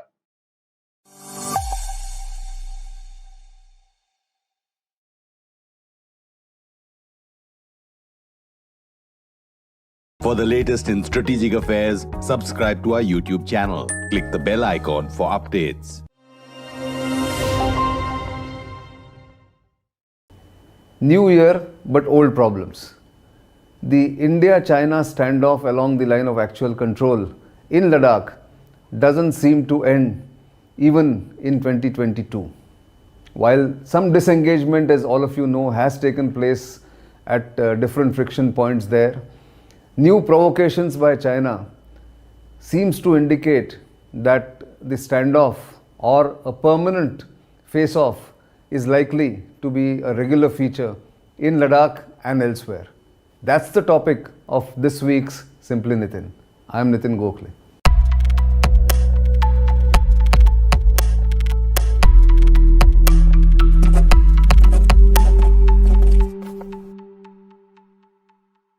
So what exactly is the new problem that has cropped up along the LAC in Ladakh? According to Indian Army and intelligence sources and satellite imagery accessed by professionals, the Chinese have built or about to complete a new 500-meter long bridge across the Pangang So or the Pangong Lake. This bridge is about 20 or 25 kilometers east of Finger 8, which India regards as the line of actual control. So legitimately, it is in the Chinese territory or Chinese controlled territory, which the Chinese have been controlling since 1958. There is a historic fort called Khurnak Fort in that area. It is next to the Khurnak Fort where this bridge has coming up or has come up or will be completed by end of January or so. Why the bridge is important? While the lake has been there for some time and there has been no bridge across the lake for quite some time. Why are the Chinese building this bridge? They are building it because in end of August 2020, the Indian forces, special forces and infantry and armored units had taken the Chinese by surprise by occupying heights on both sides of the Spangur Gap on the southern bank of the Pangang So. That occupation and that operation, which was swift, which was done without the Chinese getting the whiff of it, actually forced the Chinese to sue for peace and then go for disengagement along the Finger areas, where they withdrew east of the Finger 8, and Indian forces are now staying west of Finger 4 so that zone in between is now a no man's land or a no patrolling zone. This bridge is exactly about 22-25 kilometers east of Finger 8, which India regards as the line of actual control. The Chinese regard Finger 4 as the line of actual control, and that's the dispute in that area. There is this fort called Khurnak Fort, which the Chinese have been occupying since 1958. They have a company strength, which means about 100 odd defense forces or defensive positions, 100 odd men guarding that position for some time since 2020 or even earlier.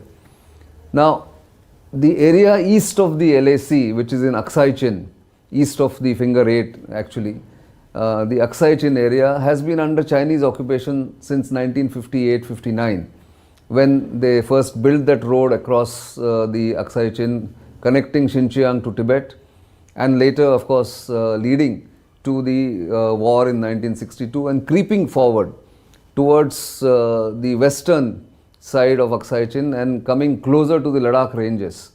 We have spoken about it at least a couple of times in 2020 and 2021 of how the Chinese tactics of creeping forward has meant that progressively since 1958 the Chinese have inched forward and have tried to grab more land. In this case, after the 2020 standoff that began in May 2020, and of course some disengagement took place at friction points like Finger area, then Hot Springs, Gogra, and now 2 or 3 more points are remaining when the 14th round of the Corps Commander level talks takes place, hopefully in the next fortnight or so. That disengagement for this particular standoff may take place. But the problem is permanent, because the 135 kilometer long Pengang So, or the Pangong Lake, has been there for years together. It is 2/3 of it is in China or under Chinese control, and 1/3 is in Indian control. And the Chinese can do whatever they want in the areas under their control. India can do very little but watch. Apart from the bridge, which will enable them to move forces across the south and the north bank very quickly, in case India launches another surprise or another operation, swift commando or a stealthy operation, then the Chinese might be able to swing their forces from south to north bank or north bank to south bank whenever required. So it changes the dynamics of deployment as far as the Indian Army is concerned. But is the Indian Army also keeping quiet? Well, no. They have also strengthened their presence on the north bank of the Pangangso. Also, there are more means. New boats have been sanctioned and deployed, made by the Goa shipyard in Pangangso for the Indian Army. They are faster, they are lighter, and they carry more troops, as the Chinese do on their side when they do the patrolling of the Pangangso. So, the result has been since 2020 that both sides have strengthened their infrastructure, they have strengthened their deployment, they've got more forces there. But the fact that the Chinese haven't stopped building infrastructure, new airstrips, new helicopter landings, new infrastructure and bases for their own troops, heated accommodations in Aksai Chin, shows that the Chinese are here to stay. So while the Chinese have brought in forces, they have improved infrastructure, they have got more and more habitats for their troops that they have brought in from other parts of the country, and especially from Xinjiang, India has also not sat idle.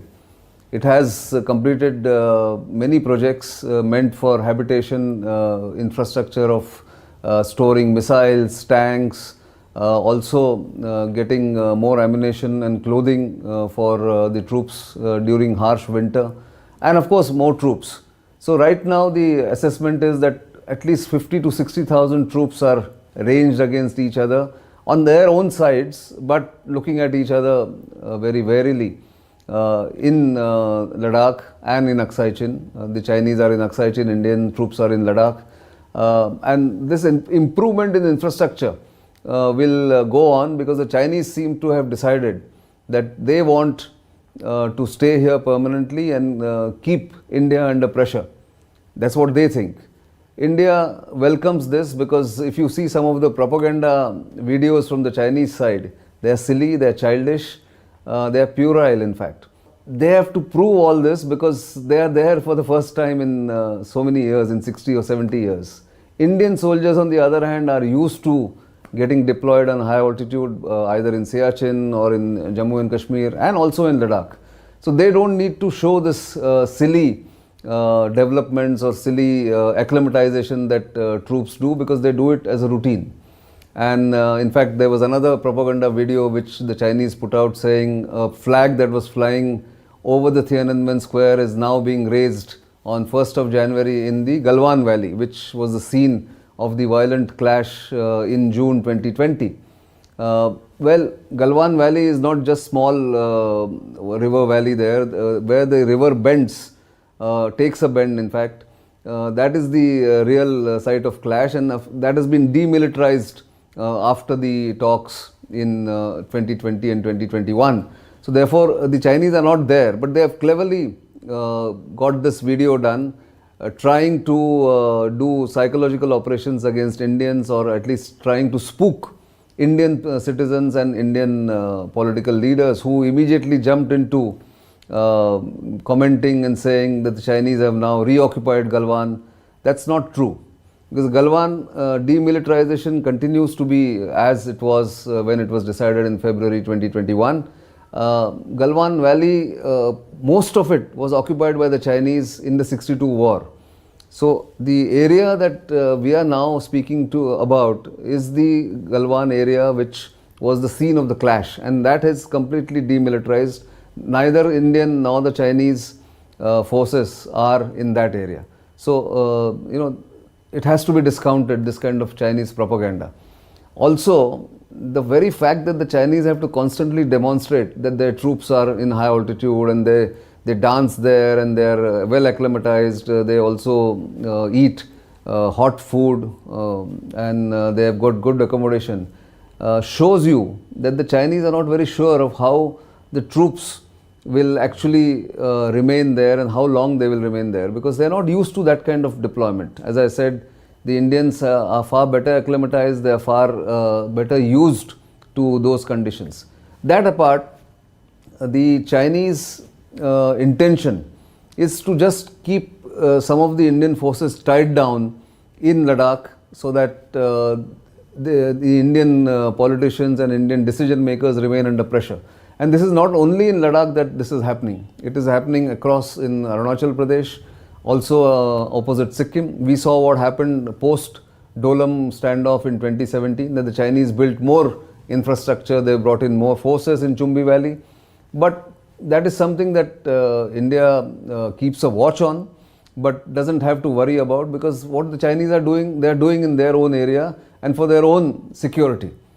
India, as I said, is also taking countermeasures, be it in Arunachal Pradesh, Sikkim or in Ladakh. You know that series that we did from Arunachal Pradesh, where India has beefed up its security, its capability to do operations across the McMahon line or the boundary between India and China, and go into Tibet if necessary. So all that you are aware of.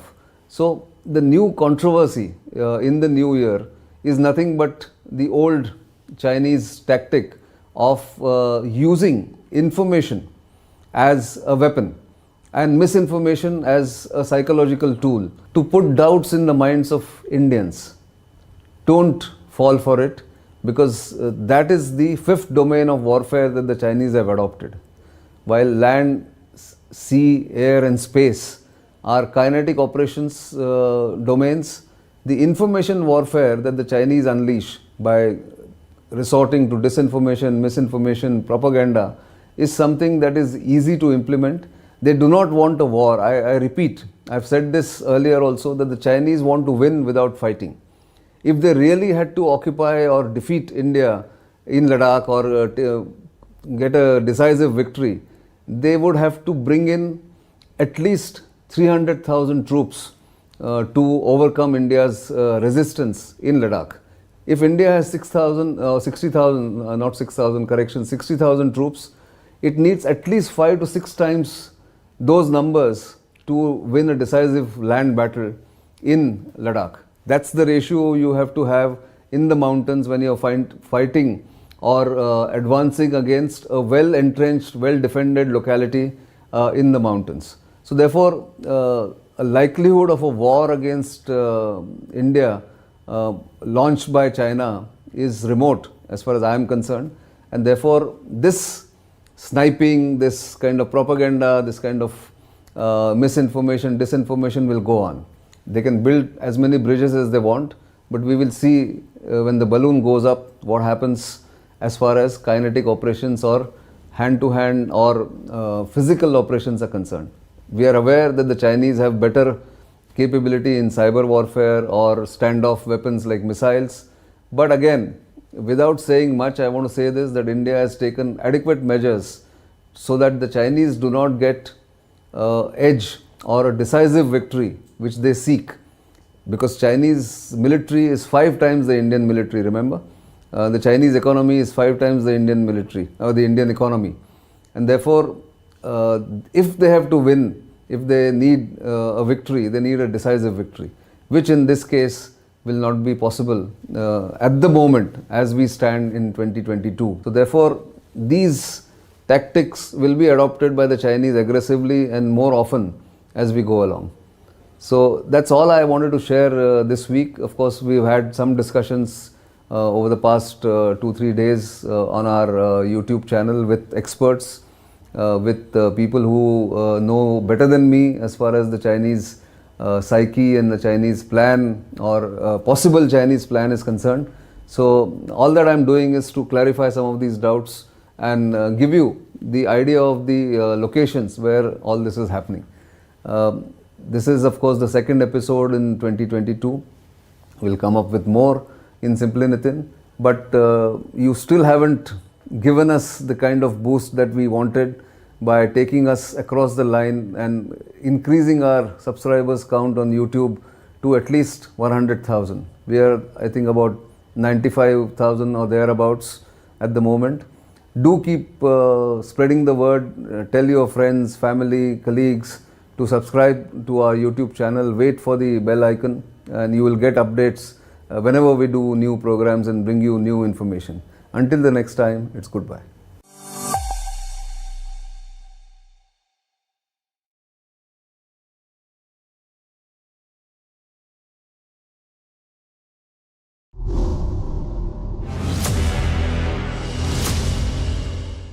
Hello and welcome to BharatShakti.in. I'm Brigadier Chatterjee.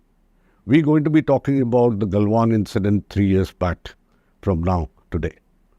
To be more precise, I'll be talking about the 15th June incident in the night of 15th June at Galwan, which led to the death of 20 of our brave boys, led by their commanding officer, Colonel Santosh.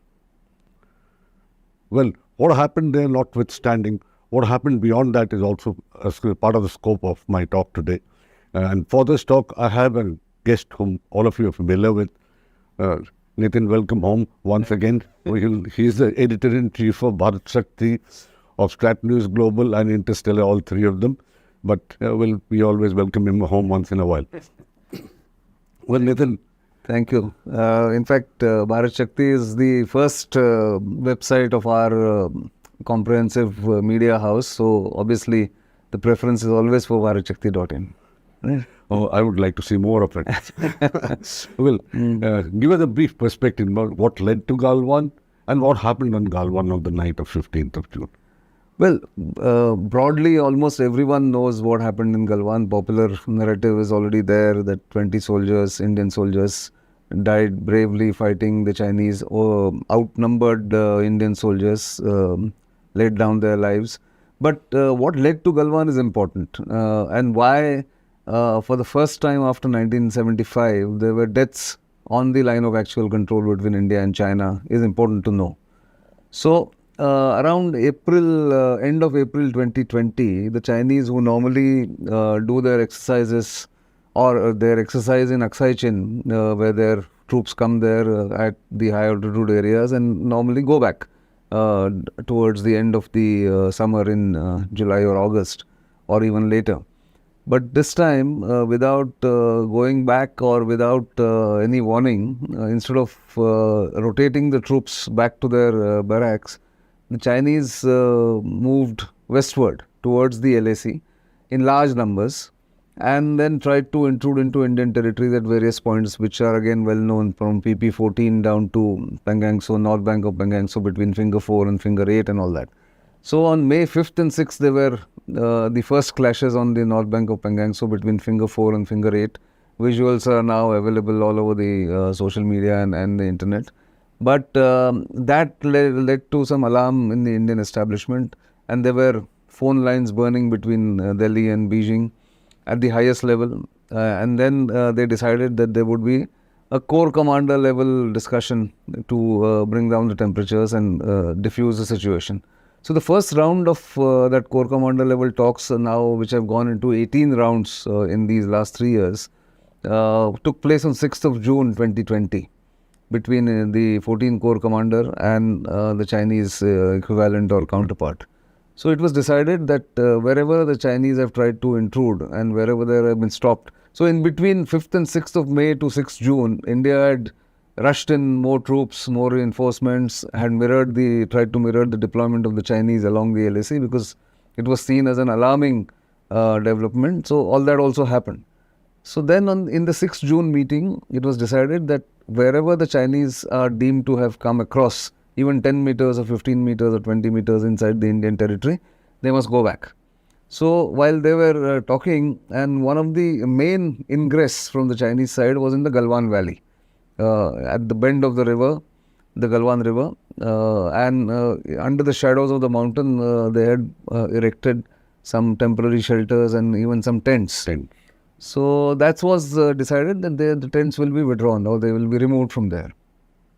Now between 6th, after the decision was taken, and 15th, all this was to happen gradually. And 15th was a deadline for removing everything that was deemed to be in all temporary structures inside Indian territory, especially in Galwan. Rest were not so much of a problem because they were still on the other side of the LAC or very close to the LAC on the other side.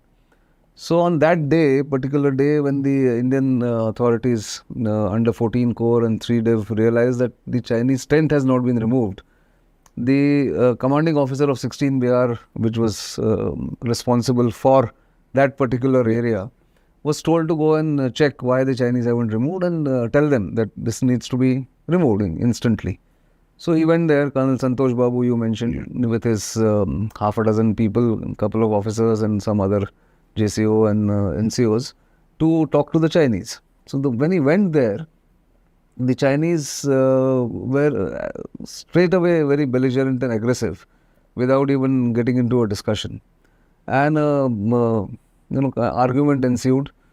He was under pressure. This was getting late in the evening. It was not yet dark, but the dusk was falling. And this was under the shadows of the mountain.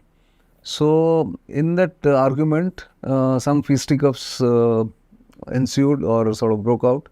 And in that, Colonel Santosh Babu got injured in initial this thing, but reinforcements came from the Indian side. The Chinese also reinforced themselves. According to one account, which I have not been able to verify, the Indian team actually overwhelmed the Chinese team that was there and took those fellows forcibly to the other side of the LAC. That's where Colonel Santosh Babu was hit again, or was hit, and then he fell into the river. And that enraged the Indian side, and of course the Chinese came in larger numbers, and for the next 6 hours there was a free-for-all at different phases. Clubs were used, so Chinese had come very well prepared. It was a premeditated attack, and many soldiers got injured. They fell into the river. Darkness fell by that time, and then what we know, the 20 Indian soldiers, but unspecified Chinese soldiers were also killed. Somebody has put out TASS, the Russian news agency has said 45 Chinese soldiers were killed in that clash. So that was that incident which triggered everything that we have seen post 2020. I think there was one incident thereafter we have no trust, no faith. Absolutely. In the PLA. of the Chinese Communist Party, I would say. I would say China. They have brought the party. Well, you already talked about reinforcement being rushed in immediately after that. Tell us about the reinforcements in the Ladakh sector, Ladakh sector. Sure. Because that's our major focus. I'll get on to the reinforcement, etc. What has been the change in role and task of other formations later on? Sure. So, as I mentioned, and as you know, and most of our viewers know, that Galwan was an inflection point. It sent shockwaves across the world. And this was a medieval kind of a fight. It was not, no bullets were fired. Two nuclear powers fighting with mace and barbed wires and clubs and baseball bats kind of a thing. With police kind of shields, which police use in riot gear. Those kind of things were happening. But it was certainly an inflection point. India completely lost the trust of the Chinese, because by doing this, they had violated at least 5 agreements that had been signed between India and China for maintaining peace and tranquility on the border. From 1993 to 2013, in those 20 years, there were 5 boundary agreements which have been thrown out of the window by the Chinese. So India said, we have to now stand up to them, sent in reinforcements like I mentioned. And among those reinforcements were when the Chinese had amassed 60,000 infantry troops or armored and mechanized troops along the LAC. India equally mirrored that deployment and some more. And additional division was rushed in, which was well acclimatized anyway. It's a reserve division of the Northern Command, which was initially rushed in. Then there were 17 Corps, which is India's Mountain Strike Corps. Parts of the elements of the 17th Strike Corps were brought into Ladakh at that point in time. And the Air Force played a major part. The best part of all this was that the Air Force also stepped in and rose to the occasion by utilizing its transport fleet, its helicopter fleet, and immediately aiding the army in deployment wherever the requirement was there. And by end of June, there was a stalemate that if they had 60,000 troops, India had 60,000 troops on this side. What about, did we move any of this force headquarters? Yes. So that happened later, around September, October. The Romeo Force, Counterinsurgency Force uniform, not Romeo. Counterinsurgency Force uniform from south of Pir Panjal in Jammu and Kashmir was moved there. It was the RR Force, Rashtriya Rifles Force, which as a temporary measure was moved in there. Of course, 39 Division, as I mentioned, came from Palampur, which is the Northern Command Reserve. And some more, troops came in from other places. Of course, mechanized forces were moved in. There was one armored independent brigade was already there, and some more were moved in there. So basically, what happened was that the logistics support that the Indian Army has built up over the years and practiced actually came into play and rose to the occasion again, like the Air Force. This is my point. In fact, I would like to bring in the Air Force also into the story. For this build-up, there's a lot of synergy between the Air Force and the Army. If you can dwell upon it a little more. So, Air Force moved a lot of assets from south of India to north of India. Normally, the Air Force's fighter planes take off from, the airfields based in the plains. From Srinagar to right down to Bareilly and beyond to Gorakhpur. Or if you go to Hashimara and then Tejpur and Chabua, from west to east if you go, these are the bases in Adhampur, in Punjab, Bareilly in UP. If you just go eastward, so they were put in there. Radars were installed in Ladakh. Many personnel moved in for reinforcing the Leh Air Base, which is the lone air base there. And Srinagar was reinforced as far as fighter operations were concerned. Helicopters, Chinook and the Mi-17s played a major part. Transport aircraft like C-17C and they had strategic airlift aircraft like C-17, C-130 and AN-32s chipped in a large way to transport troops, ration, equipment, ammunition, you name it. And I remember going there in October 2020, and the kind of activity you could see where troops, habitats were raised, heated tents, heated shelters for Indian soldiers who were never deployed in those places in such large numbers, they also got those facilities. So I think all in all, in Army's logistics chain or logistics system, also moved in there by road. There was a third axis which was opened up in a hurry to Ladakh from Himachal Pradesh. And the Air Force. So the synergy was seen, and Air Force had never deployed that forward. So it was even a new experience for the Air Force. So some of the problems did occur. Like their equipment was not designed or used to harsh winter conditions later. Nor were the men. Nor were the men, because the men and women were never deployed there. So all that has been a learning curve for both the Army, of course, not so much, but for the Air Force particularly. Let's get back to the Army. Yeah. What about changes in role of some formations, etc., which were perhaps... So as things progressed or didn't progress, then the Corps Commander level talks went on. As we know, India did a QPQ as a quid pro quo, because there was pressure on the northern bank of Pangangso. And to put pressure on the Chinese, India actually climbed onto the Richinla and Rizangla range, or what is called the Kailash range, overlooking the Moldo garrison of the Chinese, which on the other side, and also put tanks atop that ridgeline, which forced the Chinese to sue for peace or sort of ask for further talks for disengagement. From 6th round onwards or the 7th round onwards, now we have done 18 rounds, the Chinese tone and tenor changed. They wanted to compromise, they wanted to get the withdrawal done, because at one point in time, post August 31st, 2020, when Indian troops and the mechanized forces and the armor climbed onto Rizangla and Richinla, the tanks on both sides were 50 meters apart. It was a very volatile situation, very dangerous situation. If one spark was lit somewhere, and if there was a mistaken fire also from either side, it would have led to greater escalation.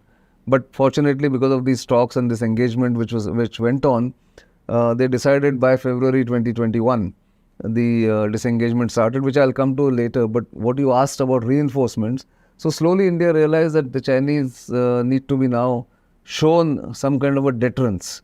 So one corps based in Mathura, one strike corps, which is supposed to be was supposed to look after Pakistan among the 3 strike corps, so 1, 21 and 2, actually got reorbited, or the order of battle changed and got reorbited to being a strike corps for the Northern Command, and some of its elements got deployed in Ladakh.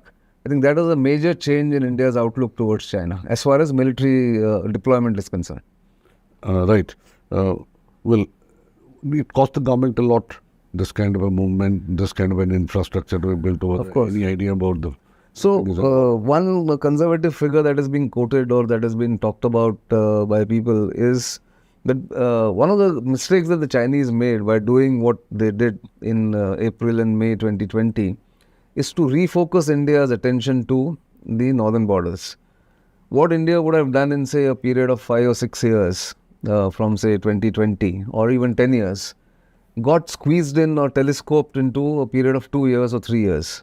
And what India would have spent over a period of between 5 and 10 years in building roads, bridges, tunnels, shelters, ammunition storage, all that got telescoped in a period of 3 years. And one conservative estimate says that India has spent in Ladakh itself to build infrastructure, and including all this what I am talking about 1,200 crores, if not more, in these 3 years to strengthen the support for the Indian Army and the Air Force deployment.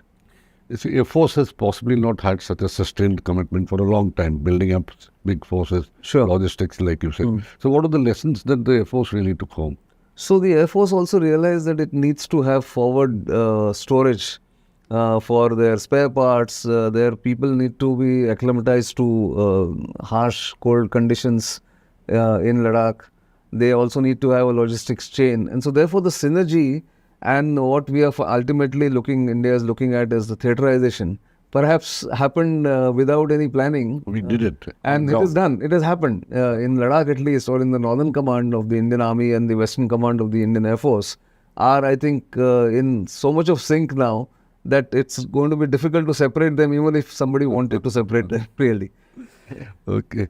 There's a memorial that they have erected at Galwan, yes. Galwan, and you possibly visited that. No, I didn't visit. I've seen the pictures and the some of the videos of that.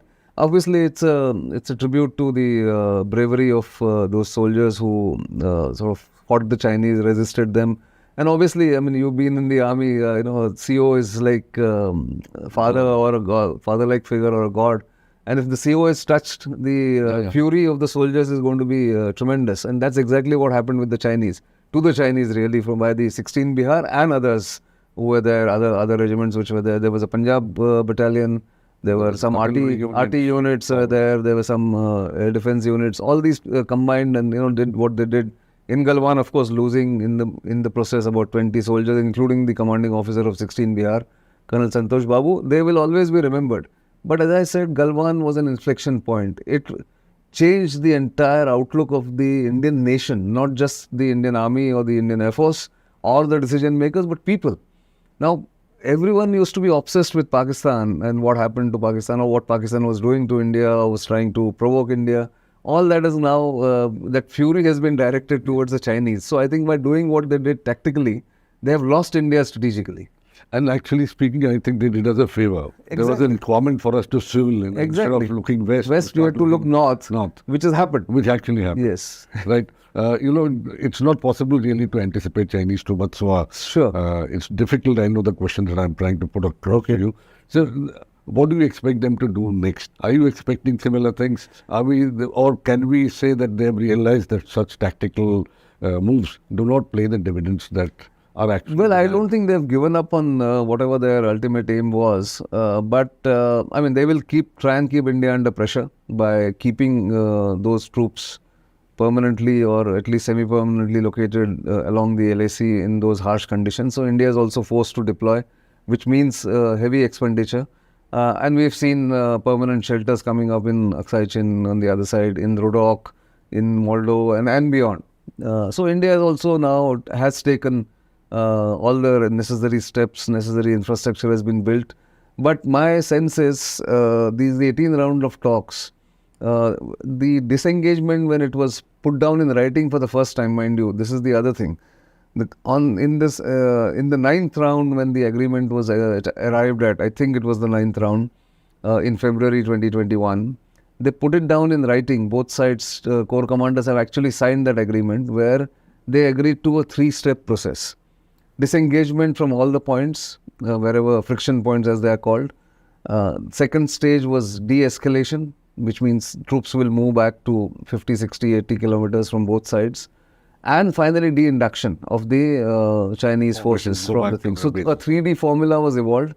I'm told that we are now getting to the stage of the second D rather than the third D, but the second D, where de-escalation is going to take place. Most friction points have been resolved. Depsang and Demchok is a separate issue because it's been carried on legacy issue as it is called.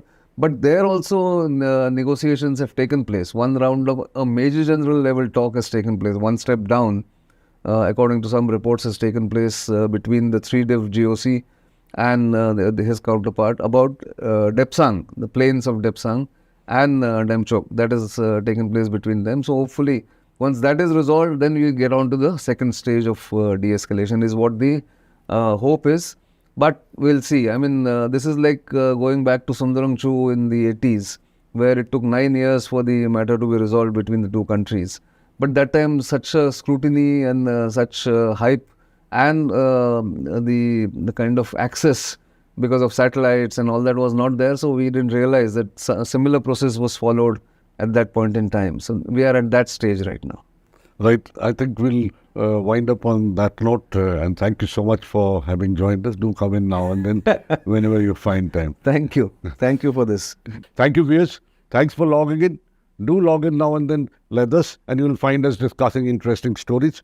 Do get to our social media pages also. Thank you.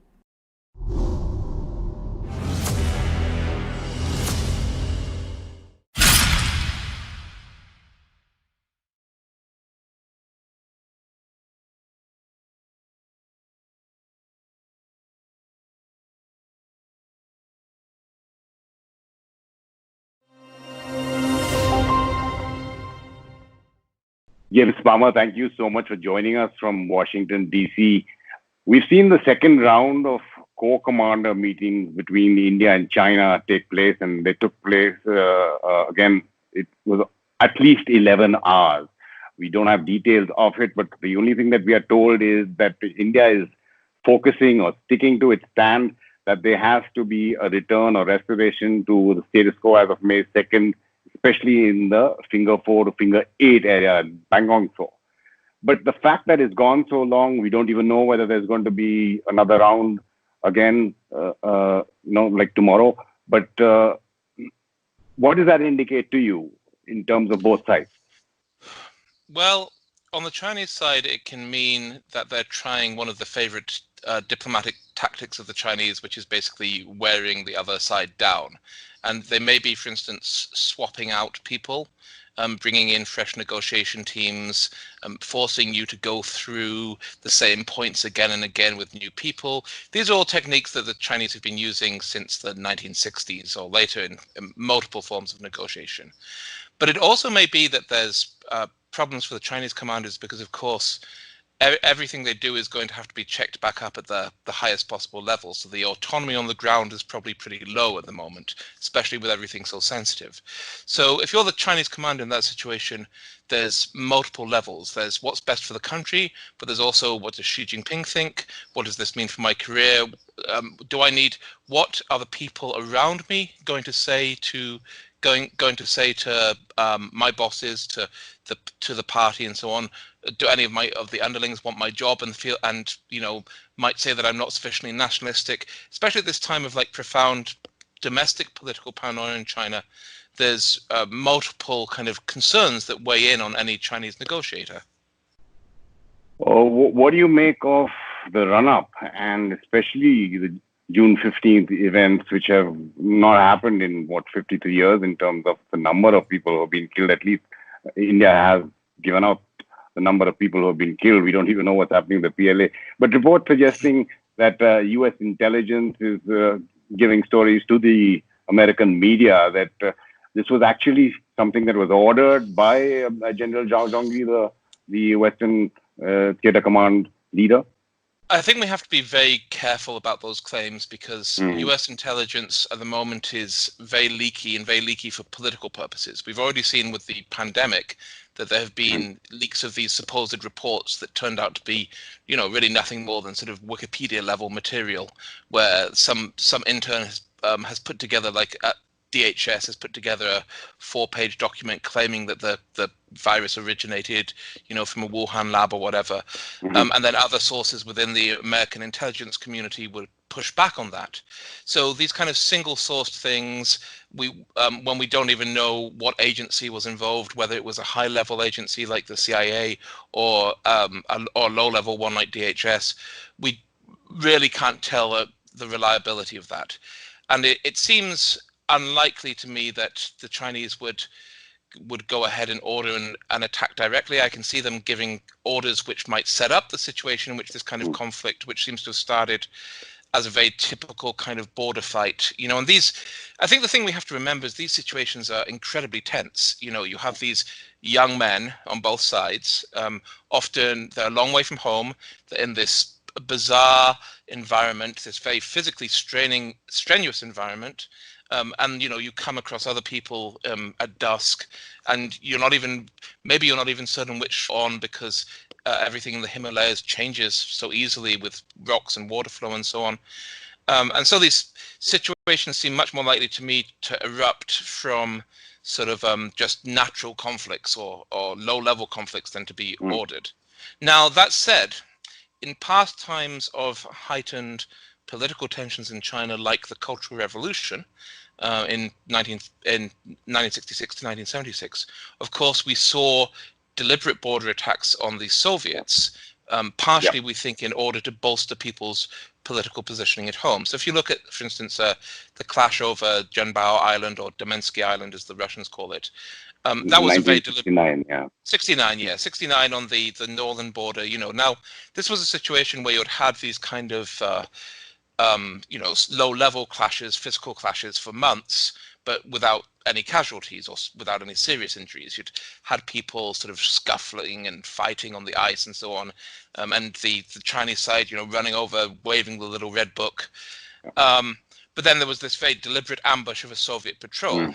And again, we don't really know, because even today those times are so opaque, and the PLA in particular is super opaque. But it seems like that was probably a political move by somebody on the Chinese side, somebody trying to demonstrate the degree of their kind of fervency, their loyalty.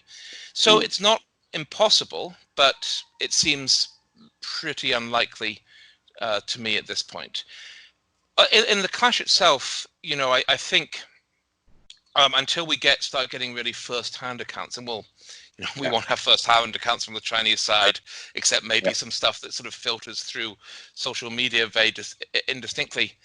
I think that what I suspect we'll find is the sheer level of fog of war involved, of people not knowing what's happening, whether the other side has fully attacked, of accidental deaths that then cause more deaths in this sort of real chain of violence.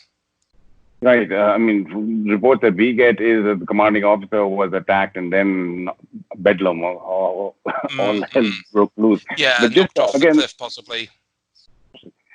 When you look at, when you're saying that you have to look at U.S. intelligence and why it's been leaked, but would you at least look towards, even if it wasn't an attack that was ordered, you do see military exercises that were being carried out there in February, in March.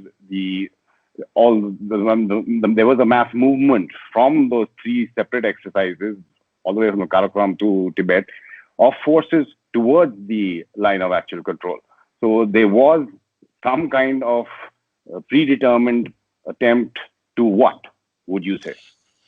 I would say a mixture of the kind of infrastructure construction that has been a major part of Chinese efforts on the border for the last few years, this building up of resources, of manpower and of bases, but also perhaps an attempt to basically alter the line by boots on the ground, to just push forward, maybe see if the Indians didn't object or didn't object strongly enough, and just set a new reality. And I think that kind of push for kind of reshaping things right here and right now, we've seen that in China's strategy in the South China Sea. We've seen we're just going to build a new island, we're just going to do this, and other people object. But if there's only so much objection you can do before you start getting to the risk of actual war, which people are not willing to take over, a new island, or maybe over 10 meters of the border, or this kind of thing. So these sort of like try it and see strategies, I think, are something that we've seen a lot more from China under Xi Jinping, and that we'll probably see even more of in the future. And though perhaps in this case, because there's been so much bloodshed and because the risk has become much more acute, we might actually see that kind of dial back, or the tactic not be tried for a while. Do you actually see the situation de-escalating? I think it's possible. I mean, the truth is, escalation really serves nobody's interests except for maybe the danger, I think, is miscommunication, because both India and China are very prone to this sort of great power projection, where instead of trying to understand how the other side system works and how the other side thinks and behaves, they mirror their own system onto the other. So on the Chinese side, for instance, the Chinese really don't understand that India is a democracy. Like, they have quite high levels of the party and the PLA have real trouble grasping principles like military-civilian separation or multi-party democracy, and so they tend to see conspiracy where there is none, or they don't understand why an action is or isn't taken. And then on the Indian side, it's often hard for, I think, Indians or anybody who isn't Chinese to understand quite how intricate and cutthroat the politics inside the CCP can be. So that danger is always there, but I think that fundamentally the the deaths themselves may end up serving as a warning. And, one of the sort of hopeful signs on that on the Chinese side, the Chinese have very much downplayed those deaths. They haven't emphasized them in state media. It's been... Why? So basically, in order not to constrain their own action, because although China is a dictatorship, dictatorships are still sensitive to public opinion. And one of the most dangerous areas for public opinion in China is nationalism, because nationalism is something that's, of course, officially approved by the government, but it's also something that can run out of control, where public demand can be stronger than the government's will. For instance, Chinese nationalists often complain that the government doesn't do enough to protect Chinese abroad, that they don't protect Chinese in Indonesia or Malaysia, for instance, that they didn't protect Chinese in Vietnam in the late 1970s. And one of the things is by not releasing the deaths, by not releasing the names or the images or any of this, you don't create martyrs on the Chinese side. And China, like India, of course, we know the Indian language of martyrdom. The Chinese have the same tradition, have the same idea of kind of, death in battle for the country. So by not making the soldiers, however many of them died on the border, into national martyrs, the Communist Party is trying to avoid giving the people kind of that call for action, that call for blood, which might limit the party's own action. Now, if they were escalate, if they really wanted to escalate, and if there was a big push for conflict, we would see those images dominating Chinese TV. We would see, coffins, and we would hear about how the treacherous Indians attacked the innocent Chinese and so on. And instead, we're seeing it relegated to position 5 on People's Daily. So that's in some ways optimistic. It shows that at the very least, they're keeping their options open. But if we start to see that kind of language, and if we start to see the kind of warning language of, these lines must not be crossed, we have been severely tested and so on, that have indicated previous confrontations, that would be a good thing.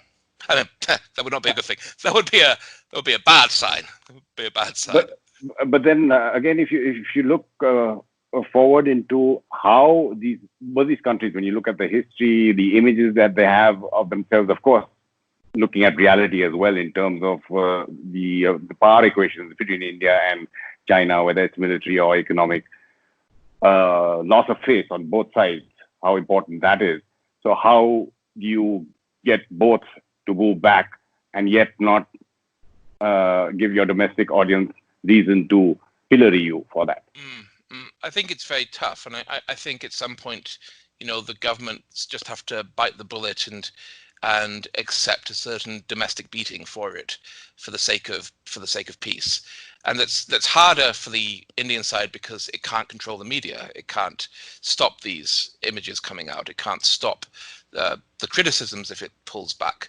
But I would hope that the Indian government also has the maturity and the wisdom, as it were, to go through with that.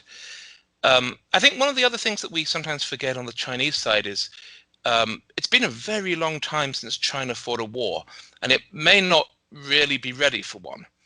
We've had lots of rounds of anti-corruption purges inside the PLA. We've had lots of questions about PLA culture and effectiveness and so on.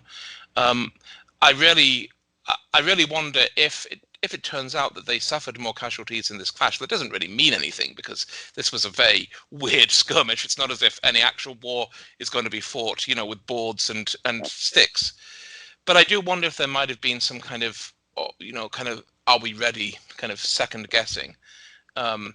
Remember right now, if you were a 17, 18-year-old Chinese recruit in the last war that China fought in 1979, you retired a couple of years ago. There's literally nobody left inside the PLA who has any experience of actual warfare, bar a couple of tiny border skirmishes and the use of the military against the Chinese people itself. So that I think is a constraining factor that we sometimes underestimate. It's just that lack of experience and that almost not wanting to be the person who pushes that next war, who drags China into something that also it might not manage well. Yeah, so rationally, both sides shouldn't want, but they shouldn't have even reached this stage. But yes. But when you look at history, the mistrust, this event now, and whatever's been done, say, since 1988 between India and China, all even rational, sane, sensible, they are ex-foreign secretaries, of course, heading in the foreign service at one point of time, are saying that whatever has been done is buried in the Galwan Valley for now, at least. So where do you see, how does India also has to, like you're pointing out, you have two strong leaders on both sides, and they are catering to their domestic audiences as well. Here is at least to beg your pardon, voters. So how does that pan out? I mean, because India has to be seen to be doing something. I think it's very tough, and I think what we may get is a lot of kind of flag waving until the issue is superseded in the news cycle by something, and once it's taken out of the news cycle, you can do the quieter diplomacy and pull it back. And right now in India, of course, we're looking. It seems like the pandemic is getting to the point where that may well take over the news cycle from these deaths, and I think that'll be used by the government as an opportunity to kind of lower things down a bit.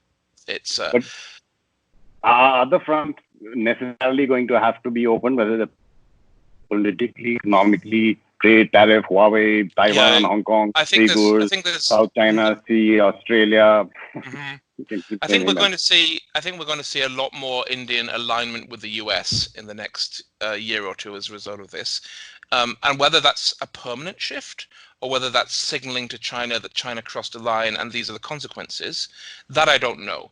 But I think we'll see much more cooperation in the Indian Ocean towards these sort of, Asia-Pacific strategies. I think we'll see alignment on tech issues, which has really emerged as the one of the big kind of crisis points. So we'll see India lining up not only with the US, but also potentially with, the UK, Canada, Australia, as they push back against Chinese cyber intrusion, against Huawei and so on, and I think we'll see a lot more public closeness to America on military issues that will be very directed at China. Now, maybe in a couple of years, the Chinese make conciliatory gestures and flip back, but the truth is the way that Chinese politics is heading, I think their capability for conciliation is getting lower and lower. In terms of that conciliation and whether it's issues, and one of the issues that has been very close to your heart, especially since you've been in China and reported from there and written from there, looked at its history for over 15 years, was the issue of the Uyghurs. And I remember an interview, I think in 2018, when you were absolutely distraught on television because you were trying to explain that, journalists like you could not have any personal contact anymore because you were putting people in danger and you had to rely on OSINT, on satellite imagery, etc. The Uyghur law that has been signed by President Trump, is that just a slap in the face like what's happened with the State Department and 4 new media publications being named as foreign missions, or is it actually imposing a cost on China that could change its behavior? I think it's imposing a cost on China, a relatively minor cost, but one that's there. I don't think it's going to change behavior because I think that ethno-nationalism, that feeling of Han superiority and that total kind of desire to crush Uyghur culture and minority culture in general in the West, that's unstoppable in the Chinese political system at the moment. It's not a rational objective, really. It's one that they're going to see the US as conspiring against them by imposing that cost. I don't think there's really much that could make the Chinese pull back from their policies in Xinjiang as a whole. Now, that said, global attention does seem to have reduced the scale of the camps themselves, and caused some releases. There have been successful releases from the camps, but the whole of Xinjiang has been turned into this surveillance society, one in which the Uyghur language, Uyghur culture, Uyghur religion is severely oppressed. And we're also seeing people moved from the camps to the prison system.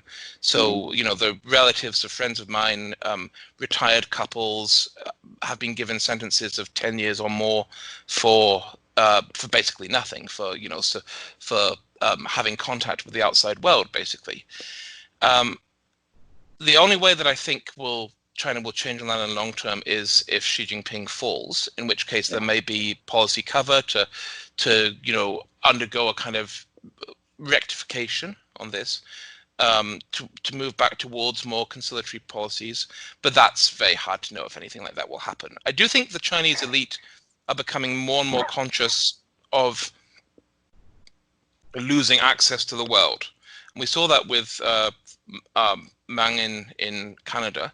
The ultra rich have always kind of assumed that they would be able to kind of go between like their Canadian home and their Chinese home, that they would be able to make their money from rent seeking in China, from corruption, from captive populations and so on, from high level ties, and then to live with that more degree of freedom elsewhere. And I think cutting those links, cutting those ties, and imposing costs on that sort of business political elite may start to have some effects in making them more discontent with Xi Jinping.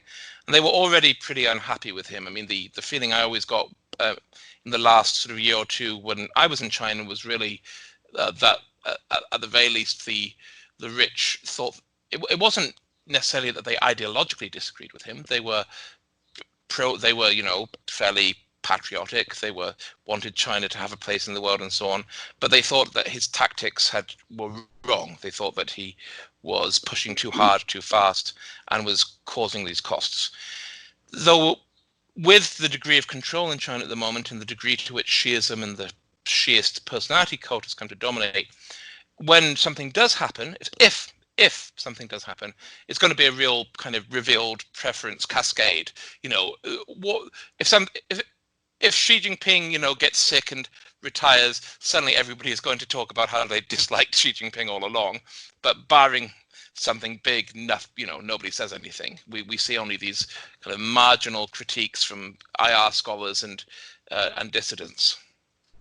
Well, actually, that was going to be my next question, and in relation, not really in relation, but bringing up your book, Death of Mao, The Tangchen Earthquake, Birth of a New China, and I was going to ask you what you thought about Xi Jinping, and was there any internal dissent?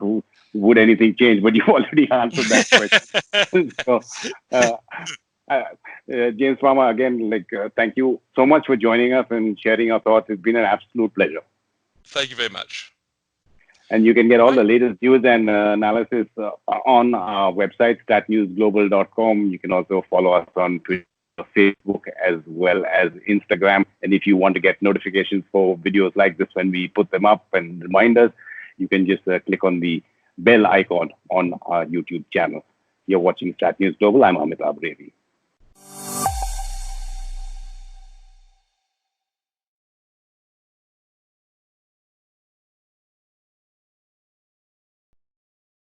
These verses, the rod, iron rods, and yes.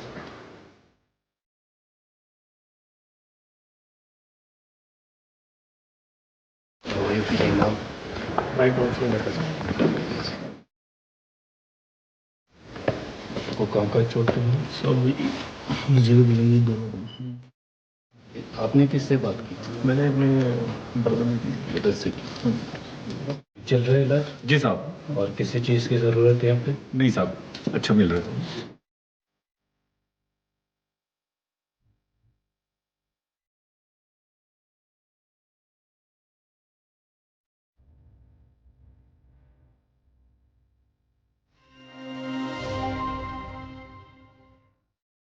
In today's SNG Explains, we will look back at the violent clashes that broke out in the Galwan Valley in June 2020 that led to the first casualties of Indian and Chinese troops since 1975. We will also take a look at how Ladakh still remains a sensitive hotspot.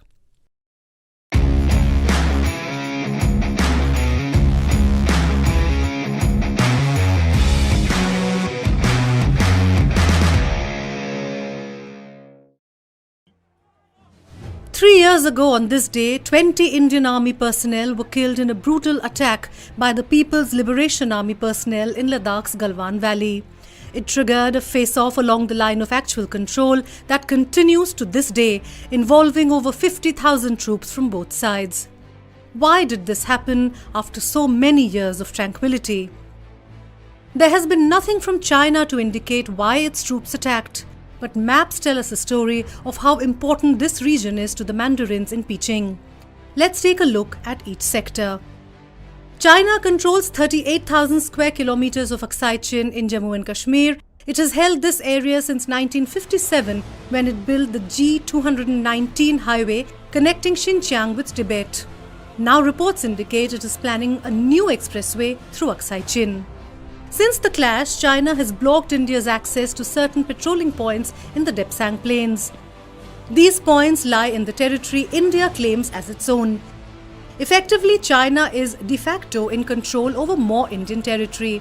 It may have its eye on Daulat Beg Oldie that India considers crucial to the defense of the Siachen Glacier.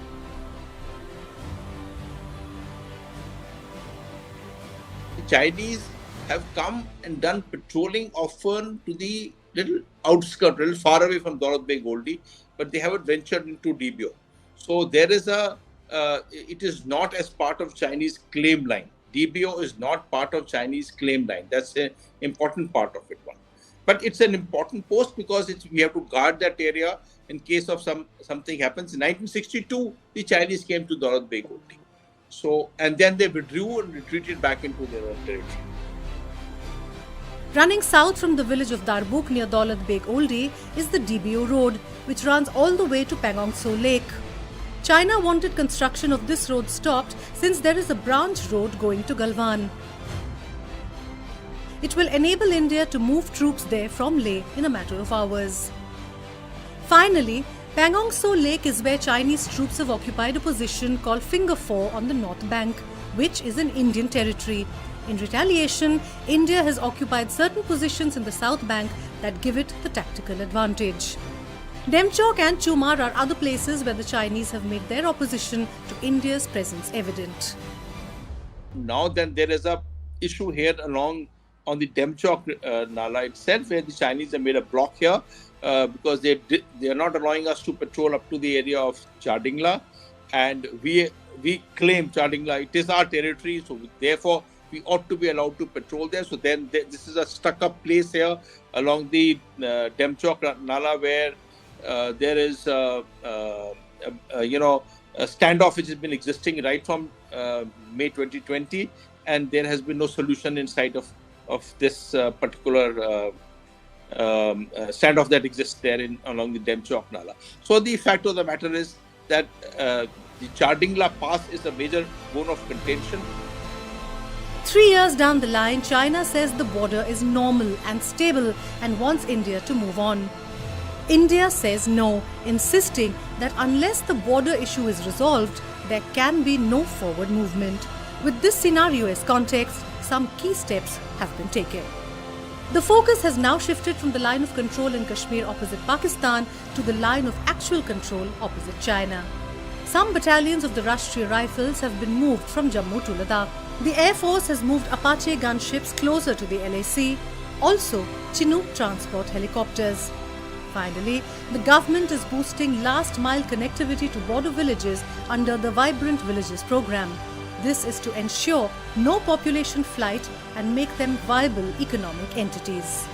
India is determined to ensure no repeat of the Galwan incident and is prepared to respond preemptively if the need arises in the future. Stay tuned for more such topics on SNG Explains. Watch our previous SNG Explains on our channel. We will be back with a new topic for you. Till then, keep watching StratNewsGlobal. Don't forget to like, share and subscribe.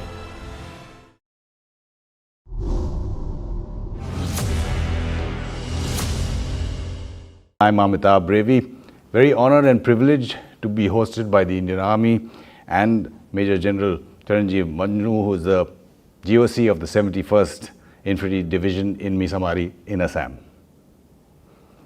General sir, thank you so much for your hospitality. Thank you. We've actually managed to, in a very short frame of time, travel from Assam all the way up to Arunachal. So we've got a slight experience of the terrain, the conditions, weather conditions. How would you assess, General, the change in both infrastructure and your force positions over the last few years? Amitabh, over the last few years, there has been a lot of change, a lot of development, both from PLA side as well as our side. And initially, probably, we had not focused that much on infrastructure development. But this time on, past few years, there has been a lot of emphasis, focus, both from the government side, central government side, state government side, as well as the army side. The focus has increased, and infrastructure like connectivity, whether it is thinking about railway connectivity subsequently, maybe the airport coming up at Dirang. So connectivity is actually the main driver. In case you are connected, the last mile connectivity is there, then the development also takes place. Sure. So Chinese side, they are doing a lot of infrastructure development. They are coming closer to LAC day by day. Every year we notice this change. So we also are taking lot of steps. Specifics probably I may not be able to convey here on this thing, but otherwise we are doing a lot of good things, a lot of infrastructure, a lot of technology is being brought into this area, whether it is road construction, whether it is habitat construction. So everything is being taken care of. I think there is nothing to worry. We are doing a good job. In terms of that, there has been an incident last year, December, when you're talking about in Yangtze. Before that, when you go, especially in Galwan and Lolam, has there been an increase, say, in the frequency of such face-offs, incidents? Has it changed in any manner? You see, frequency in our area has not increased per se, but the face-offs generally, they come to 2 or 3 particular places. So they come generally at the same place. They say that they are their traditional patrolling routes they want to come. But there is otherwise a lot of increase in the visits of their senior officers on the line of actual control. And patrolling etc. is normal routine. There is nothing much which has changed. There is nothing much which has changed. But yes, their visits of senior officers has increased, and from our side also we are keeping a track, we are monitoring, we are checking each and every move which they are taking, and our surveillance, we have improved our surveillance, and we are keeping a tab on each and everything which they are doing.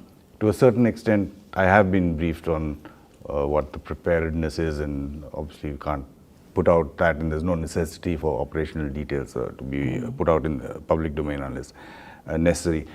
Could you explain to a lay viewer, in terms of, you were talking about senior officers of the PLA, border engagement, border meetings, what exactly happens, what has been happening over the last few meetings?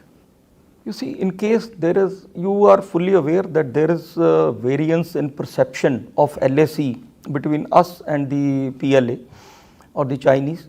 So in case there is some kind of issue which they notice, they ask for a border personnel meeting. And in case we have some point to be raised or to be conveyed to them, there is a method of hotline. There are hotlines. So we have exchange of hotline and we convey the message. In case there is something substantial which needs to be discussed, so we have a border personnel meeting, like in our area it is at Bumla. Correct. That is the designated place. So we have a border personnel meeting and all the issues are resolved and sorted out amicably there. There is no, actually with the ground troops, there is no problem whatsoever on ground. And this happens in various levels. So this is the senior most level. I presume there's one that happened which involves the ME and recently first trip to China. But at the local commanders level also, at smaller incidents, right? Yeah, like this BPM meeting which happens at Bumla, that is the highest which is happening at our level. But otherwise at our lower level, at every place wherever the troops are in contact, so we have interactions there. They come to a particular place, we also go to that place, we go, we meet local points, any points which they raise or we raise, so they are addressed. Sometimes the herders, they come close to the LAC. Now with the new land border law coming, so we are facing more problems because more of herders or people in the guise of herders, they are coming close to the LAC. So we raise protests on that. At the local level also we raise protests, and in case they are not sorted out at that level, so then we raise a hotline, and in case it is not sorted out, then we take it up in the Bumla meeting, border personnel meeting. General, again, in this area, from my understanding, there are several positions where we are dominating or we are on a certain height, which gives us an advantage, and we've taken those positions decades ago. Yeah. How important is that, and what is our capability, without giving out any details that you don't need to, of, say, looking behind the hill, that you need to know what's happening on the other side of the plateau? What is our capability and how are we handling their posture? Okay, you see, as far as our deployments or our locations are concerned, we are sitting on dominating places, we are sitting on the watershed. So we are able to see right across, we can see beyond the immediate, and these days there are a lot of surveillance devices available. The higher headquarters gives us the information as and when required, and whatever is required, that is being given to us. But we are well settled. There is no problem or there is nothing to worry on that account. And since you're talking about it, sir, and you mentioned it earlier, our intelligence, surveillance, reconnaissance has sharpened much more with technology, our capabilities, right? Yes. Yeah, that is, the technology has actually made a lot of difference. Technology has made a lot of difference.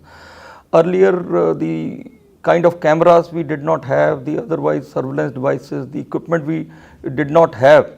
But now, I have noticed that over the past few years, there is a lot of new technology, new equipment, new generation weapons, new generation equipment which is coming up, whether it is all-terrain vehicle or the kind of other weapons, latest weapons. So a lot of focus has been given on this issue. And our eyes are exactly where they need to be. Yeah, certainly, there is no doubt about that. When I look at it from a foreign affairs or international relations kind of angle, all the decades of meetings, agreements, say from 1988, I mean virtually and figuratively have been torn up after Galwan. In terms of military postures, have our standard operating procedures changed since then? Has it affected? Do the troops on the ground, are they allowed to carry weapons? Can they use them? What can you share with us? See, after Galwan, things have changed a lot. Before Galwan, the deployments were not that much in the forward areas. After Galwan, he has come closer to the LAC, and during this normal training durations or training periods, so he has started bringing more forces closer by. And we also have to be cautious of all those things. So to take care of those issues, that those contingencies, those eventualities which may arise. So we also have changed our standing operating procedures. So we have also enhanced commensurately our strength in the forward areas so that we can take action as and when warranted.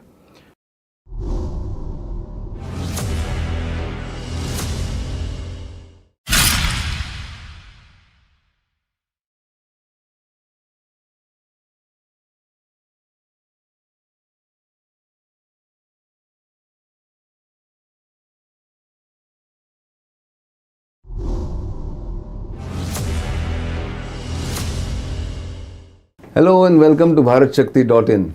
I'm Nitin Gokhale.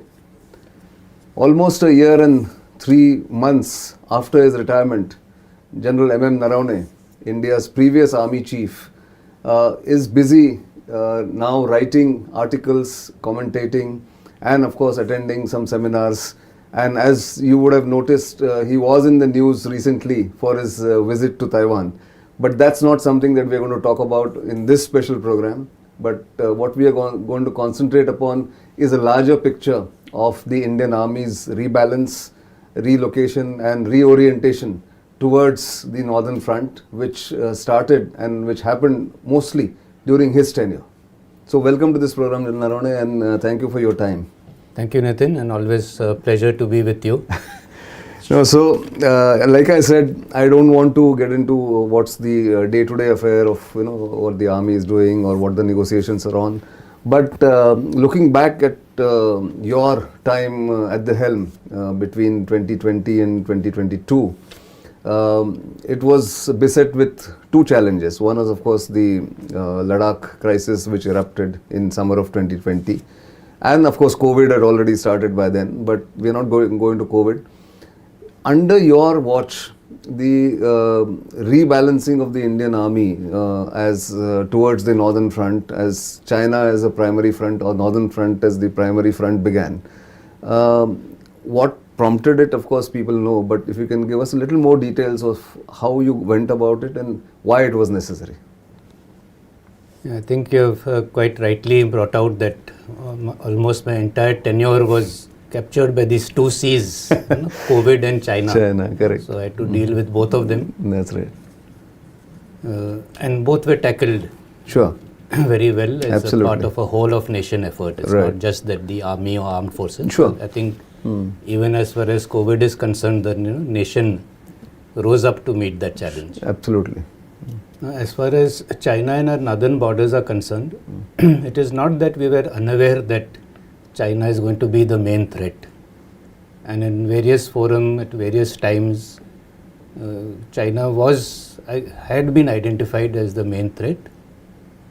Only we were a little bit reticent on saying so openly. And we were always hoping that by not identifying them as the main challenge or not sort of provoking them, we would be able to get a better deal in various fields, whether it is trade or settling of the border dispute. But none of that seems to have worked. And the crisis which happened in Galwan only helped crystallize our viewpoint and was a catalyst to what has eventually happened. Right. So it is not that it suddenly was a surprise sprung on us. No, certainly not. And I think, if I remember correctly, a lot of studies were done under RTRAC, Army Training Command, when you were also part of it. As even younger officers in your earlier tenures, you would have thought of, other people would have thought about it and you would have studied all that. But when you started doing this and when the Chinese really forced the country as a whole, like you said, the whole of nation approach, to look at the threat much more seriously, one of the tasks would have been to rebalance the deployment of forces. So how did you do it? Because Ladakh is a challenge, or the northern borders are a physical challenge, right? So once again, to take the clock back a little bit, when I say that we had identified that northern borders are going to be more important, and that is why the two new divisions, 56 and 71, were raised in the in 2009, I think, 10, 11, 11. The brigades. Correct. In fact, the brigade I commanded was one of the new raisings of 71 Div. Right. And then the 17th Strike Corps was raised, again Mountain Strike Corps, to deal with the northern borders. Right. So there has been a concerted effort from the army side to look at the northern front in a more comprehensive manner. Right. But again, Galwan served as a catalyst. Yes. And when Galwan happened, we realized that especially as far as Ladakh is concerned, we were a little weak on the ground. And 3 Mountain Div, which is in charge of the Eastern Ladakh, was a little overstretched. Right. And various studies had been done in the past also, identifying the requirement of moving certain more forces to Northern Command. Correct. But Northern Command is a bottomless well. No amount of forces that you put into it, and it has been sucking in forces over a period of time. Correct. So there was a little hesitancy to deploy more Even after the Kargil war also more divisions went in, a new corps was raised. So everyone felt that enough has been done. But the Galwan crisis proved otherwise. So we had to put up our thinking caps yet once again to see what more needs to be done. So it is in that context that these three things which has happened, that the reorientation, reorbiting and the rebalancing. Right. So, but interestingly, what you did that time is something which always intrigued me. While you moved one strike course or reorientation towards the northern borders, the location wasn't really changed that time. What was the idea behind that? No, in any case, the peacetime locations and the operation locations are different for all the strike corps. Right. Okay. So even if the headquarter remains, the headquarter at Mathura will remain at Mathura. From Mathura, it was oriented to the western front. So from Mathura now it's oriented to northern front. Okay. Only thing is, instead of being under Western Command or Southwestern Command, it is now under Northern Command. Okay. So that is where, when you talk of rebalancing, certain amount of reorbiting also goes with it. Right. But that is not to say that it cannot switch back to Western Front. So it is a dual task formation. Yes, but with we always had these dual task formations in the past, who had the primary role and a secondary role. Right. So it is only the inter se priorities which have changed. So now one corps has got priority to the north, secondary to the west. Exactly. In a reversal. In a reverse of that, whatever their tasks were. That is not to say that if a contingency arises, they will not be available for the Western Front. Right. No, but in a way, I mean, when we look at it as people outside the official domain, there always seemed to be excessive attention on the Western Front in that sense. You had 3 strike corps, I think nearly 25 plus divisions looking at Pakistan, and only about 15 or 12 looking at Northern Command towards China. So that balance has been now somewhat restored. Somewhat rectified, yes. But you see, again, this is part of an evolution. Right. So it is not that it was wrong. No, I'm not saying it was wrong. I'm just trying to put in perspective that at some point of time, when the threat from the Western Front was more, after all, we have fought 3 wars with Pakistan, so we cannot ignore that. Right. So at a certain point of time, what we were and the way we were deployed was absolutely correct. Correct. But threat perceptions have to be continuously analyzed. Right. And based on the evolving challenges, the redeployments have to take place. Right. That is how, that is the and it's smart way dynamic, of doing things. Dynamic, complete dynamic thinking is there. So that's correct. Out of the 14 corps we have, about 9.5 corps were facing west. Correct. And hardly 3.5 were facing north and northeast. Northeast, yeah. So a certain amount of rebalancing had to be done. Right. So after the rebalancing, it is still, I would say, 60-40 in favor of the Western Front. Right. It is not that we have, completely, in spite of having identified China as the primary threat, we are still not fully oriented towards China. But that is again primarily because of the ongoing counter-terrorist operations in J&K. Okay. If that were to subside, then those many forces would further be available to shift northwards. Right. Now, interestingly, you wrote, I think, one of your first columns about the two-front dilemma or two-front challenge that India must confront. So when we look at these two fronts, primarily Pakistan and China, obviously nobody wants the two front to simultaneously erupt or simultaneously open up against India.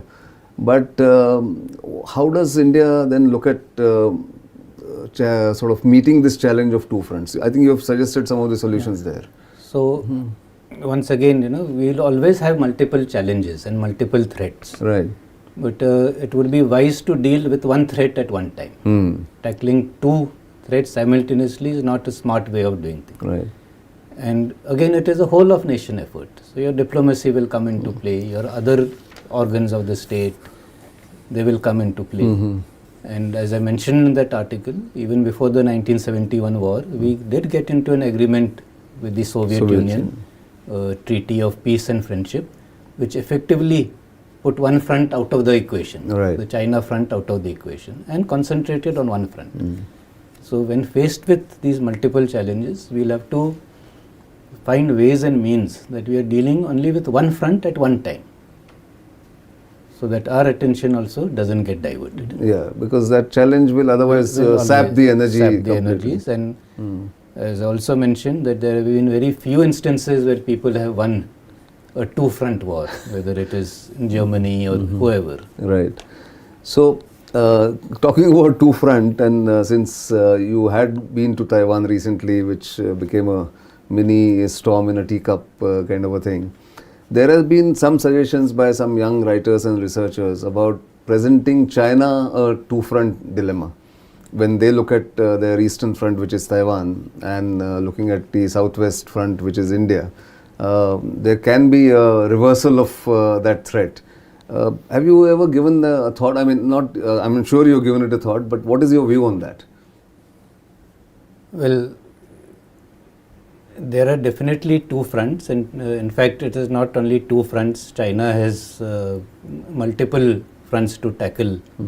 It is not that it's only on the south and east, but I feel that these two fronts are quite widely geographically separated and divergent in not only widely separated, but the nature of the operations in these two fronts is also going to be very radically different. Right. So whether these two fronts are really going to be in support of each other remains to be seen. Right. And especially with the ranges of the weapon systems these days, especially the rocket forces.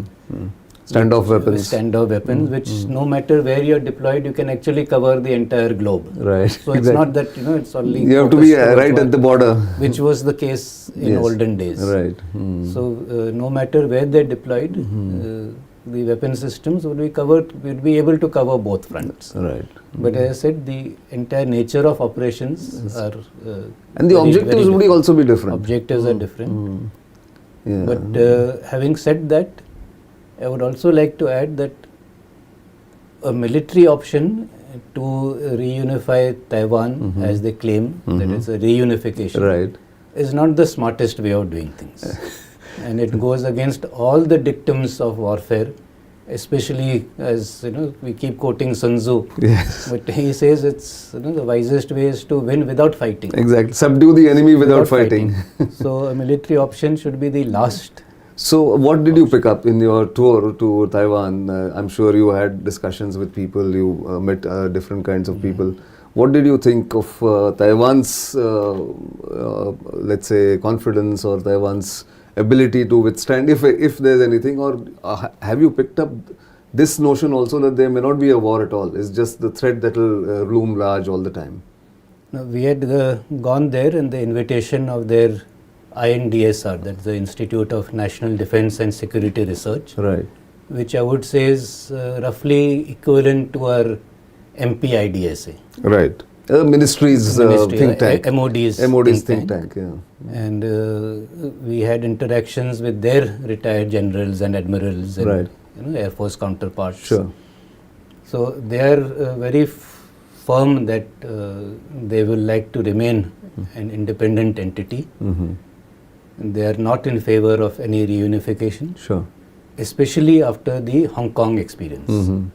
They are quite certain that this one country, two systems is not a workable thing, and Hong Kong is a prime example of that. As a recent example. As a recent example. So they will like to remain independent. Right. The military threat is very much there. It is a sword always hanging over the head. Right. But they're saying that if forced into a corner, China may be willing to suffer as much as required to achieve this unification. I see. But that is one of their objectives anyway for 2049. It is one of their objectives. Right. So when asked that what is the level of cost that they are willing to incur, they said they will. They feel the PRC would be willing to take the cost. Willing to take the cost putting it another way, to reunify at all costs. At all costs, okay. Yeah, that's the correct way to put it. Willing to stake everything, take everything. but go in for this. But this is a fresh perspective, I must say, because a lot of people talk about China's inability or not having stomach, PRC not having stomach to take casualties or take casualties in war. So this looks to be a fresh but as I said earlier, it's the least intelligent way of doing things, and moreover with the ongoing conflict between Russia and Ukraine, I'm sure that would have also given food for thought. Right. That no country is a walkover. That's right. And no swift wars that we are talking about is not a reality. Not a reality. And when it comes to patriotism, nationalism, that spirit which comes to the fore in times of adversity and crisis, nobody is a walkover. Yeah. So that's a very, very important perspective you have provided. But coming back to India and a final question about how to tackle China. So there are these plans which are in motion about theaterization in India, jointness. Where do you see this? Because it's again started during your time and it's now sort of a work in progress. Where do you think we are, and what is the necessity of doing that? In what time frame? See, the nature of or the character of warfare has been changing, very rapidly, especially with the advent of new weapon systems. The technology has changed. So we also have to change with the times. And there is no doubt that you need to have all resources being utilized in the best possible way and under a single commander. And that is what theaterization essentially means. It is not about Army, Navy, Air Force. It is about one person having the button in his hand to order all three services to do what is required to be done. And I think it is an idea whose time has come. Okay. But like all ideas, it will take time to mature, to fructify. And it is not that the first model which comes out will be the ideal model. It may not be perfect. In fact, the reorganization of the army headquarters, we started in General Rawat's time. Right. When we had the additional deputy chief strategy. Sure. That itself went into some 15-16 iterations. Yeah, people don't realize that actually. Yes, and so many presentations were made over 2.5 years. Right. So what started in General Rawat's time finished in my time. It took 2.5 years to reorganize one headquarter. Correct. Here we are talking about the whole country, all three armed forces. Right. So this transition, this change will also be over a decade, 2 decades. Correct. It is not an on-off switch that today you are this way and tomorrow you have become theaters. Right. And again, it would be good to see the China example. Right. So when China has also transited from their erstwhile military theaters to the 5 regional commands now, that was also something which was in process for so many years. Yes, of course. So these changes take time and it will happen very gradually, step by step. Which is also good because which is how it should be, and because you have a live threat anyway, and we'll keep learning, and these iterations will keep happening. Right. So one final question: you had also spoken about the need to have a national security strategy articulated before, or maybe simultaneously with jointness and theaterization coming in. What is the underlying argument that you have on that? You see, everything has to have a start point based on which everything flows out of. Right. Now, in case you don't have this overarching policy document, how do you know what is it that you're supposed to do? They keep saying that tell what is to be done, not how it is to be done. Right. Now, we don't even have what is to be done. And giving you again a small example, we were working on the RM's op directive, where we were saying that instead of no loss of territory, we should reword it as no loss of critical territory. Which is a very critical... Just one word yes, makes a difference. Will make a difference on how we operate, what will be our strategy, whether it will be static defense or mobile defense. If static defense, the investments have to make are different. For mobile defense, the investments have to make one word can make a difference. How I'm organized, how I'm composed, what are the weapon systems I will think of acquiring for the future. All that has to be based on some strategy. And some paper, some document. Some document, whether official or unofficial. And therefore the need for an overarching strategy, not only for the armed forces, but even for the rest of the country. What is the rest of the country expected to do during wartime? Do we expect a war for 6 months? Do we expect a war for a year? If you expect a long-term war, then the country has to be stocked for that long in terms of foodstuffs, oil, all those essentials. By oil I mean petroleum. So all that has to. And also in military industrial complex has to be. What are the other ministries expected to contribute to this? So therefore the requirement of some kind of a strategy document. I think point well taken, and I think on that note I need to end this conversation. But thank you very much for visual, very valuable insights into what is happening right now and what elsewhere you've sort of had that experience of traveling to Taiwan. Also, how the primary front has evolved over a decade. I suppose where you were in Manipur, we'll talk about that a little later.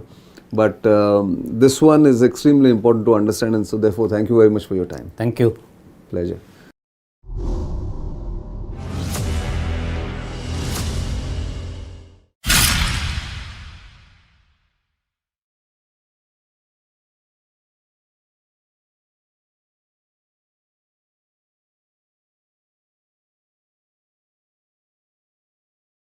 For the latest in strategic affairs, subscribe to our YouTube channel. Click the bell icon for updates. Hello and welcome to StratNewsGlobal. Next week will be the 3rd anniversary of the Galwan clash, which killed 20 Indian soldiers and an unspecified number of Chinese soldiers in the icy heights of Ladakh in the Galwan Valley. Since then, many things have changed on the ground in terms of deployment, logistics chain, the talks between Indian and Chinese sides on disengagement and then finally de-escalation, and the entire attitude of the Indian government and the Indian nation towards China has undergone a tremendous transformation. We look back on the 3rd anniversary of Galwan on what has happened and what has changed on the ground. That's the subject of this week's Simply Nitin. I'm Nitin Gokhale.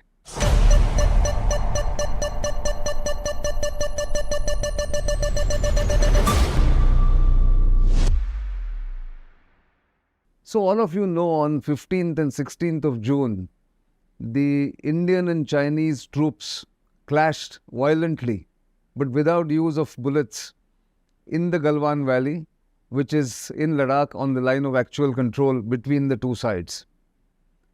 What led to that clash and how that clash and the subsequent developments has changed the India-China relations fundamentally is something that we're going to look at. But first, let's look at how that clash happened and why it happened.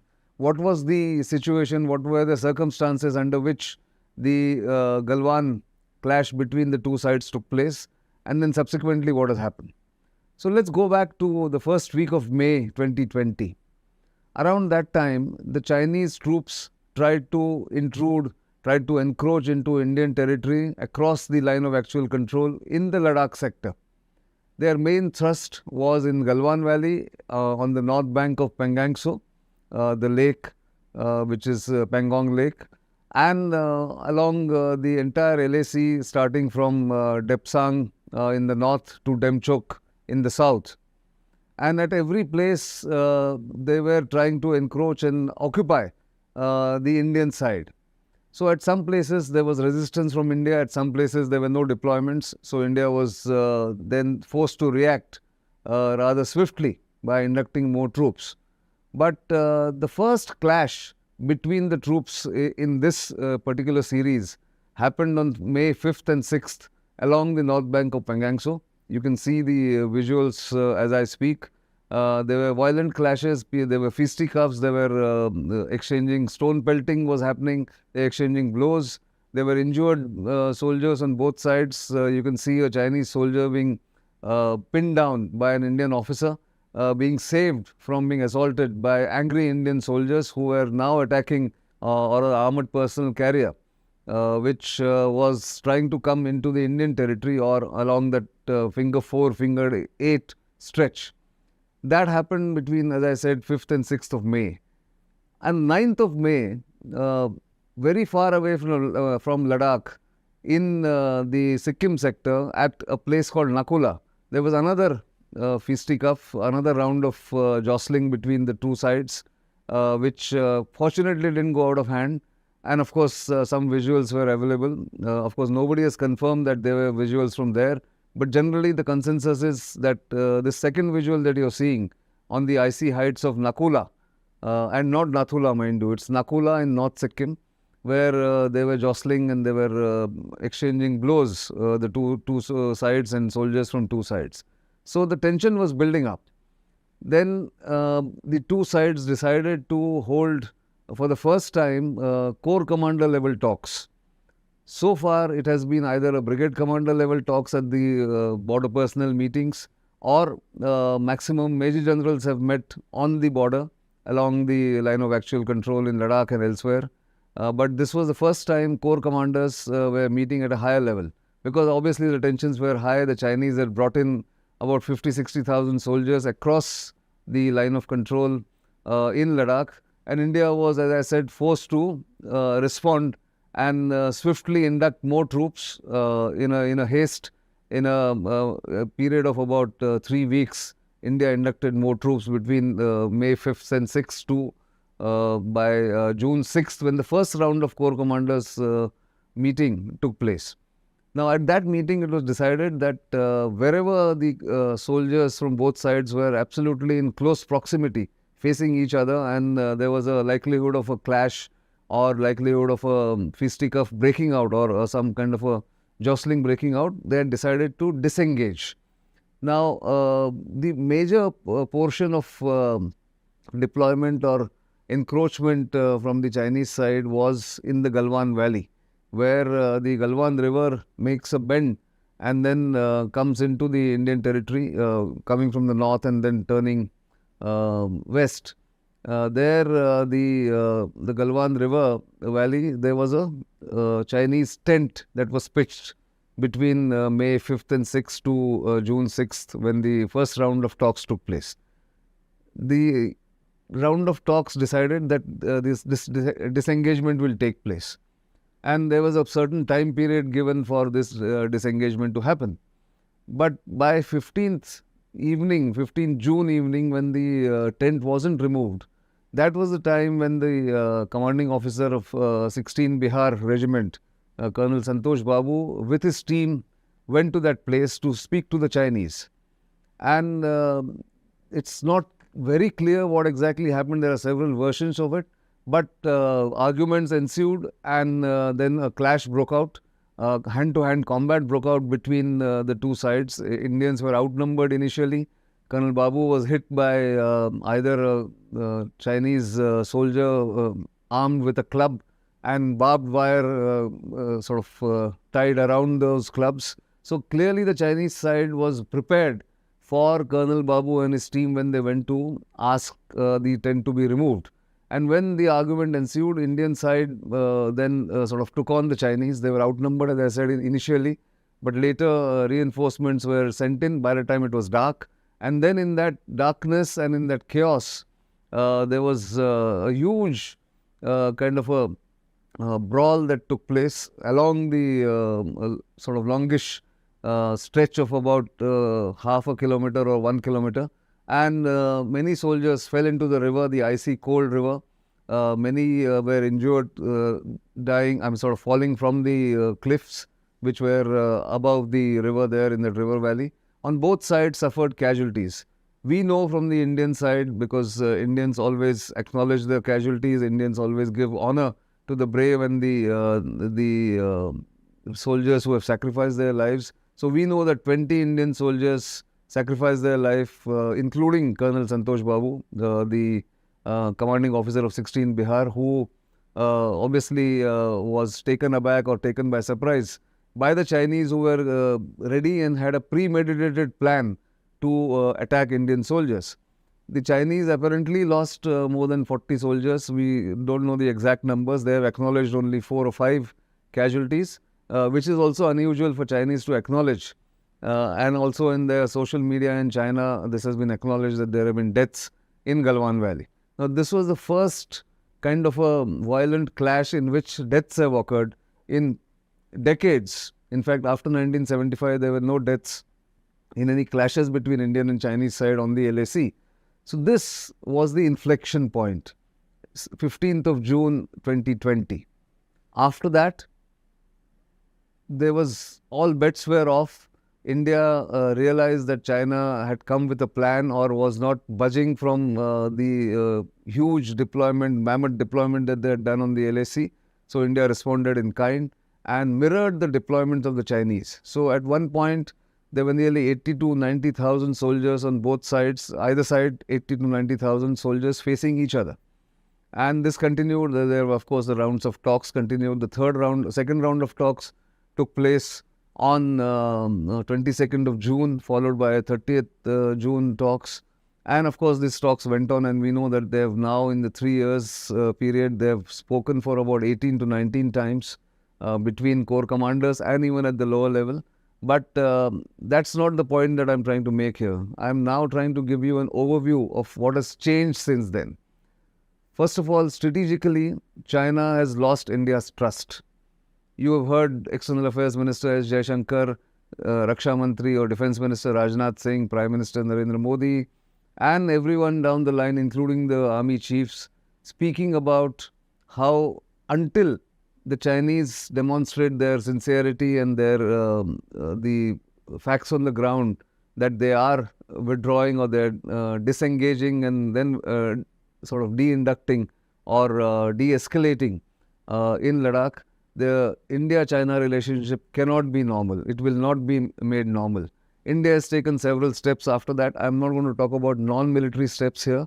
I'm going to speak about the military steps. So what are the steps that India has taken? Let's look at the facts on the ground. What has happened? Reinforcements, as I said, were sent in. And then over a period of 2.5 years, India has reorbited or reordered the order of battle along the line of actual control in Ladakh by inducting more forces, as I said. Initially, 39 Division, which is the reserve division of the Northern Command, was inducted, and later this was rejigged. And in the process, the Indian Army has also reoriented its outlook towards India's two adversaries, China and Pakistan, by now designating one corps or one strike corps, which is based in Mathura, as a strike corps for the northern front. Earlier, that strike corps was part of the 3 strike corps, that is 21 based in Bhopal, 21 strike corps based in Bhopal and 2 corps based in Ambala, looking after the western border of Pakistan, with Pakistan. But now, one corps has been designated as the strike corps for Northern Command or for the China border in Ladakh. So, that is a major change the Indian Army has done. Also, under the 14 Corps, which is based in Leh, the Indian Army has now divided the deployments into 2 parts, north of Pangangso and south of Pangangso. So, there are now 2 divisions looking after it. Earlier, there was only 1 division based in Karu. The 3 Div used to look after the entire 800 odd kilometer frontage in the Ladakh sector. Now there are 2 divisions, remember? So this is enhancement of force levels in Ladakh itself. There are, of course, more troops which have been acclimatized, which have been kept ready for any contingency. And there is a lot of forward deployment to match the Chinese deployment on the other side. The Chinese, of course, keep rotating their troops. They had the 6 Div and 11 Div earlier, and now they are bringing in some other divisions, fresh troops. They rotate every 6 months, because their soldiers are not used to high altitude deployments. Not that India is not doing it. India also does this rotation now for troops, because this looks like it is going to be a prolonged deployment at those altitudes, very harsh terrain, very inclement weather, very harsh weather, under which during the winter especially the soldiers have to suffer a very harsh winter at those heights, altitudes ranging from 15,000 feet to going up to about 19, 20,000 feet. So therefore, India has mirrored the deployment. That's the mirrored and enhanced deployment in Ladakh. The second is how India's logistics, Indian military's logistics system worked, or the logistics chain worked. Ladakh is not an easy area or region to supply because road connectivity used to be tenuous. The roads are closed for 6 months. The alternate road between Manali and Leh used to be closed. Now you have a third axis that has been built between Darcha, from Rohtang to Darcha to Padam to Nimu and then to Leh, which gives a lot of support to the Indian forces, because now you can keep on supplying rations and ammunition and provisions for the Indian military based in Ladakh. So that has improved. It has shown the synergy. The Ladakh crisis has also shown a great synergy between Indian Air Force and the Indian Army, because initially when the troops were rushed in there to mirror the deployment, it was the Indian Air Force which rose to the occasion. Their transport fleet of C-17s and C-130s and AN-32s and helicopter fleet made sure that they worked day and night and airlifted the troops, deployed them post-haste wherever they were required. So that synergy between Indian Air Force and Indian Army was a great sight to behold. And when I went there in October 2020 and later, one realized that things have changed in Ladakh, which was a sleepy region. There used to be a minimal deployment on the China front. Today, it is saturated with troops. It is saturated with infrastructure. Roads have improved. The tunnels have come up. Shelters for winter protected shelters or heated shelters for Indian troops have come up, and they will be made permanent in times to come. All this has meant that India has responded not just swiftly but very effectively to the Chinese incursions. The cost, of course, is heavy. The government is reputed to have spent nearly 1,200 crores in the last 3 years in building infrastructure, building facilities for troops, getting them rations and and clothing and ammunition, and storing it and maintaining it in Ladakh. The government has spent nearly 1,200 crores is one estimate by someone who sort of calculates this like a professional. It is a huge sum. It is a burden on the Indian exchequer, but something that India is willingly spending. It has no other choice. It has to defend its own territorial integrity and sovereignty, and the troops are doing that for all of us and keeping the Chinese at bay, making sure they don't sort of come further than they have come. Of course, disengagement has taken place at least 5 different friction points, including Gogra, PP-14, the north bank of Pangangso, and the south bank of Pangangso. In fact, had it not been for the Indian action, the counter-action on the Kailash range on the night of August 30th and 31st, 2020, the Chinese wouldn't have been forced to go back or sue for peace and ask for disengagement from these friction points. At one point in time, for nearly 6 months, Indian and Chinese tanks were facing each other 50 meters apart. Any small spark, any small mistake from either side would have resulted in an escalation which is beyond comprehension. It would have led to a very violent war perhaps, or a short skirmish. But fortunately, both sides have pulled back from there. The tanks have gone, the landforms have been filled, and buffer zones have been created. And contrary to what you read in papers or some commentators talk about, the buffer zones are equally divided between the two sides, on two sides. And neither side patrols those areas where tension was high and is likely to be high if the troops come face to face again. That's what has happened. The lesson learned here is that the Chinese cannot be trusted. The Chinese cannot be allowed to have their way. And the government of India, having taken this stand, has downgraded most of the relationship. It has cancelled visas of Chinese journalists. The Chinese have, of course, retaliated by cancelling the visas of Indian journalists based in China. India has banned nearly 250 Chinese apps on the mobile phones, the apps that were on the internet. Then India has also started doing more scrutiny on Chinese investment in Indian infrastructure and critical sectors, and of course made it clear to the Chinese in all the talks at the highest level between the foreign ministers and between the defense ministers of the two sides and at the corps commanders level, that unless the 3D formula is followed, which is disengagement, de-escalation and de-induction, the relationship cannot be deemed to be normal from the Indian side. That's where we are on the 3rd anniversary of Galwan and after. And I thought I should refresh your memory. I should talk about this because this is the most consequential relationship that India has to sort of manage in terms of geopolitics. And because of that clash, the world looks at India as the only country which has stood up to the Chinese or Chinese bullying and coercion. And therefore, the rest of the world is trying to woo India. Prime Minister Modi is now going to the US. The United States is increasingly telling India, we will give you critical technology, we will do joint production, joint design, joint manufacturing of critical technology in India, and will give you critical defense technology and cyber technology whenever needed. That, of course, riles the Chinese, which feeds into anti-India stance that the Chinese have. But that's a matter of another discussion, another topic. For the moment, I just wanted to draw your attention to what happened, the sequence of events, just to refresh your memory, because this is the purpose of this program. Simply Nitin is your weekly update on either some of the historical facts, some of the recent events, or something current that we do, like we did on the Shangri-La Dialogue I spoke about in one of the programs in our channel, which you can visit. The link can be given in the description. But do keep watching StratNewsGlobal and of course Simply Nitin every Saturday at 7 p.m.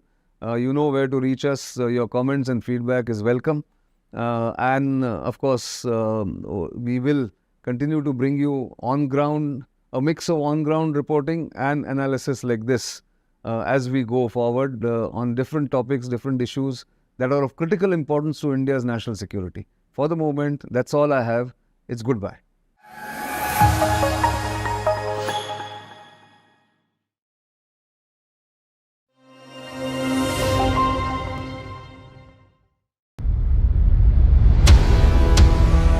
A year after the Galwan violence, how are India and China poised militarily, and what lies ahead? Watch exclusive interviews with experts from 14th to 17th June only on StratNewsGlobal. For the latest in strategic affairs, subscribe to our YouTube channel. Click the bell icon for updates. Hello and welcome to StratNewsGlobal. This is a special program that we are bringing to you on the 3rd anniversary of the Kailash Range operations done by the Indian Army on 29th August 2020. This was part of Operation Snow Leopard, which was launched by the Indian Army as in response to the Chinese aggression in Eastern Ladakh. And to take us through the crucial operation that was a counterpunch by India against Chinese aggression and which gave India the options in the negotiations is a special guest speaking for the first time in public, Lieutenant General Savneet Singh, then the GOC or the General Officer Commanding of 17 Mountain Strike Corps. Welcome to this program, General Savneet, and thank you for your time and agreeing to speak to us and give us what happened on those crucial days in August 2020. Thank you, Nitin. So before I ask General Savneet what exactly happened and what is the importance of the operation, we have to go into the historical perspective, at least the short historical perspective, why the tensions in Ladakh have happened in the past 3 years. What is the background? And this is something that we're going to talk about. And the steep escalation in the summer of 2020 is something that people have not got the full grip on. So let me first ask General Savneet, who has had extensive experience in Ladakh as well as in Arunachal on the China border. He has been the GOC of the 3 Division and also then, as I said, 17 Mountain Strike Corps, and also looked at the historical perspective. So please let us know, what do you think, in your view, was the trigger for the escalation in tension in Eastern Ladakh? So Nitin, in my personal view, I think that there was a discord between the political direction which the Chinese were advocating. For example, during the Wuhan talks, there was a lot of bonhomie and positive trajectory which they were projecting, and what was happening along the LAC. The tensions along the LAC have sporadically been going up and down, as you are familiar, and you have covered this area extensively, whether it was Depsang in 2013 or Chumar, this area has seen, and then Doklam happened. And this has been going on and off, and there seemed to be a disparity between the political direction and the military trajectory which was being followed by the PLA. Now what happens is, in 2020, particularly, in my opinion, the Chinese had been pursuing a strategic game. As you are aware, they play this famous game called Weiqi. Yes, it's an ancient game. It's an ancient 2,500 years old game. And what they try to do is, they try to place these stones on the board in a manner and encircle the other person. So this game they have been practicing along all their borders, whether it is South China Sea, the Spratly Islands, 1.1 square kilometer of a new island has been created by them. Sure. So they try and put claims and markers. So these claims and markers have been manifesting on the line of actual control in terms of road infrastructure, cameras, and this they have been doing while objecting to similar counteraction by us or our patrolling activities. They say that you can patrol, but you cannot leave any claim or marker on the ground. So I think this led increasingly to violation of the protocols which were in place in 2020 in particular. But like their creeping tactics that they do, and this is what they think, that boil the water so much that it will not spill out of the kettle. And I think you're familiar with it. I think you've been doing this since what, 1987, you've been looking at this border and been patrolling that area. But in summer of 2020, what would have been an immediate trigger, I mean, in your view? Because that is where I think things went south completely. Was it because India's infrastructure was improving? Was India becoming a little more assertive or aggressive in its patrolling? What was the trigger? So Nitin, I think that the infrastructure development has taken a very rapid progress in Eastern Ladakh, and similarly the military deployment has also increased manifold in Eastern Ladakh from the earlier years. And then on top of that, there are large number of surveillance devices which both sides have deployed. So therefore, it is making increasingly difficult for any side to move in unilaterally. So the response timings between one patrol coming to their claimed line and the other reacting, the timing has shrunk. And then when the ground troops are tasked to go up to a certain area and they are objected to the other side, this leads to a little bit of, you can say, escalation and increased strength manifesting. And I think this led to the North Bank incidents and the Galwan incidents, which turned violent.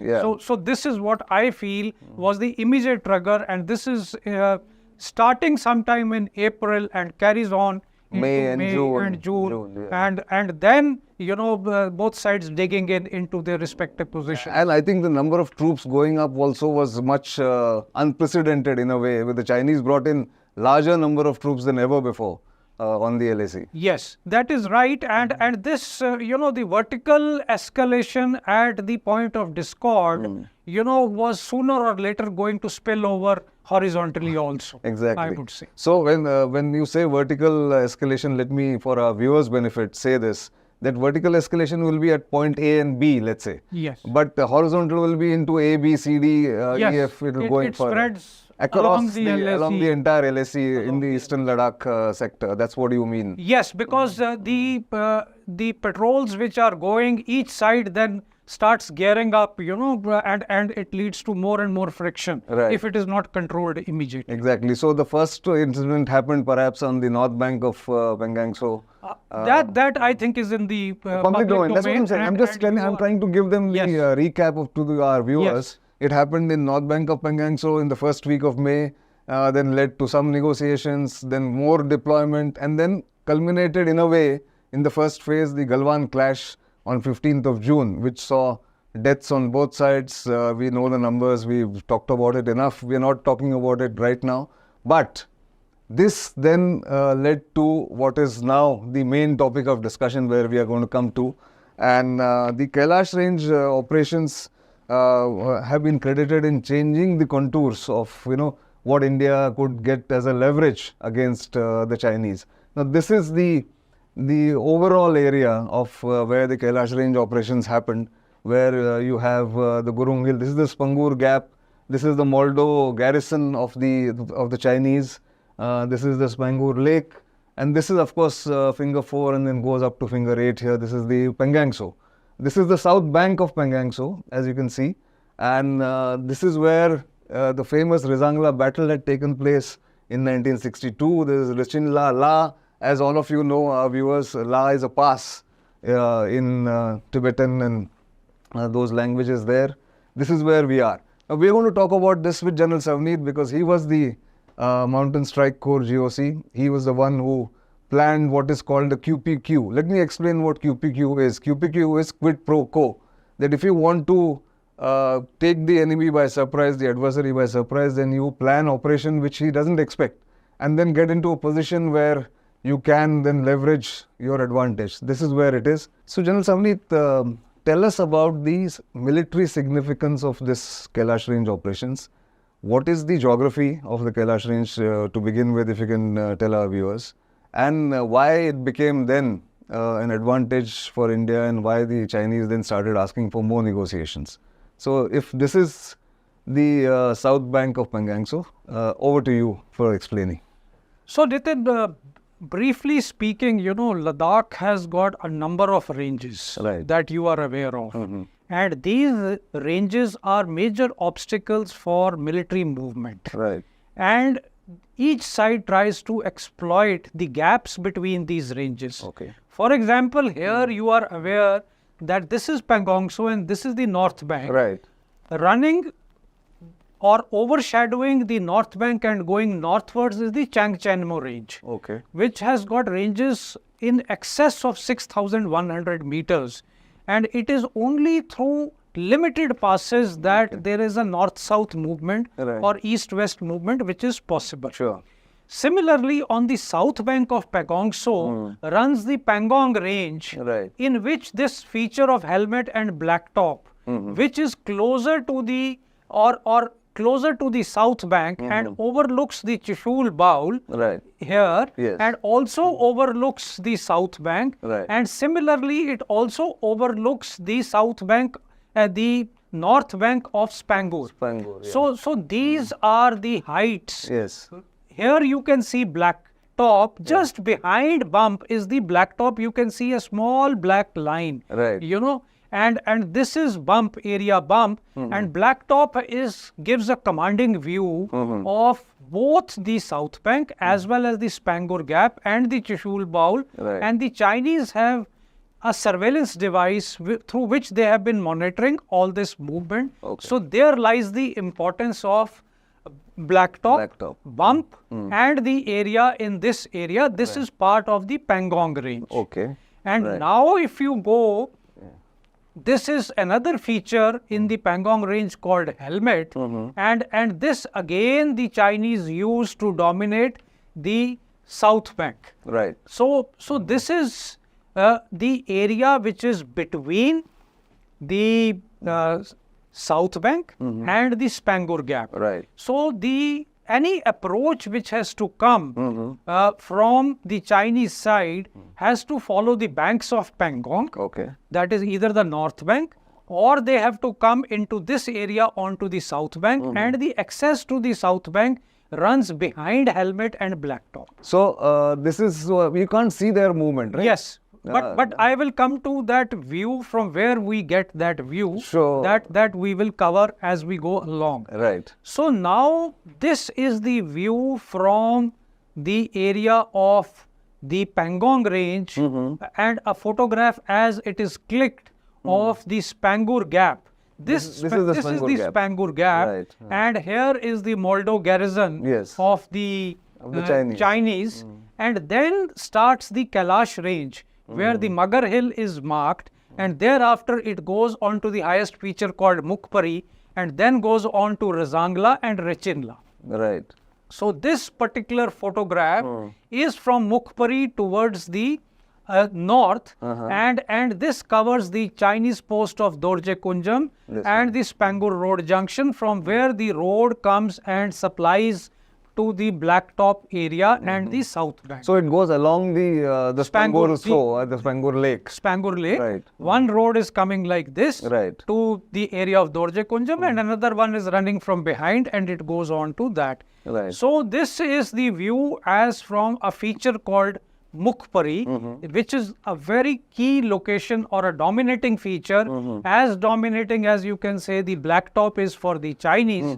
So similarly, Mukpari is a exceedingly dominating feature astride the Spangur Gap, and the first feature which is on the Kailash range, which gives a total 360 degrees view. So this is where Mukpari is, right? The spur. This spur. is one of the spurs going down. So now if you see from Mukpari, this gives across the Spangur a view of the Gurung Hill and the Blacktop, and of importance here, what I had earlier mentioned, the track which maintains Blacktop as well as South Bank goes through a place called Chuti Changla, a pass here, and is directly under observation from Mukpari.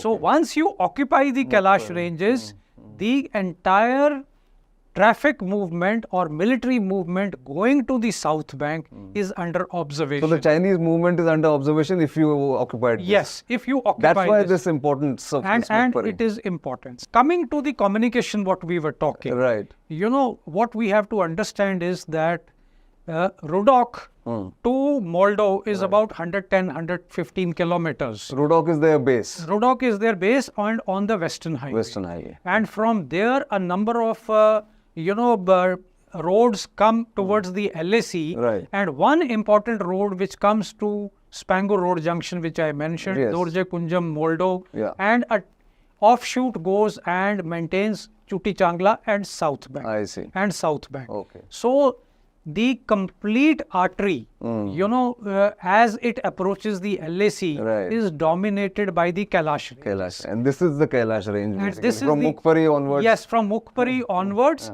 And now from Mukpari you are seeing Razangla, Yes. where you mentioned the 62 ops, Right. the Rechinla, 0.5320, which we will talk about Later, subsequently, yes. and the conical top. Right. So this is the view of the Kailash range as it goes away from Mukpari. But let me ask you, I mean, I'll stop you here and come to a personal question. How do you know all these details? I mean, I'm sure, I said you had an extensive, deployment and experience there. But tell us your own experience in these areas. You see, Nitin, I have been very fortunate to have served in Ladakh area. In fact, one of my earlier postings when I was a young subaltern with my Unit 7 Garhwal, I was posted to Chishul in 1987. I see. And that is the time when we used to walk around trying to spot black-necked cranes. And we rarely spotted a black-necked crane, but more rare was a Chinese patrol. That time they didn't come this side. So they were not coming here. Okay. So in that time, extensive amount of walking in these areas has given me an insight into these areas. And subsequently in 97 again, I happened to be posted here. And there is an anecdote, my family had heard so much about this that they wanted to see Pagong So. And my son's first birthday was celebrated in this area. Oh, lovely. And that is in 87. I see. You know, and thereafter, you know, I came back in 97 to this area. And as you mentioned, I also happened to command the division in this area. So from 2014 onwards till 2020, till the culmination of this operation, I have been off and on associated, made very fond memories of the area, forged some good relations with the locals, and I have very fond memories of Ladakh. That's true, but more than that, your knowledge of the geography and, you know, everything on your fingertips actually shows that the importance of having repeated deployments, you know, specialization of the military personnel and officers especially. Yes, I think I have been very fortunate that the Indian Army gave me opportunities to go to this area again and again, and that gave me a very good insight into it. I'm glad that this is happening more and more with other officers also. I've seen now, I've realized that they have been specializing in these areas, because that is going to be our primary challenge as we go forward. So, General Sanghvi, let me get you back to what is our main topic of discussion, the operations on the Kailash range, which actually had a galvanizing effect on the country. I can tell you, remembering those weeks and the days, because till then everybody was thinking the Chinese have put us under pressure. There was a bit of a gloom, really, you know, that what is going to happen there. This galvanized everyone across the country, and of course, I'm sure in the military. So, what was the thought process and what was the trigger for the Kailash range operations, if you can tell us that? You know, Nitin, post the Galwan, there was a lot of mistrust which was there within the military hierarchy of what the Chinese were doing, and what they have probably done was not expected as per the political guidance that was provided to the troops on ground. So there were a lot of talks towards stabilizing the situation, but it seemed that the Chinese were not relenting and going back to status quo ante.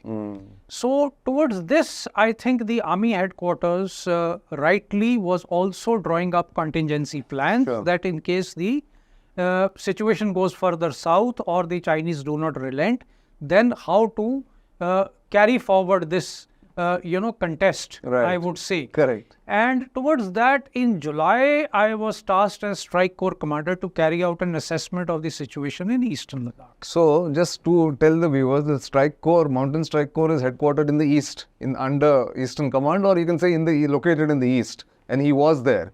So, from there he was tasked, because Strike Corps is able to go anywhere that the army headquarters or the authorities decide. Is that right? Yes, primarily the strike corps are there, for offensive tasks and to create options in case the situation so demands. Sure. So, in July, you were told that you go and do a survey or assessment. Yes. So, I came to Eastern Ladakh. I did carry out an assessment of the situation. And this was discussed with the hierarchy. And the hierarchy said that, okay, you keep on planning various contingencies and you go back to your base. So I had gone back to my base, and then sometime in end July and beginning August, I was told that you have to move to Eastern Ladakh with your headquarters and be prepared for executing a contingency if so required. So this was the situation. Now coming to your question of the trigger of 30th. And as once deployed there, the formations were carrying out extensive training, while the troops in contact, of course, were those which were, carrying out patrolling, but the reserves which had moved in response to the Chinese movement, we had also built up significant amount of troops. And so on 30th of August in the morning, I received a call from the army commander. And he said that there is some situation developing on the night of 29th, 30th. PLA probably in response or anticipating something on the south bank, they had moved into the area of Blacktop and Helmet. Yes, Blacktop, bump and Helmet. They had moved certain troops there, and in response, our troops also started moving up from 5167 bump and these areas. Right. And while the Chinese had come down from Blacktop and come to Helmet. Right. But they had the advantage of being in close proximity to the heights, while our own troops had to they go from the base. Right. and they were moving up. Right. So this would have led to again a stalemate kind of a situation. So the army commander at that point in time selected the option. General Zoshi, Y.K. Zoshi was yes, the army he was commander. the army commander, Right. and he selected the option of executing the Kailash range operation. Right. And I was told that you have to do it as soon as possible. Okay. So immediately I contacted the divisional commander and I told him to be prepared and to issue the warning order. And while we called for a meeting where the so-called hierarchy which was executing this could sit together. Sure. And then by midday we had started moving up to the Kailash ranges, and since we were in the shadow of the Kailash ranges, probably the PLA did not pick it up. This was on the 30th of August. 30th of August, midday we started moving, and by last light we had a sizable force level onto the heights of Razangla, Richinla, 5320 and Mukpari. Right. So Mukpari is here, right? Yes. This one. Yeah. So this is... they couldn't pick up from that side because you were on the reverse slope. That's right. Okay. And that is... And in the night, I think that there was some kind of a pickup by their surveillance devices. Right. And they picked up certain movement, but we could see their movement only in Dorje Kunjam and on the track towards Rudok. Some vehicular movement was observed, but nothing happened, and that gave us crucial time to consolidate the heights. So on the night of 30th, there was, you can say, lot of suspense, excitement, and worry. Right. And what would be the response from the Chinese? What would be the response, and in anticipation how to prepare. Right. So large amount of logistics had to be supplied to the troops. Food had to go up. There is no water on these ranges. Right, correct. Water had to be fetched up. So all that activity was going on on the night of 30th. And then the morning came and we were still on top, and the response had not come in a significant manner. So two questions here. One is, of course, that initially when you moved the troops on 30th day time around noon or whatever you started, so the first movement was of the Ghatak platoons, the things that they go? You can say that the first movement was very small to secure the key heights, and then the formation. But when you say logistics, and again, this is for our viewers, we have to tell them that for years together after the 1962 war, nobody had gone onto those heights and nobody had occupied those heights, right? That's right. Only patrols used to go in these areas, and I had happened to visit this area when I was the GOC, and I was aware. The crucial point in this was that we had an existing track on which vehicles could move up to Richinla. I see. And similarly, the Chinese also had a track. This is the Chinese track coming up towards Richinla. I see. From their side, their side. And they also had a track, and we also had a track. Okay. So both sides, the early mover advantage would go to the side which was first on top. So you did the first movers advantage on 30th. We had the first movers advantage in the case of the Kailash range. Kailash range. And that's exactly why the Kailash range operations are now a part of a folklore, actually, if you ask me. But also, what surprised many people, I don't know whether it surprised the Chinese or not, they did, perhaps, that the armor was also taken up to these areas. Nitin, strictly speaking, the movement of the armor was initiated by the Chinese. However, we had kept our armor in the shadow, in close vicinity, for a contingency. And we could see large amount of PLA armor and guns being mobilized in that area, but our response, our armor did go, but was always in the shadow. It had never gone on top initially, I would say. But in response, as their armor came up, then So their armor coming up was in response to our occupying those heights? Yes. They had initially, there was on 1st August, their initial patrols came in close vicinity of our troops, and you could say that they started showing this kind of banners and saying that you please go back. Right. And once our troops gave a very stern warning, they went back, and then you can say that they started bringing their armor So they behind. brought them here, like this Brought kind of thing. gradually they crept up their armor. Yes. And meanwhile, concurrently, there were talks going on both the sides or to disengage. There was surely also that attempt from both sides that there should be negotiations. Yes. But this gave us options, this operations basically. Yes, this option, the build-up also indicates the importance to the other side. This kind of build-up is probably the largest build-up that has ever happened on the line of actual control. Right. Between the two countries. Sure. Not even in 62 we had so many troops there. Yes, really. and neither has it happened in any of the previous build-ups. Standoffs or build-ups that ever happened. Yeah. So the thresholds were severely being tested, I would say, by this. And maybe red lines in some people's minds, basically. Yes. So, so this you is can what you see do. this, their armor coming up, they were trying to right build up. under our observation. Right. So this is what you were observing from the top. Your Yes, troops were observing. and their complete build-up was visible. Right. And had a military option to be exercised. Yes. In military parlance, this is a very, very suicidal kind of a build-up. A juicy target. I'm saying this.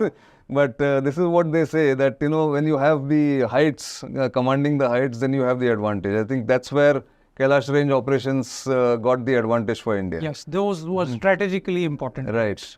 This is their build-up again. Yes, that's I see. So, just to, sort of finish this particular operational deployment here, when they brought in all this, obviously, they also knew that India had the similar deployment or similar preparation in the shadows, like you said, of the armor, of the guns and everything.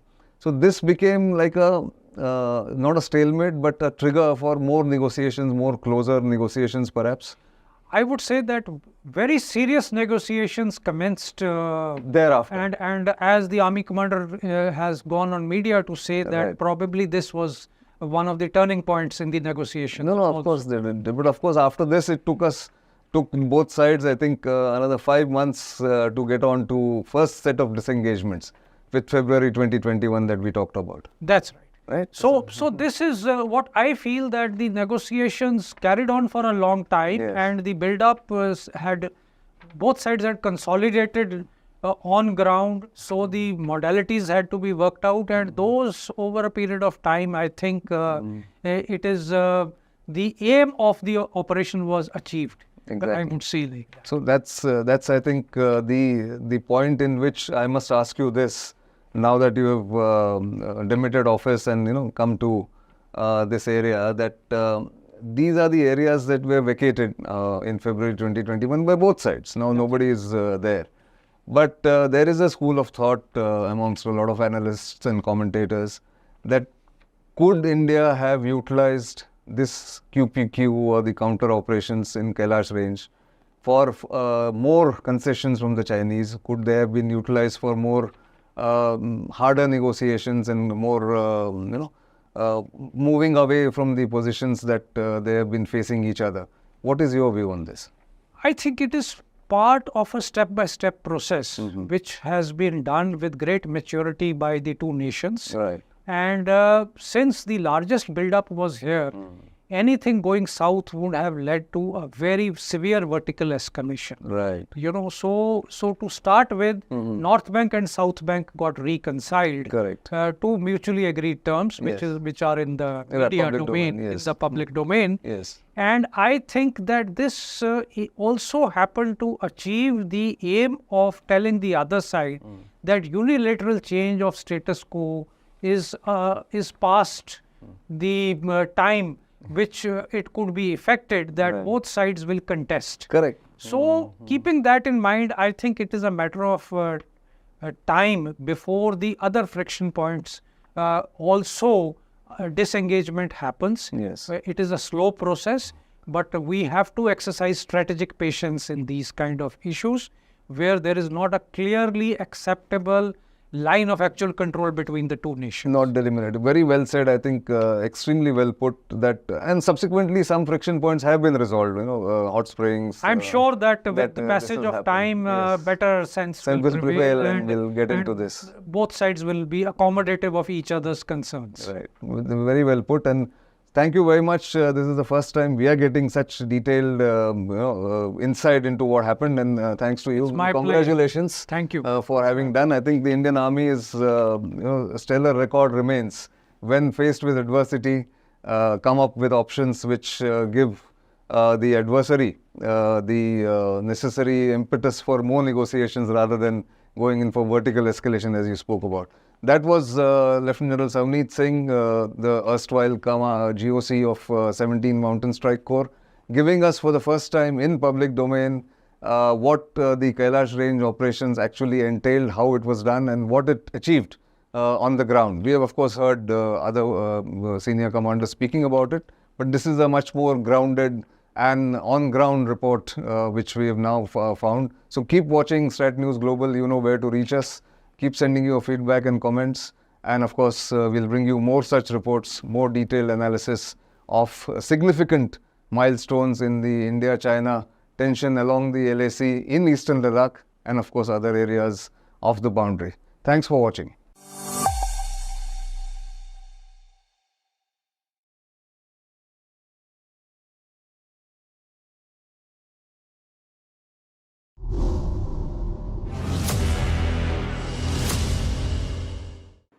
Hello viewers, welcome to BharatShakti.in. I am Brigadier Chatterjee, editor BharatShakti.in. Today we are going to be talking about the Chinese threat along the line of actual control, our response to it, and the reassessed deployment that we have adopted in order to thwart any Chinese designs. I have with me Mr. Nitin Gokhale, editor-in-chief BharatShakti.in. Welcome to the show, Nitin. Thank you, Brigadier Chatterjee. In fact, this is an important topic that you have chosen because we are in the week when the Galwan clashes happened last year in 2020, which is seen as a turning point in the India-China relationship and India's posture along the northern frontiers. Thank you. Right, Nitin, let's start by going a little further backwards beyond Galwan, really. We've seen this tendency across the line of actual control as far as the Chinese are concerned, of trying to nibble here, trying to nibble there, incursion here and incursion there, and they are spread out. It's not just that it's Eastern Ladakh, it could be Sikkim, it could be somewhere else. Now, what is the Chinese strategy really that we have come to realize, especially after having faced this huge, let's say, military kind of an operation, or I would call it an operation, huge the incursions in the Eastern Ladakh?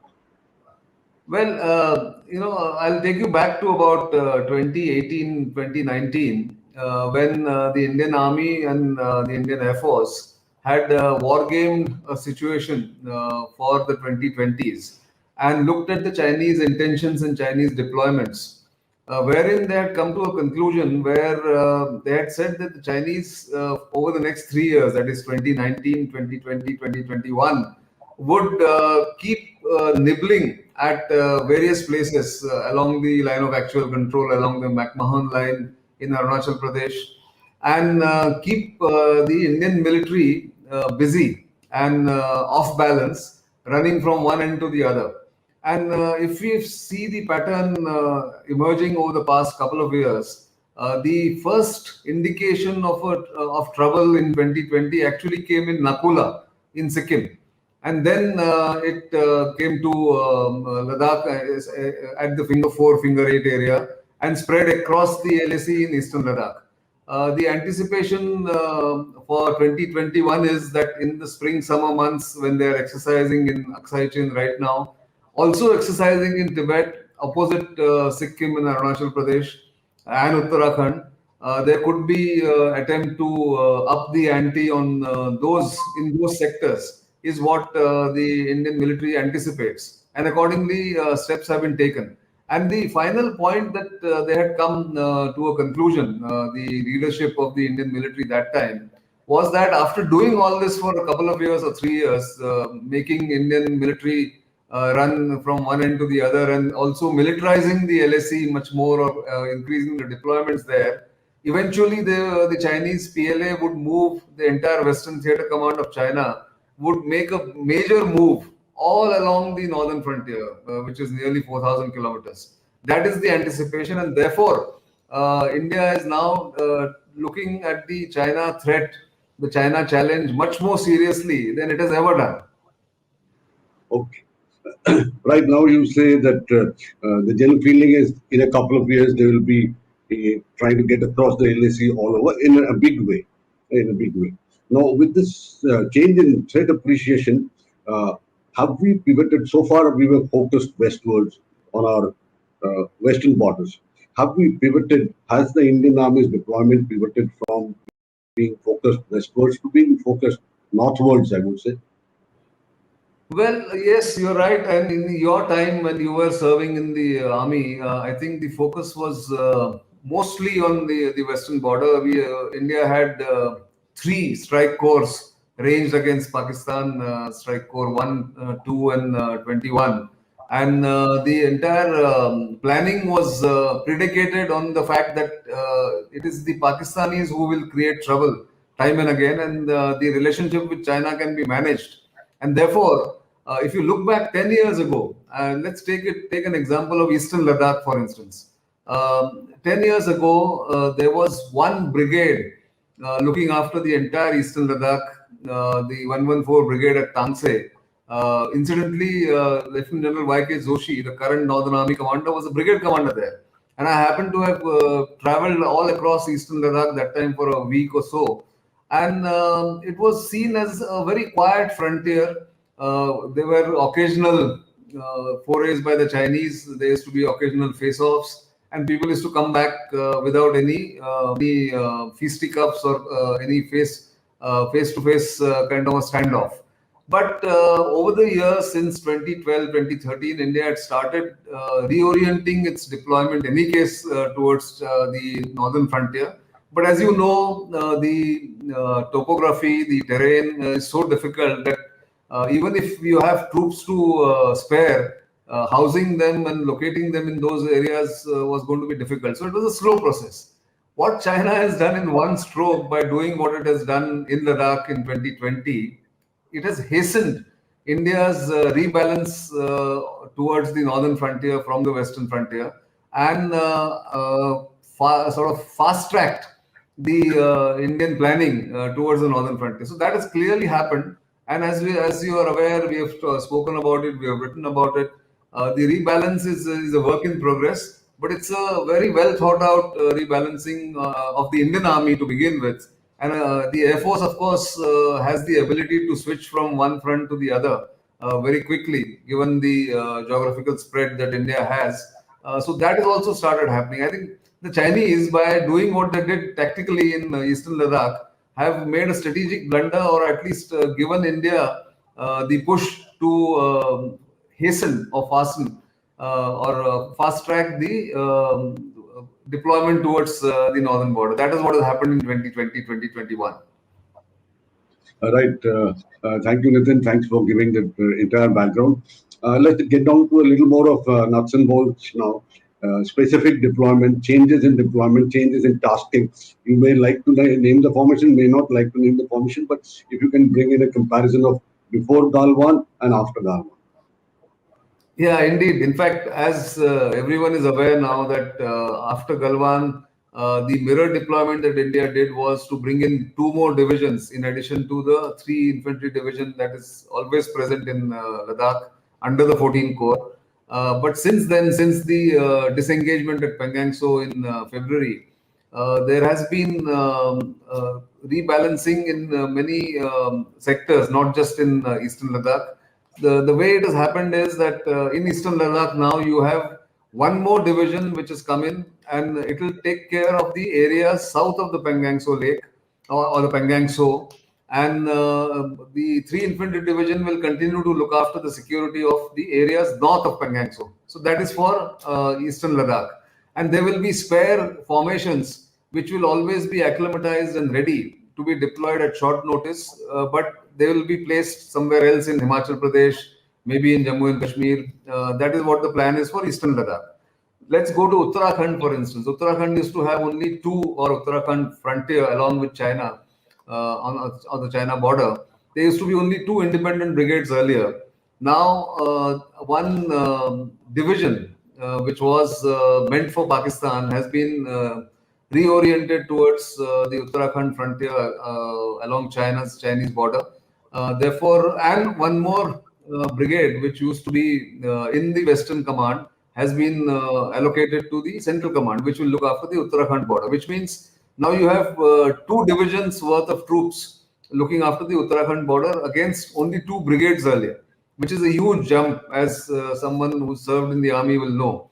And the third part in eastern sector in Sikkim and Arunachal Pradesh is that there were adequate forces already, but the Mountain Strike Corps, the 17th Mountain Strike Corps, is now exclusively devoted to the eastern sector, in addition to the three corps that already exist and already deployed in Sikkim and Arunachal Pradesh.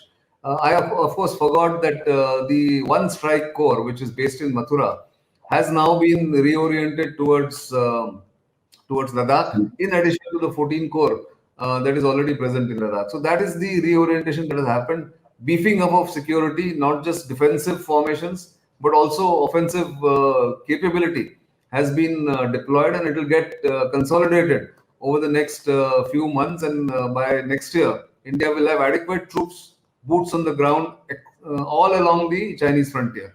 The Air Force, and one final point I want to make about the reorientation or new deployment, the Air Force has also moved a lot of assets which can take care of the Chinese Air Force threat across the frontier from Arunachal Pradesh right down to Ladakh, across Uttar Pradesh and Uttarakhand border with China. So therefore, I think, as I said, the Chinese have made one tactical move which has resulted in a strategic change of posture in India's strategic calculation. I think that is what has happened over the past 1 year or so. I'm glad that spurred quite a bit of changes. And so when we talk about the changes, I want to ask you a question now, because you are a specialist there.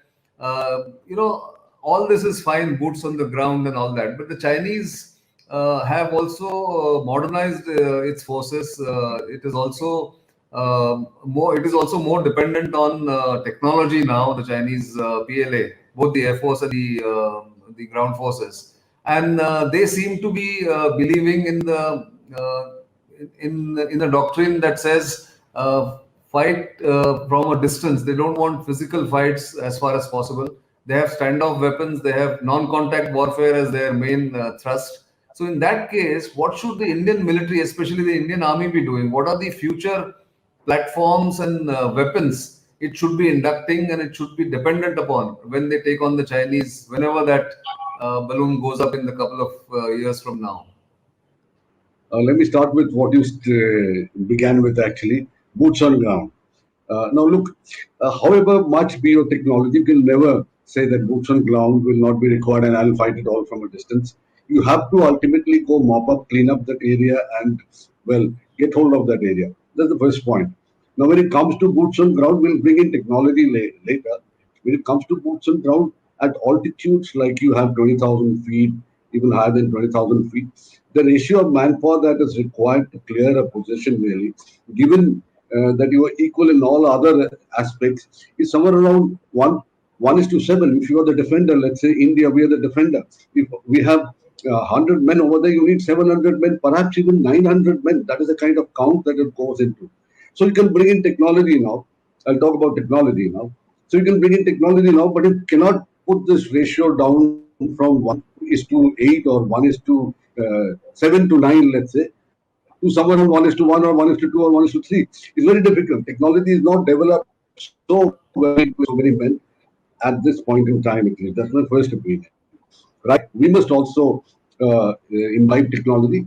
And actually, when we talk about the Chinese progress, we lose sight of our own progress also. We are progressing on all counts, whether you're talking about drones, whether you're talking about UAVs, whether you're talking about satellite intelligence, whether you're talking about better radio communication, whether you're talking about lighter tanks, whether you're talking about guns. I think in every area we are going ahead. Let me give you some examples.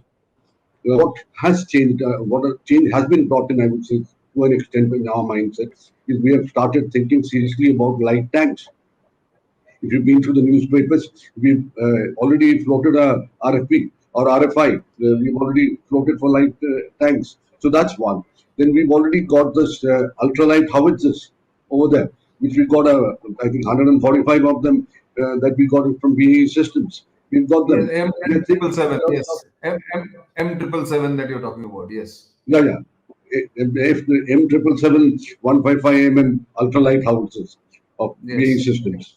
So, in addition to that, we are thinking in terms of the self-propelled guns. They've already been put over there. There's a Larsen Tobros self-propelled guns. We've got 100 of them already. We're thinking of more of them. We are thinking of the best possible clothing for our infantry, for our artillery, which is very much as important as your guns. Otherwise, you can't really fight that battle. Drones I've talked about. Surveillance, now that you've withdrawn from those ridge lines which were otherwise overlooking Spangur Gap, etc., you've definitely placed enough tactical reconnaissance elements over there to give you an idea about Chinese movement. We've also got long-range surveillance capability, including satellite capabilities, now much better than when this thing started last year in April, which gives us the movement of their troops from depth areas to forward. So there's a lot of technology that we are garnering as we go along the way. I think the Chinese have realized one important issue also, in addition to all these preparations that we have made and we are progressively making as far as equipment technology induction is concerned. That is the issue of political will and the will of this country. I think it was displayed very clearly in Doklam. They didn't learn the lesson over there. They again tried in Eastern Ladakh. And now I think that lesson is pretty much gone home. I think we will be a formidable force for the Chinese to be even thinking about. I think you're right absolutely about that the political will and the nation's will is extremely important for the military to have a backup, or at least support from the countrymen and the political leadership. That has been displayed in ample measure, both in Doklam as well as in Ladakh now. But there is also the other thing that perhaps I want to highlight is that the Chinese did not have much of a plan for launching an offensive or launching a war, really. And you just actually, I'm taking off from what you said, that if they have to win a decisive battle or a war against India in those mountains in Eastern Ladakh, they would have had to bring in against India 60,000 troops, maybe about 540,000 troops. Perhaps if you take that ratio of 1:9 or 1:7, about 3 lakh or 4 lakh. So they didn't have an intention of perhaps launching a war or defeating India. What they wanted, and now it is increasingly clear, they were trying military coercion, which did not work out the way that they wanted. And perhaps that is something that they will imbibe that lesson. Even in Galwan, as we know, their pre-planned attack against unarmed Indian soldiers didn't go the way they wanted it. So I think the Chinese perhaps, are sort of being overconfident in many of the things that they have tried. And India must play on those vulnerabilities that the Chinese have. And I think we have displayed that in ample measure, as I said. But you're right. I mean, unless we have modern technology and also a combination of political will, which is firm, military leadership, which is willing to take risks, and the ability of the military to sustain itself in those mountains, I don't think we can have a kind of very strong defense against China. But I think one is glad that all this is happening, as we have discussed. Unless you have another point, I have done with what I wanted to say. Right. I think, Nitin, we've done enough between the two of us. And thank you so much. Thanks for joining us. And thank you, viewers. Thank you for logging in, and do log in now and then, and do like us, and do let us know in case there are similar subjects or any other subject on which you want us to have a discussion. Thank you.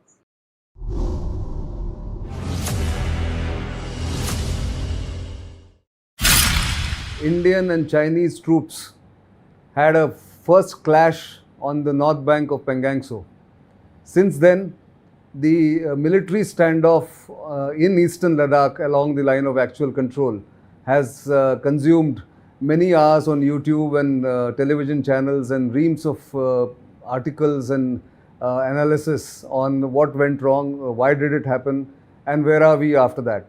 So 4 years later, it's time to look back and also look forward on what is the situation on the Eastern Ladakh border as well as India's relationship with China. And to do that, we thought of having a special program, this roundtable of experts on China, those who specialize in watching China, India-China relations, as well as the strategic fallout of what has happened over the past 4 years.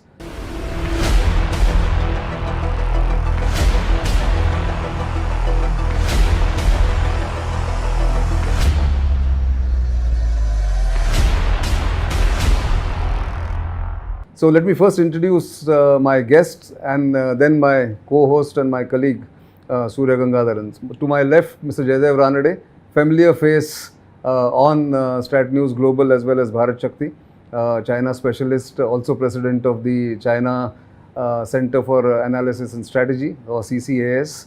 To my right, Shriparna Pathak, who's he teaches Chinese and studies China in OP Jindal University, or it's called Global University, OP Jindal Global University. To her right, Shrikant Kondapalli, again Professor of China Studies in Jawaharlal Nehru University. And to Surya's left, Surya is my colleague who's going to be my co-host. And to his right is Lieutenant Rakesh Sharma, former Corps Commander of 14 Corps, which is now in the thick of the standoff with China. Also, someone who writes regularly and analyzes the situation, India-China relations, and also forecasts what's going to happen further. Welcome all of you. And Surya, over to you as far as the question is concerned, the first question you wanted. Okay, thanks Nitin. My first question to Jaydev Ranade. Are we any closer to determining why China did what it did 4 years ago, and what has it achieved? Well, about being any closer at the government level, I wouldn't know. But I think China did decide on teaching us a lesson. I still look at it from a broader perspective. It was not confined to any particular tactical gain that they expected. It was to teach us a lesson. And they made their moves. I think it was a rapid counter build-up by us which blocked them. But the fact that there has been no easing of tension, there has been no indication of a will to ease tensions by Beijing, and there has been consistent build-up of military strength and border infrastructure on the Chinese side, indicates to my mind that what we are seeing is a long-term situation. And if I may just say that I think they are also preparing for maybe another attempt at a later date because they have heavy investments in the western side in terms of the CPEC, etc. They've got heavy investments being made in Ningchir, which is across Arunachal Pradesh. So I don't see tensions easing off, and I do expect there may be some more incidents in future. You said teach us a lesson. For what? Well, they think that we were rising very rapidly. We were trying to raise our international profile. We were, I can share that they were upset that we were trying for NSG, etc. And that was a point some of them made in private conversation, that you should understand that you cannot hope to rival China. I think that was their problem. And they tried to put us down. I think that was it. And here I will invite your reference to a couple of articles written by probably their best expert on South Asia in the Chinese Institutes of Contemporary International Relations, which is the think tank of their Ministry of State Security, which is their foreign intelligence arm. And he said, in fact, that from the time of the two countries getting independence, a military showdown was inevitable. So that was the first point he made. And the second, he said the real issue is not the border, and I'm virtually paraphrasing him, is not the border, but it is the contention for dominance in the region and among their neighbors. So I think that is a very bold and explicit statement about this, the way they look at things. So taking advantage of COVID, I think, was also one of the reasons, perhaps, because everybody was distracted at that point in time. But General Rakesh Sharma, coming to you, on the military aspects of it, Eastern Ladakh especially was not such a heavily deployed or heavily guarded frontier as far as Indian Army was concerned or Indian military was concerned. But now looking back in 4 years, like Mr. Ranade said about the counter build-up, rapid counter build-up, how do you look at these 4 years? What has emerged as military lessons and what Indian military has been able to do in these last 4 years? Thank you, Nitin. First, I would say that I agree on this issue of putting us under geostrategic pressure. And this has been greatly achieved. What the Chinese did in 2020 must not be taken as only Eastern Ladakh. All along 3,488 kilometers, he's put us under tremendous amount of pressure.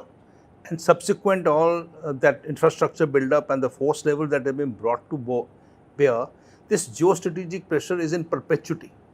So that's one, and it ties us singularly down because of the total lack of trust that is now existing. Second issue I feel is that there was an attempt to make the border benign to his advantage. He talks about sovereignty by creating so-called, now instead of line of actual control, a belt of actual control with his buffers around there. He has made a benign border. It suits him tremendously. While we are in pressure, but the border is benign, and China can focus towards his dreams and his rejuvenation and whatever cliches they want to use over a period of time. So I think if you take it in this manner, Chinese have achieved a significant amount of thing, and I agree with this issue of disallowing us to reach our potential. Now, have we responded back? Yes, we responded back to the best possible.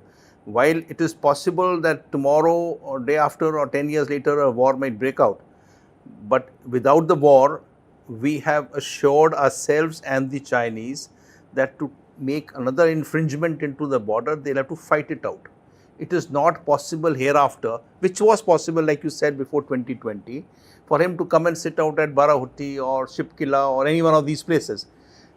But thank you, President Xi, for waking us up and making sure that hereafter we have assured. And it's not 2020 and Yangtze alone. There have been many other probes which have not come into limelight media, rightly so. Everything is not into the fore. So we have now assured him that, okay, this is it and finished. You want to take more territory, you can rename 62 places, another 62 places, it doesn't make a difference. In this century, nobody can take Arunachal Pradesh from us. But having said that, not even on the border can you do it without fighting a war. That, I think, assurance has been given in the posture that we have adopted. So I think he wanted to win without fighting, the Chinese. Do you agree, Shrikant, that President Xi may have made this tactical mistake, and in doing that, he's lost India strategically? Because all this while, from say 1993 onwards, or let's say from the beginning of this century till 2020, the Chinese had a free run in the Indian market, Indian relationship with India. But now suddenly all the focus which used to be obsessively with Pakistan, India's focus, strategic focus, has shifted to China. And the population in India is actually now more aware of the Chinese designs or Chinese, I would say, animosity towards India or its designs towards India. Would you agree?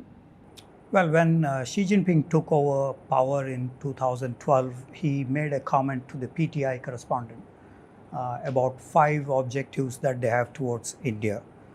Basically, these are dialogues, strategic trust, stability in relations, and cultural and people-to-people contacts, and so on and so forth. But there was no specific comments in relation to the territorial dispute resolution. On the other hand, he also suggested core interests are more important than developmental interests. When Xi Jinping came to Delhi in September 2014, the whole bilateral relations have been changed from strategic and cooperative partnership to developmental partnership, so which included elements of economy, manufacturing centers, trade, investments, and things like these. So Galwan basically disrupts that equation in terms of the projection towards a more Chinese, forward momentum in terms of economic developmental focus. So there is an element of surprise here in terms of Galwan, but I agree with the suggestion that this is teaching a lesson to India in terms of what it has been doing. Specifically, US-India relations have been identified by the Chinese interlocutors as a kind of punishment that they are not listening to China in relation to the foreign policy. Generally, strategic autonomy or independent foreign policy is seen as more anti-US rather than an anti-China posturing since 1950s. And there was this surprise element that we were also insisting on a strategic autonomy from Beijing. So that resulted in the tension in the Galwan as a run-up to that.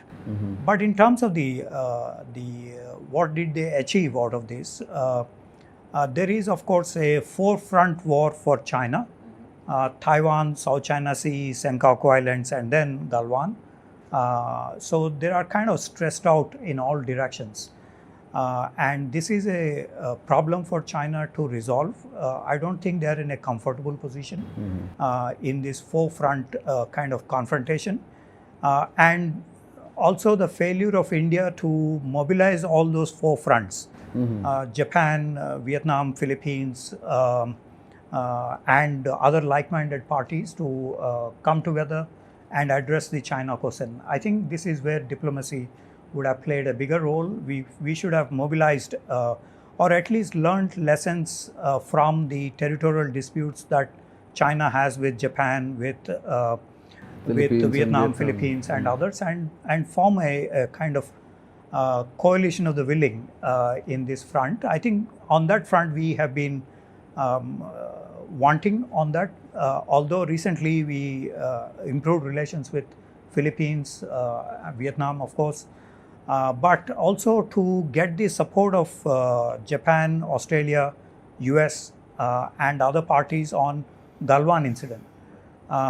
The State Department was not really forthcoming on the Galwan issue, although they have the resolution in the House about Arunachal Pradesh, but not about the western sector. We also have not been able to mobilize the Japanese, who have a territorial dispute with China, and we could have exchanged notes on the Senkaku Islands, how they are dealing with this, and how we can really benefit out of a joint action. If not a joint action, at least studying each other's responses and learning from the operations. I'm saying this because there are 680 transgressions on Senkaku Islands by the Chinese Coast Guard and the Air Force, while there are about 380 and 400 roughly transgressions on the India front. So actually there is intensive pressure on Senkaku Islands rather than... More than India's pressure. So from that point of view, I think we could have mobilized our energies in this kind of coalition, which would have really tested the Chinese on all fronts, and we could have exerted more pressure. Also, the lessons learned was, of course, we have an arms stalemate right now on the borders, and it is good that we have mobilized forces and tested in all scenarios on how do we address in the future these scenarios. So I think we learned some practical lessons in mobilization, in exercises that we conducted, Air Force and Army, and of course also the Navy in Indian Ocean by exerting pressure on the Chinese in terms of the sea lanes of communications. So I think some good lessons learned from Galwan, and I think it is actually good for us from the military preparatory stage as well as the diplomatic preparation. That's very comprehensive. But Surya, you had a question. Yeah, I mean, before I come to Suparna, You said that the Chinese are upset because we are not listening to them. There is an element of arrogance here, isn't it? That we should be listening to them. Yes, Xi Jinping made a statement in Sika summit meeting in May 2014. Before he came to Delhi, he made a statement in the Sika summit meeting in which he indirectly suggested that Asian countries should listen to China instead of the United States. So from then on, there is the fatwa that Asian countries should not extend their support or their seeking help from the United States as a conflict resolution point of view. So that is the red line that Xi Jinping insisted on. And we were crossing this with the foundational agreements, the Lemova, Sismova, Beka, and others. Also, we were approaching the Russians, we were approaching the Europeans. We also intensified our relations with Japan, both in economy as well as in 4 fronts with Japan on outer space program, BMD system, socio-economic and technological aspects. Also in terms of maritime, the Coast Guard and the Malabar exercises that have been intensified. So we were doing the opposite of what the Chinese were actually asking for in 2014. So I think this was what we were testing, and probably we'll have to face Galwan probably even before, if not in 2020. Suparna, the Chinese economy, we've heard a lot about bad news about it. So is that really going down? What is the state of the economy? And what would be their priority, economy or Taiwan? It's a very interesting question. For this quarter, their National Bureau of Statistics said that their economy has grown by 5.3%. And it's fantastic. It is above 5.2%.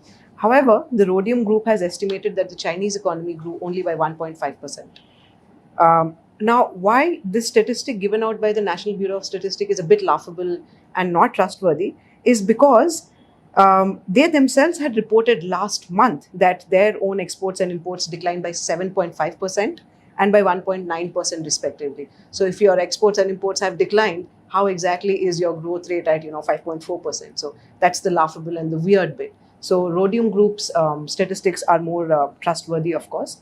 The jobless rate hit 15.3% last month in China for people aged between 16 and 24. Last year, their Ministry of Labor even said that they are no longer going to publish statistics of unemployment. It is really that bad. In February, local government debt totaled $13 trillion and nearly 3 dozen real estate companies have defaulted on the bonds. Foreign investment flows into China have shrunk by 19.9% as of January this year. There's bad foreign trade as well because shipments declined 7.5% year on year in dollar terms, which reversed the 7.1% gain which they had in the first 1 month of 2024. So it's not a very great situation for China, which is why you constantly see that they are coming up with whatever meetings that they have at the Politburo level or even at the 20th Party Congress. They have been constantly talking about revitalizing the economy or approaching the China dream. How exactly is it going to happen? Unless there's a big scale stimulus, how is that going to happen? But then how does China come up with the big scale stimulus, because it has also to focus on Taiwan? So a lot of questions keep coming up that would Taiwan be attacked in the same sort of way as Ukraine was attacked? There's one reason as to why that has not happened, in my opinion, and that's because the economy is crashing. Now, China's power has been built on its economic rise. Unless it can stabilize that and unless it can get back to that sort of a growth rate as it had earlier, it's a bit difficult. Of course, that does not mean that it will never want to take back Taiwan. Xi Jinping has made these statements very clearly in all his speeches, starting from the 19th Party Congress speech. But the time is not ripe at the moment. So Taiwan, as I see it, is not going to happen immediately. Definitely not in 2024. That's interesting. But taking off from there, Shrikant spoke about the Chinese veto on the Asian nations. And of course, our failure to mobilize Japan and Philippines and Vietnam and even the US not getting the wholehearted support or sort of coming in our support during after Galwan. Is that the reason, would you think, that India also is very wary of the Quad in military terms? Although all our other three members keep on talking about Quad should be one also a military coalition if possible, do more on the military front. Are we sort of keeping ourselves away from that aspect of Quad just so that we can have a bilateral, I won't say agreement, but bilateral discussion with China on the disputes that we have? Do you think that? And second, what about US-India closeness, which China always objects to, like he said, you've said it earlier. What is the situation there now, that triangle? Because we are also not exactly right now in good relations with the US if we go by what's happening at the moment. So where do you see these two things? Nitin, you've covered a lot of ground here, Yes. but let me also address 2 points that were raised. Right. One, I think it was probably a slip of the tongue when you spoke about Xi Jinping having made a tactical error by doing what he did in April 2020. Yeah. I call it a strategic miscalculation. Okay. In the sense that what he has done is he has firstly destroyed any trust that existed between us and them. True. That is the first point. True. Second, China is still an export-led economy despite their best efforts. Sure. And it is looking for markets. There has been a 20% drop in exports to the United States and to Europe Yes. independently. Right. China is hurting very badly.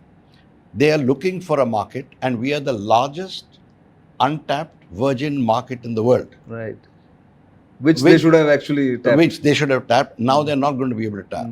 In fact, which, if I may just digress a bit, I'm surprised at reading in the Indian newspapers a couple of days ago about Chinese EVs Right. making an entry here and joining up with an Indian partner. Yeah.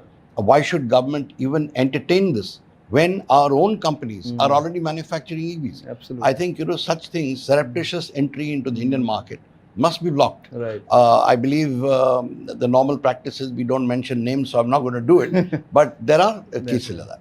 The second thing is what, and which addresses your point, is what Surya also raised Alluded to, yeah. about the Chinese arrogance. Right. Here, in fact, if I may take you back to 1945, Okay. when Mao was around, he wrote a essay on coalitions, where he said that China will look after the security of Asia.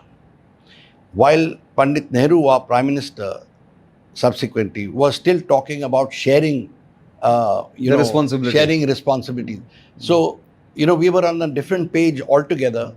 And I suspect that we are making the same mistake now that we can make up. I understand the imperatives of our not wanting to fight a war which will be very costly in economic terms. Sure. But I think here I tend to agree with what Shrikant said, at least to some extent, that we should be probably more forward-leaning in our relationships and in our arrangements with the Quad countries and with others. Okay.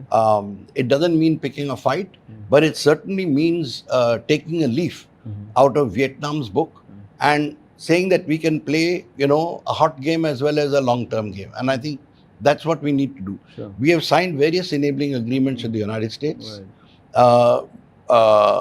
which will automatically put the pressure on the Chinese.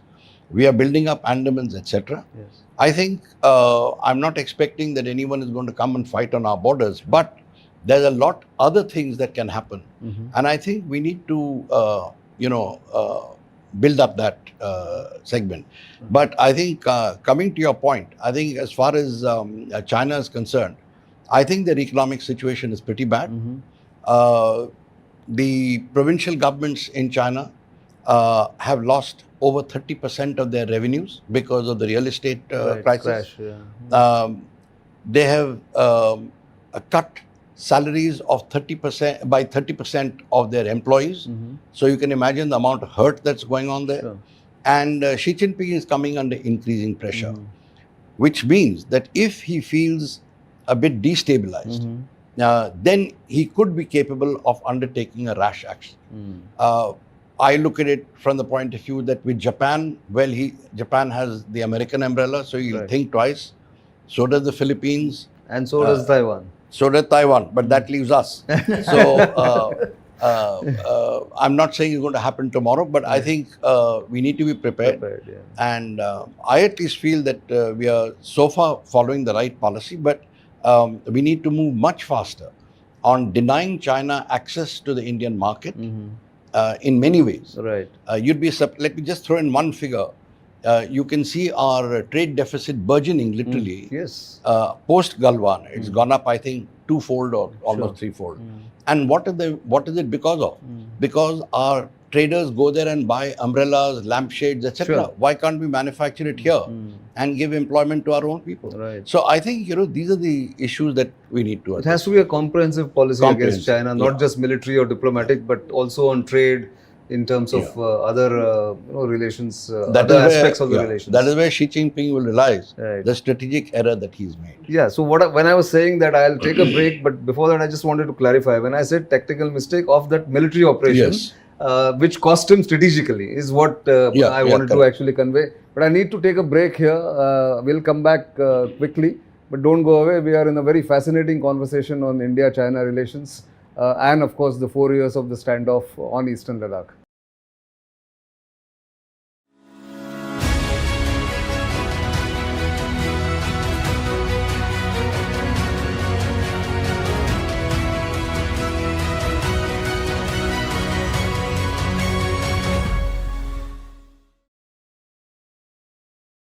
Welcome back. We are in a special discussion with China specialists and experts on where is the India-China relationship right now, 4 years after the standoff began in Eastern Ladakh, and of course all other tension points between the two countries.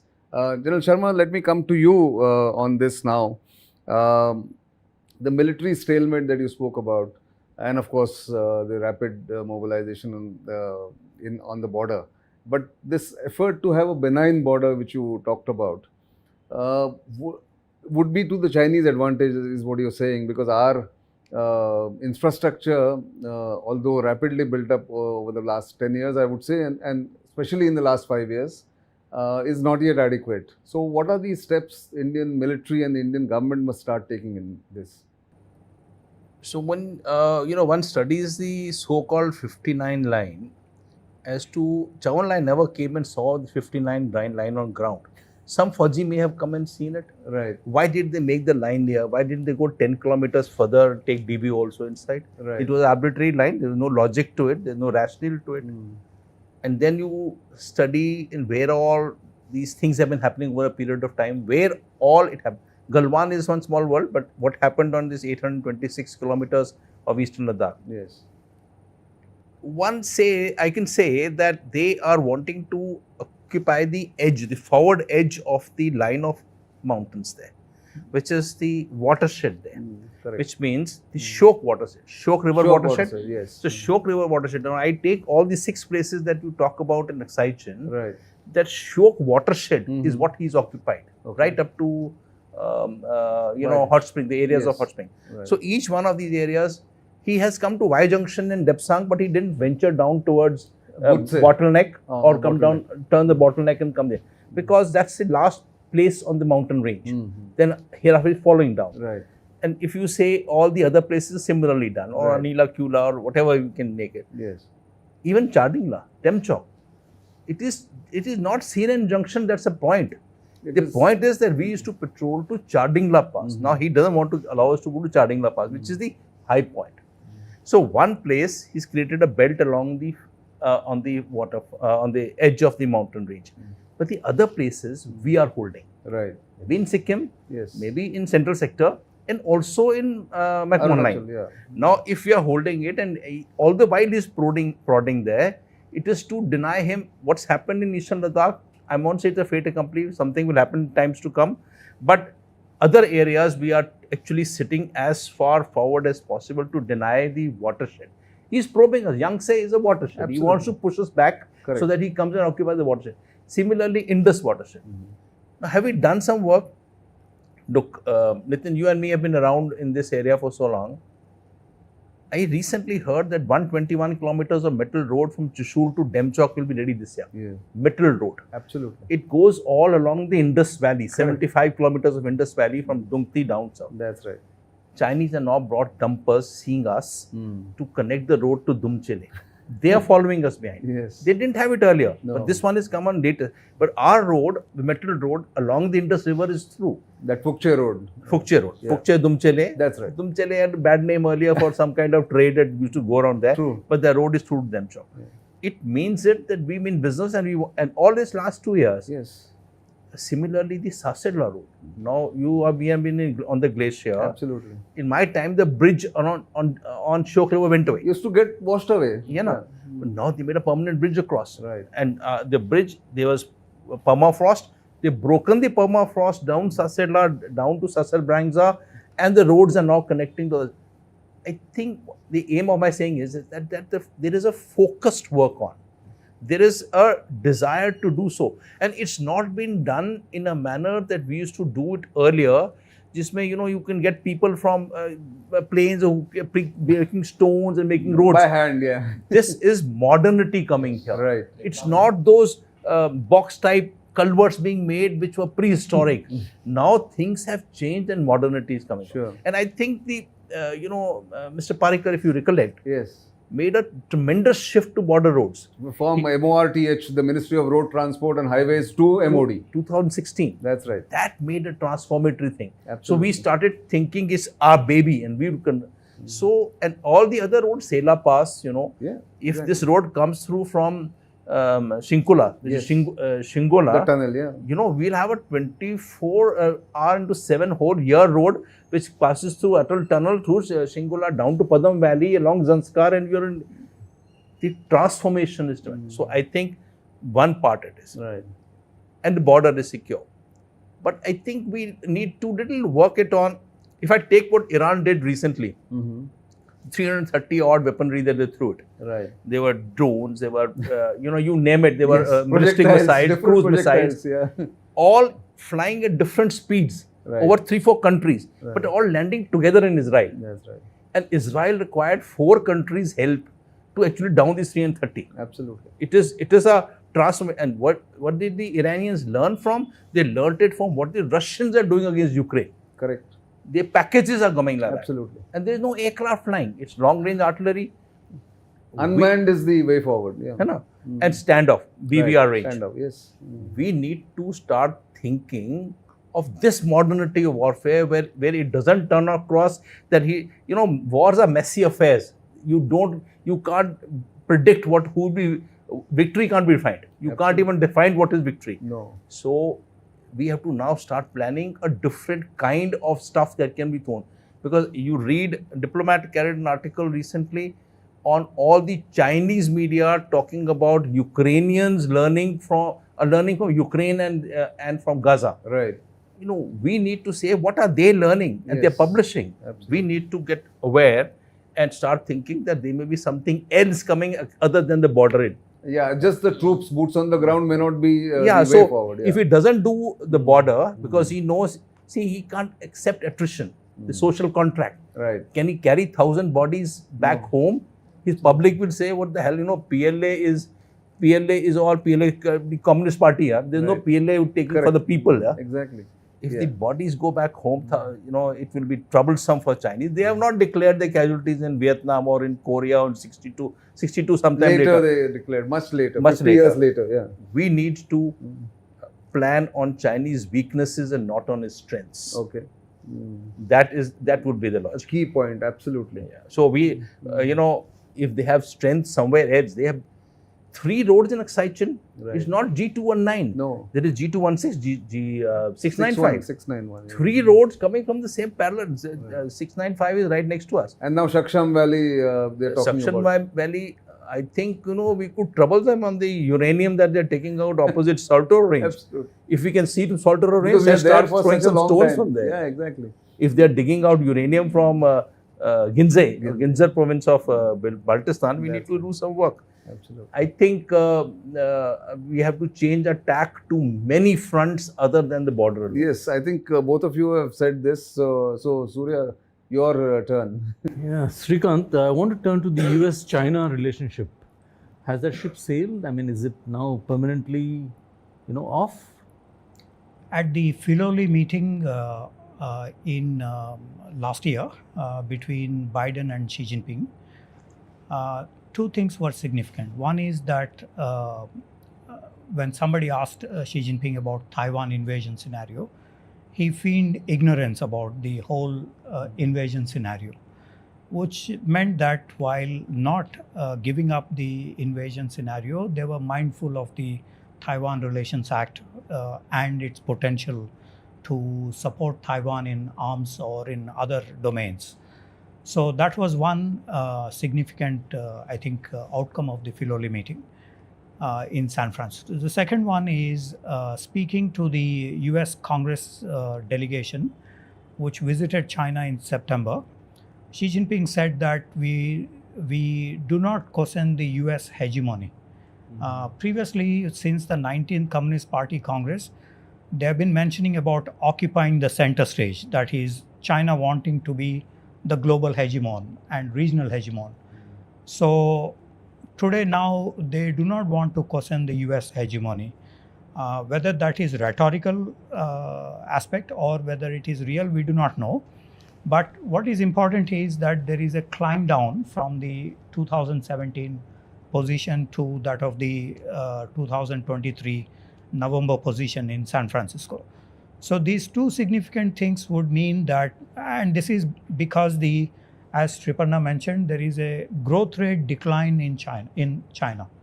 And everything is dependent on growth rates. The Tiananmen Square protests, the Chinese Communist Party's promise is we will maintain economic growth rates and don't ask for democracy, don't ask for corruption issues, and so on and so forth. So in other words, today the growth rates are falling, and with the Trump tariff wars, Biden semiconductor ban, there is a huge stress on the Chinese economy, which needs to be addressed by having relations restored with the United States, which was spoiled in a way during the late Trump, tariff wars and subsequent events, or a range of issues: Taiwan Straits, South China Sea, Senkaku Islands, and also the balloon incident, so there is a climb down by China vis-a-vis the United States last year, and possibly this will continue for some time till the economic growth rates are picking up. If that picks up, then I think the Chinese would go into the mold of again questioning the US hegemony and building up the coalitions, etc. So relatively, if you see the BRI third summit investments have relatively declined compared with the previous $956 billion investment. The third summit declared about $90 billion of fresh investments, and that too in green projects and that too in other aspects. So when you look at the questioning of the US hegemony, we see Chinese are not really egging on the US since November last year.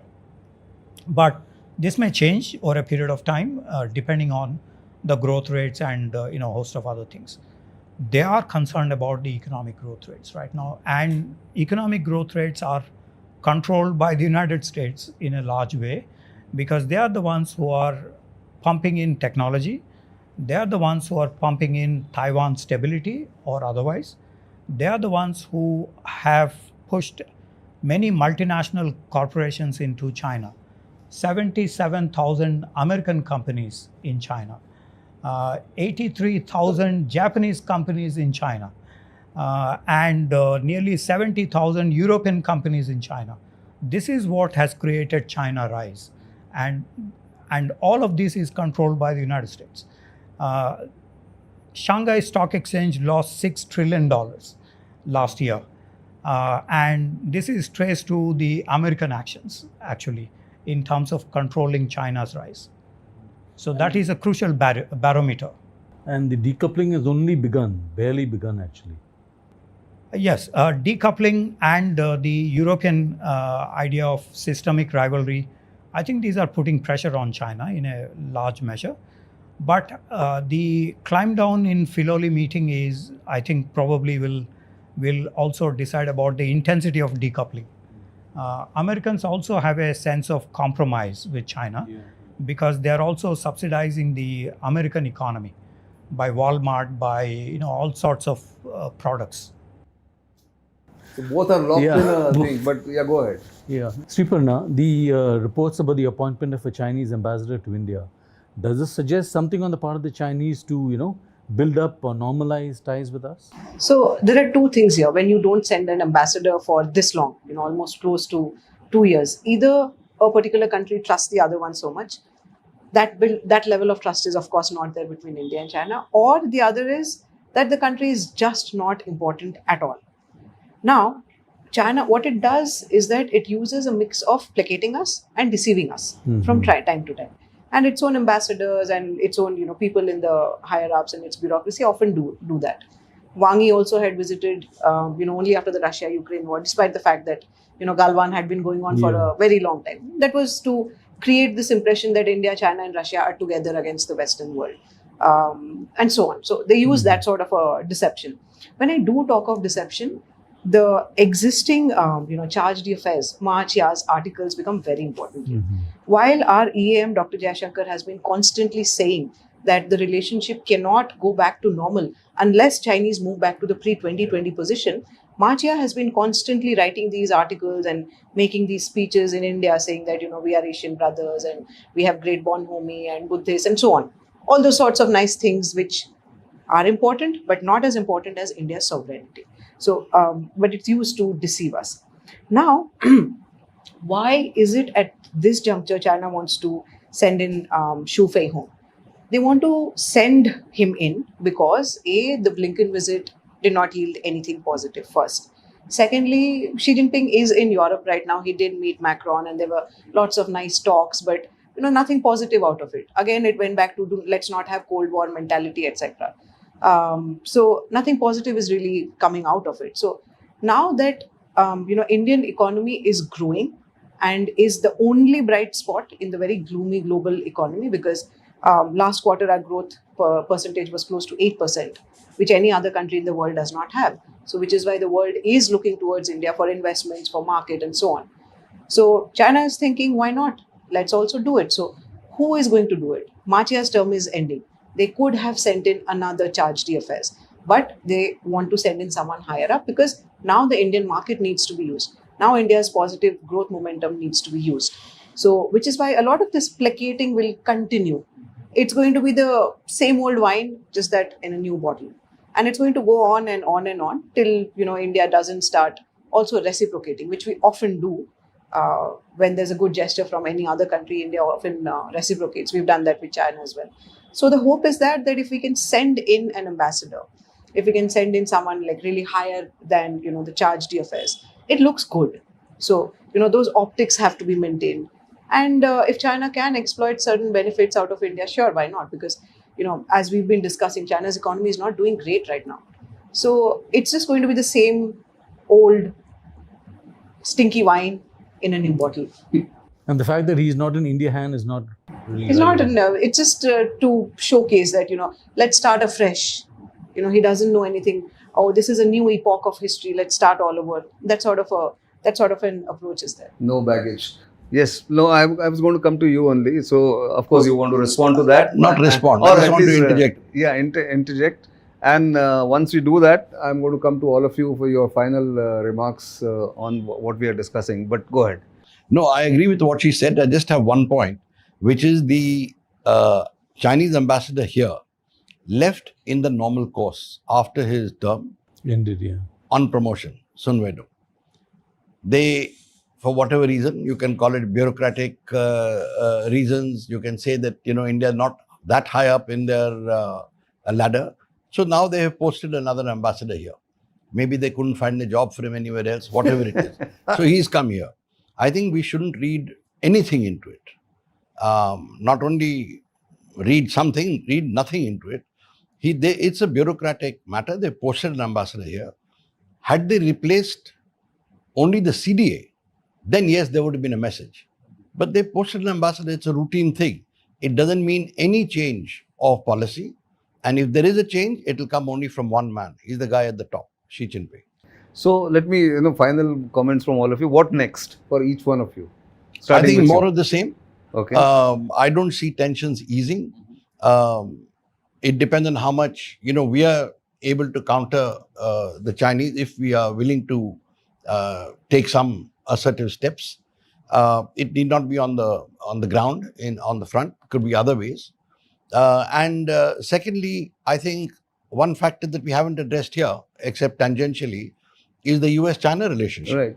I don't think, I don't view it that benignly. I think it's heading downhill. Right. Blinken's visit was very clear that it's going even down. And I frankly think that Blinken delivered some warnings. France hasn't responded to Xi Jinping's trip. So I think, in fact, if things don't change, I'm anticipating a clash within the next 2 to 3 years on the high seas between the US and China. So a note of caution. Also, a border clash between India and China? Possible. It's possible. In fact, you might not have a large scale thing, but small things may happen. And I think what General Sharma said, that we are well prepared now. So if they do something, they're not going to gain anything. They'll probably land up with a few bloody noses. But I only hope that we take that as an excuse and do something somewhere else. Right. General Sharma, your comments. So, Nitin, I have 2 points to make. One is that larger number of people, especially in the strategic circles, now talk about weaknesses in China, the economic weaknesses which they obviously have, and their pressures that have been brought internally within Chinese, so many kind of riots taking place, etc. The soldier is weak, he's conscripted, he's ill-trained. All this noise has been made, and their equipment with Pakistanis got rejected, and equipment from somebody else got rejected. So people start counting on the negatives of the Chinese armed forces and the Chinese internal state to say that we are gung-ho. I think that will be a wrong thing to say. We should be gung-ho on all this. If something weaknesses come up, whenever something happens with Chinese on the border, well, that should be taken as a bonus. It should not be taken as preconceived ideas that the economy is weak and the soldier is weak and their one-child norm. And you name everything which people say. Those are not relevant when we prepare for an adversary of that kind. Right. One point. And the second point I want to make is that there is an anxiety in many of us who are students around of South Asia, of the Chinese ingress into South Asia. And I think we need to take it seriously. Look, this Deputy Prime Minister of Nepal went recently, 10 days ago, Shrestha. He signed an agreement there for making 14 roads that come down to Tarai. We had a delegation at the time we were discussing. In Tarai alone, there are a large number of Chinese businesses being established there. Tarai means in the Bihar border and UP border. Right. We went recently, Mr. Narde and self, to a seminar in Siliguri. There's an officer, a CEO, who got up and said, what happens to the road that's been made right next to the Darjeeling border? There's a CEO who got up and said there are 2 roads which come right down to Japa by the Chinese, and they're way down already. So there is a work out there in Bangladesh. There is BNS Sheikh Hasina, which was inaugurated last year. It's got bay for 6 submarines. So Bangladesh doesn't have 6 submarines. They have 2 Ming class old ones and 6 frigates. Bangladesh is doing a major exercise with the Chinese nowadays, on the high seas. Myanmar, God knows what's going to happen tomorrow. With Sri Lanka, they have relationship. I think, and Pakistan, of course, pocket borrow. Yes, it's one of their provinces now. Maybe another 2 months we'll hear that there is a treaty signed between Bhutan and China, which we will not come to know about. Right. So all this is a threat around here. Absolutely. I think we need to take caution into what Chinese inroads are coming into this area. There is a Tista project which in Bangladesh, which the Chinese have got making. And then there is a friendship bridges, some kind of treaty with there, a whole lot of bridges being made. Padma Bridge was made, which the Europeans rejected, can't be built. But the Chinese made the Padma Bridge $2 billion in 2 years. the fact is that the inroads in South Asia are actually tremendous, and we need to take care of this issue on this here. Our neighborhood first has to be actually with a gusto neighborhood first when the next government and not just lip service. Yeah. Shrikant? I think the last 4 years have been a washout in India-China relations. Very unfortunate because there is no normal kind of interaction. We used to have about 30 engagement processes, youth exchange, strategic dialogue between foreign ministries, strategic and economic dialogue between the Niti Aayog and NDRC. We used to have defense dialogue, annual defense dialogue. We used to have steel dialogue, financial dialogue, I mean, you name it. So about 30 of these all have been shut down because of the Galwan incident. And so that is a kind of washout in the last 4 years.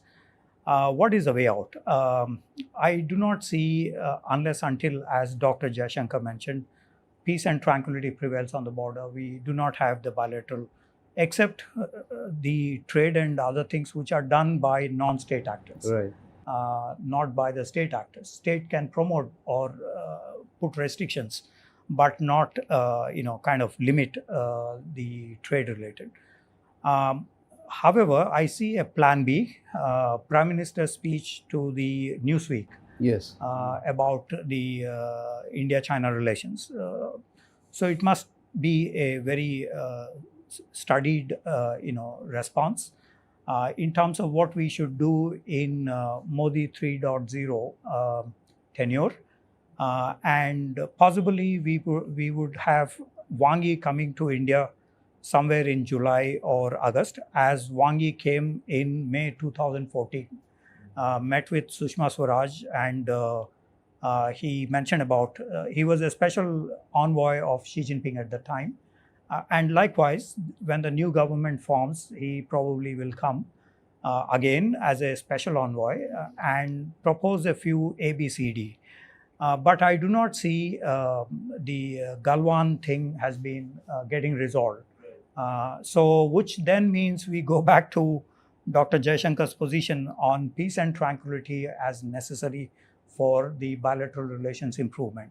So what I see is Xi Jinping climbing down for economic and other related, which he had already made in Delhi in September 2014. That is, we will invest $20 billion for a manufacturing center in Pune and in Ahmedabad. So those are likely to be made once again, but we need to be kind of guarded in terms of our response, because it is not just about a manufacturing center being established or some trade, some investment to be made.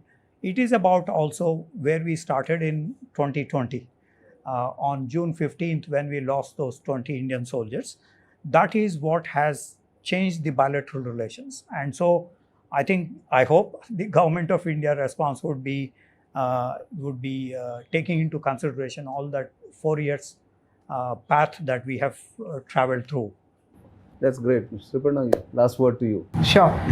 So as we all have discussed, the war is not just going to be on the borders, and we need to be prepared on all the fronts. A couple of things. We've been very proactive with regards to the northern sector, with regards to Kashmir. That sort of an attention hasn't been given in Northeast India.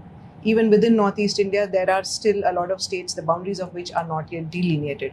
So China is going to use that as a pressure point, and it's going to fuel disinformation and try to influence civilian populations to further foment unrest within India. That's one way. Second is it's going to weaponize water. In 2017 also it had done that, and Assam saw some of the worst floods in history because they simply did not share water data with us, despite the fact that we paid them for it. They just said, we don't know how much water was flowing in the Yarlung Sangpo because weather monitoring systems failed. So there's going to be more of weaponization of water. We need to be prepared.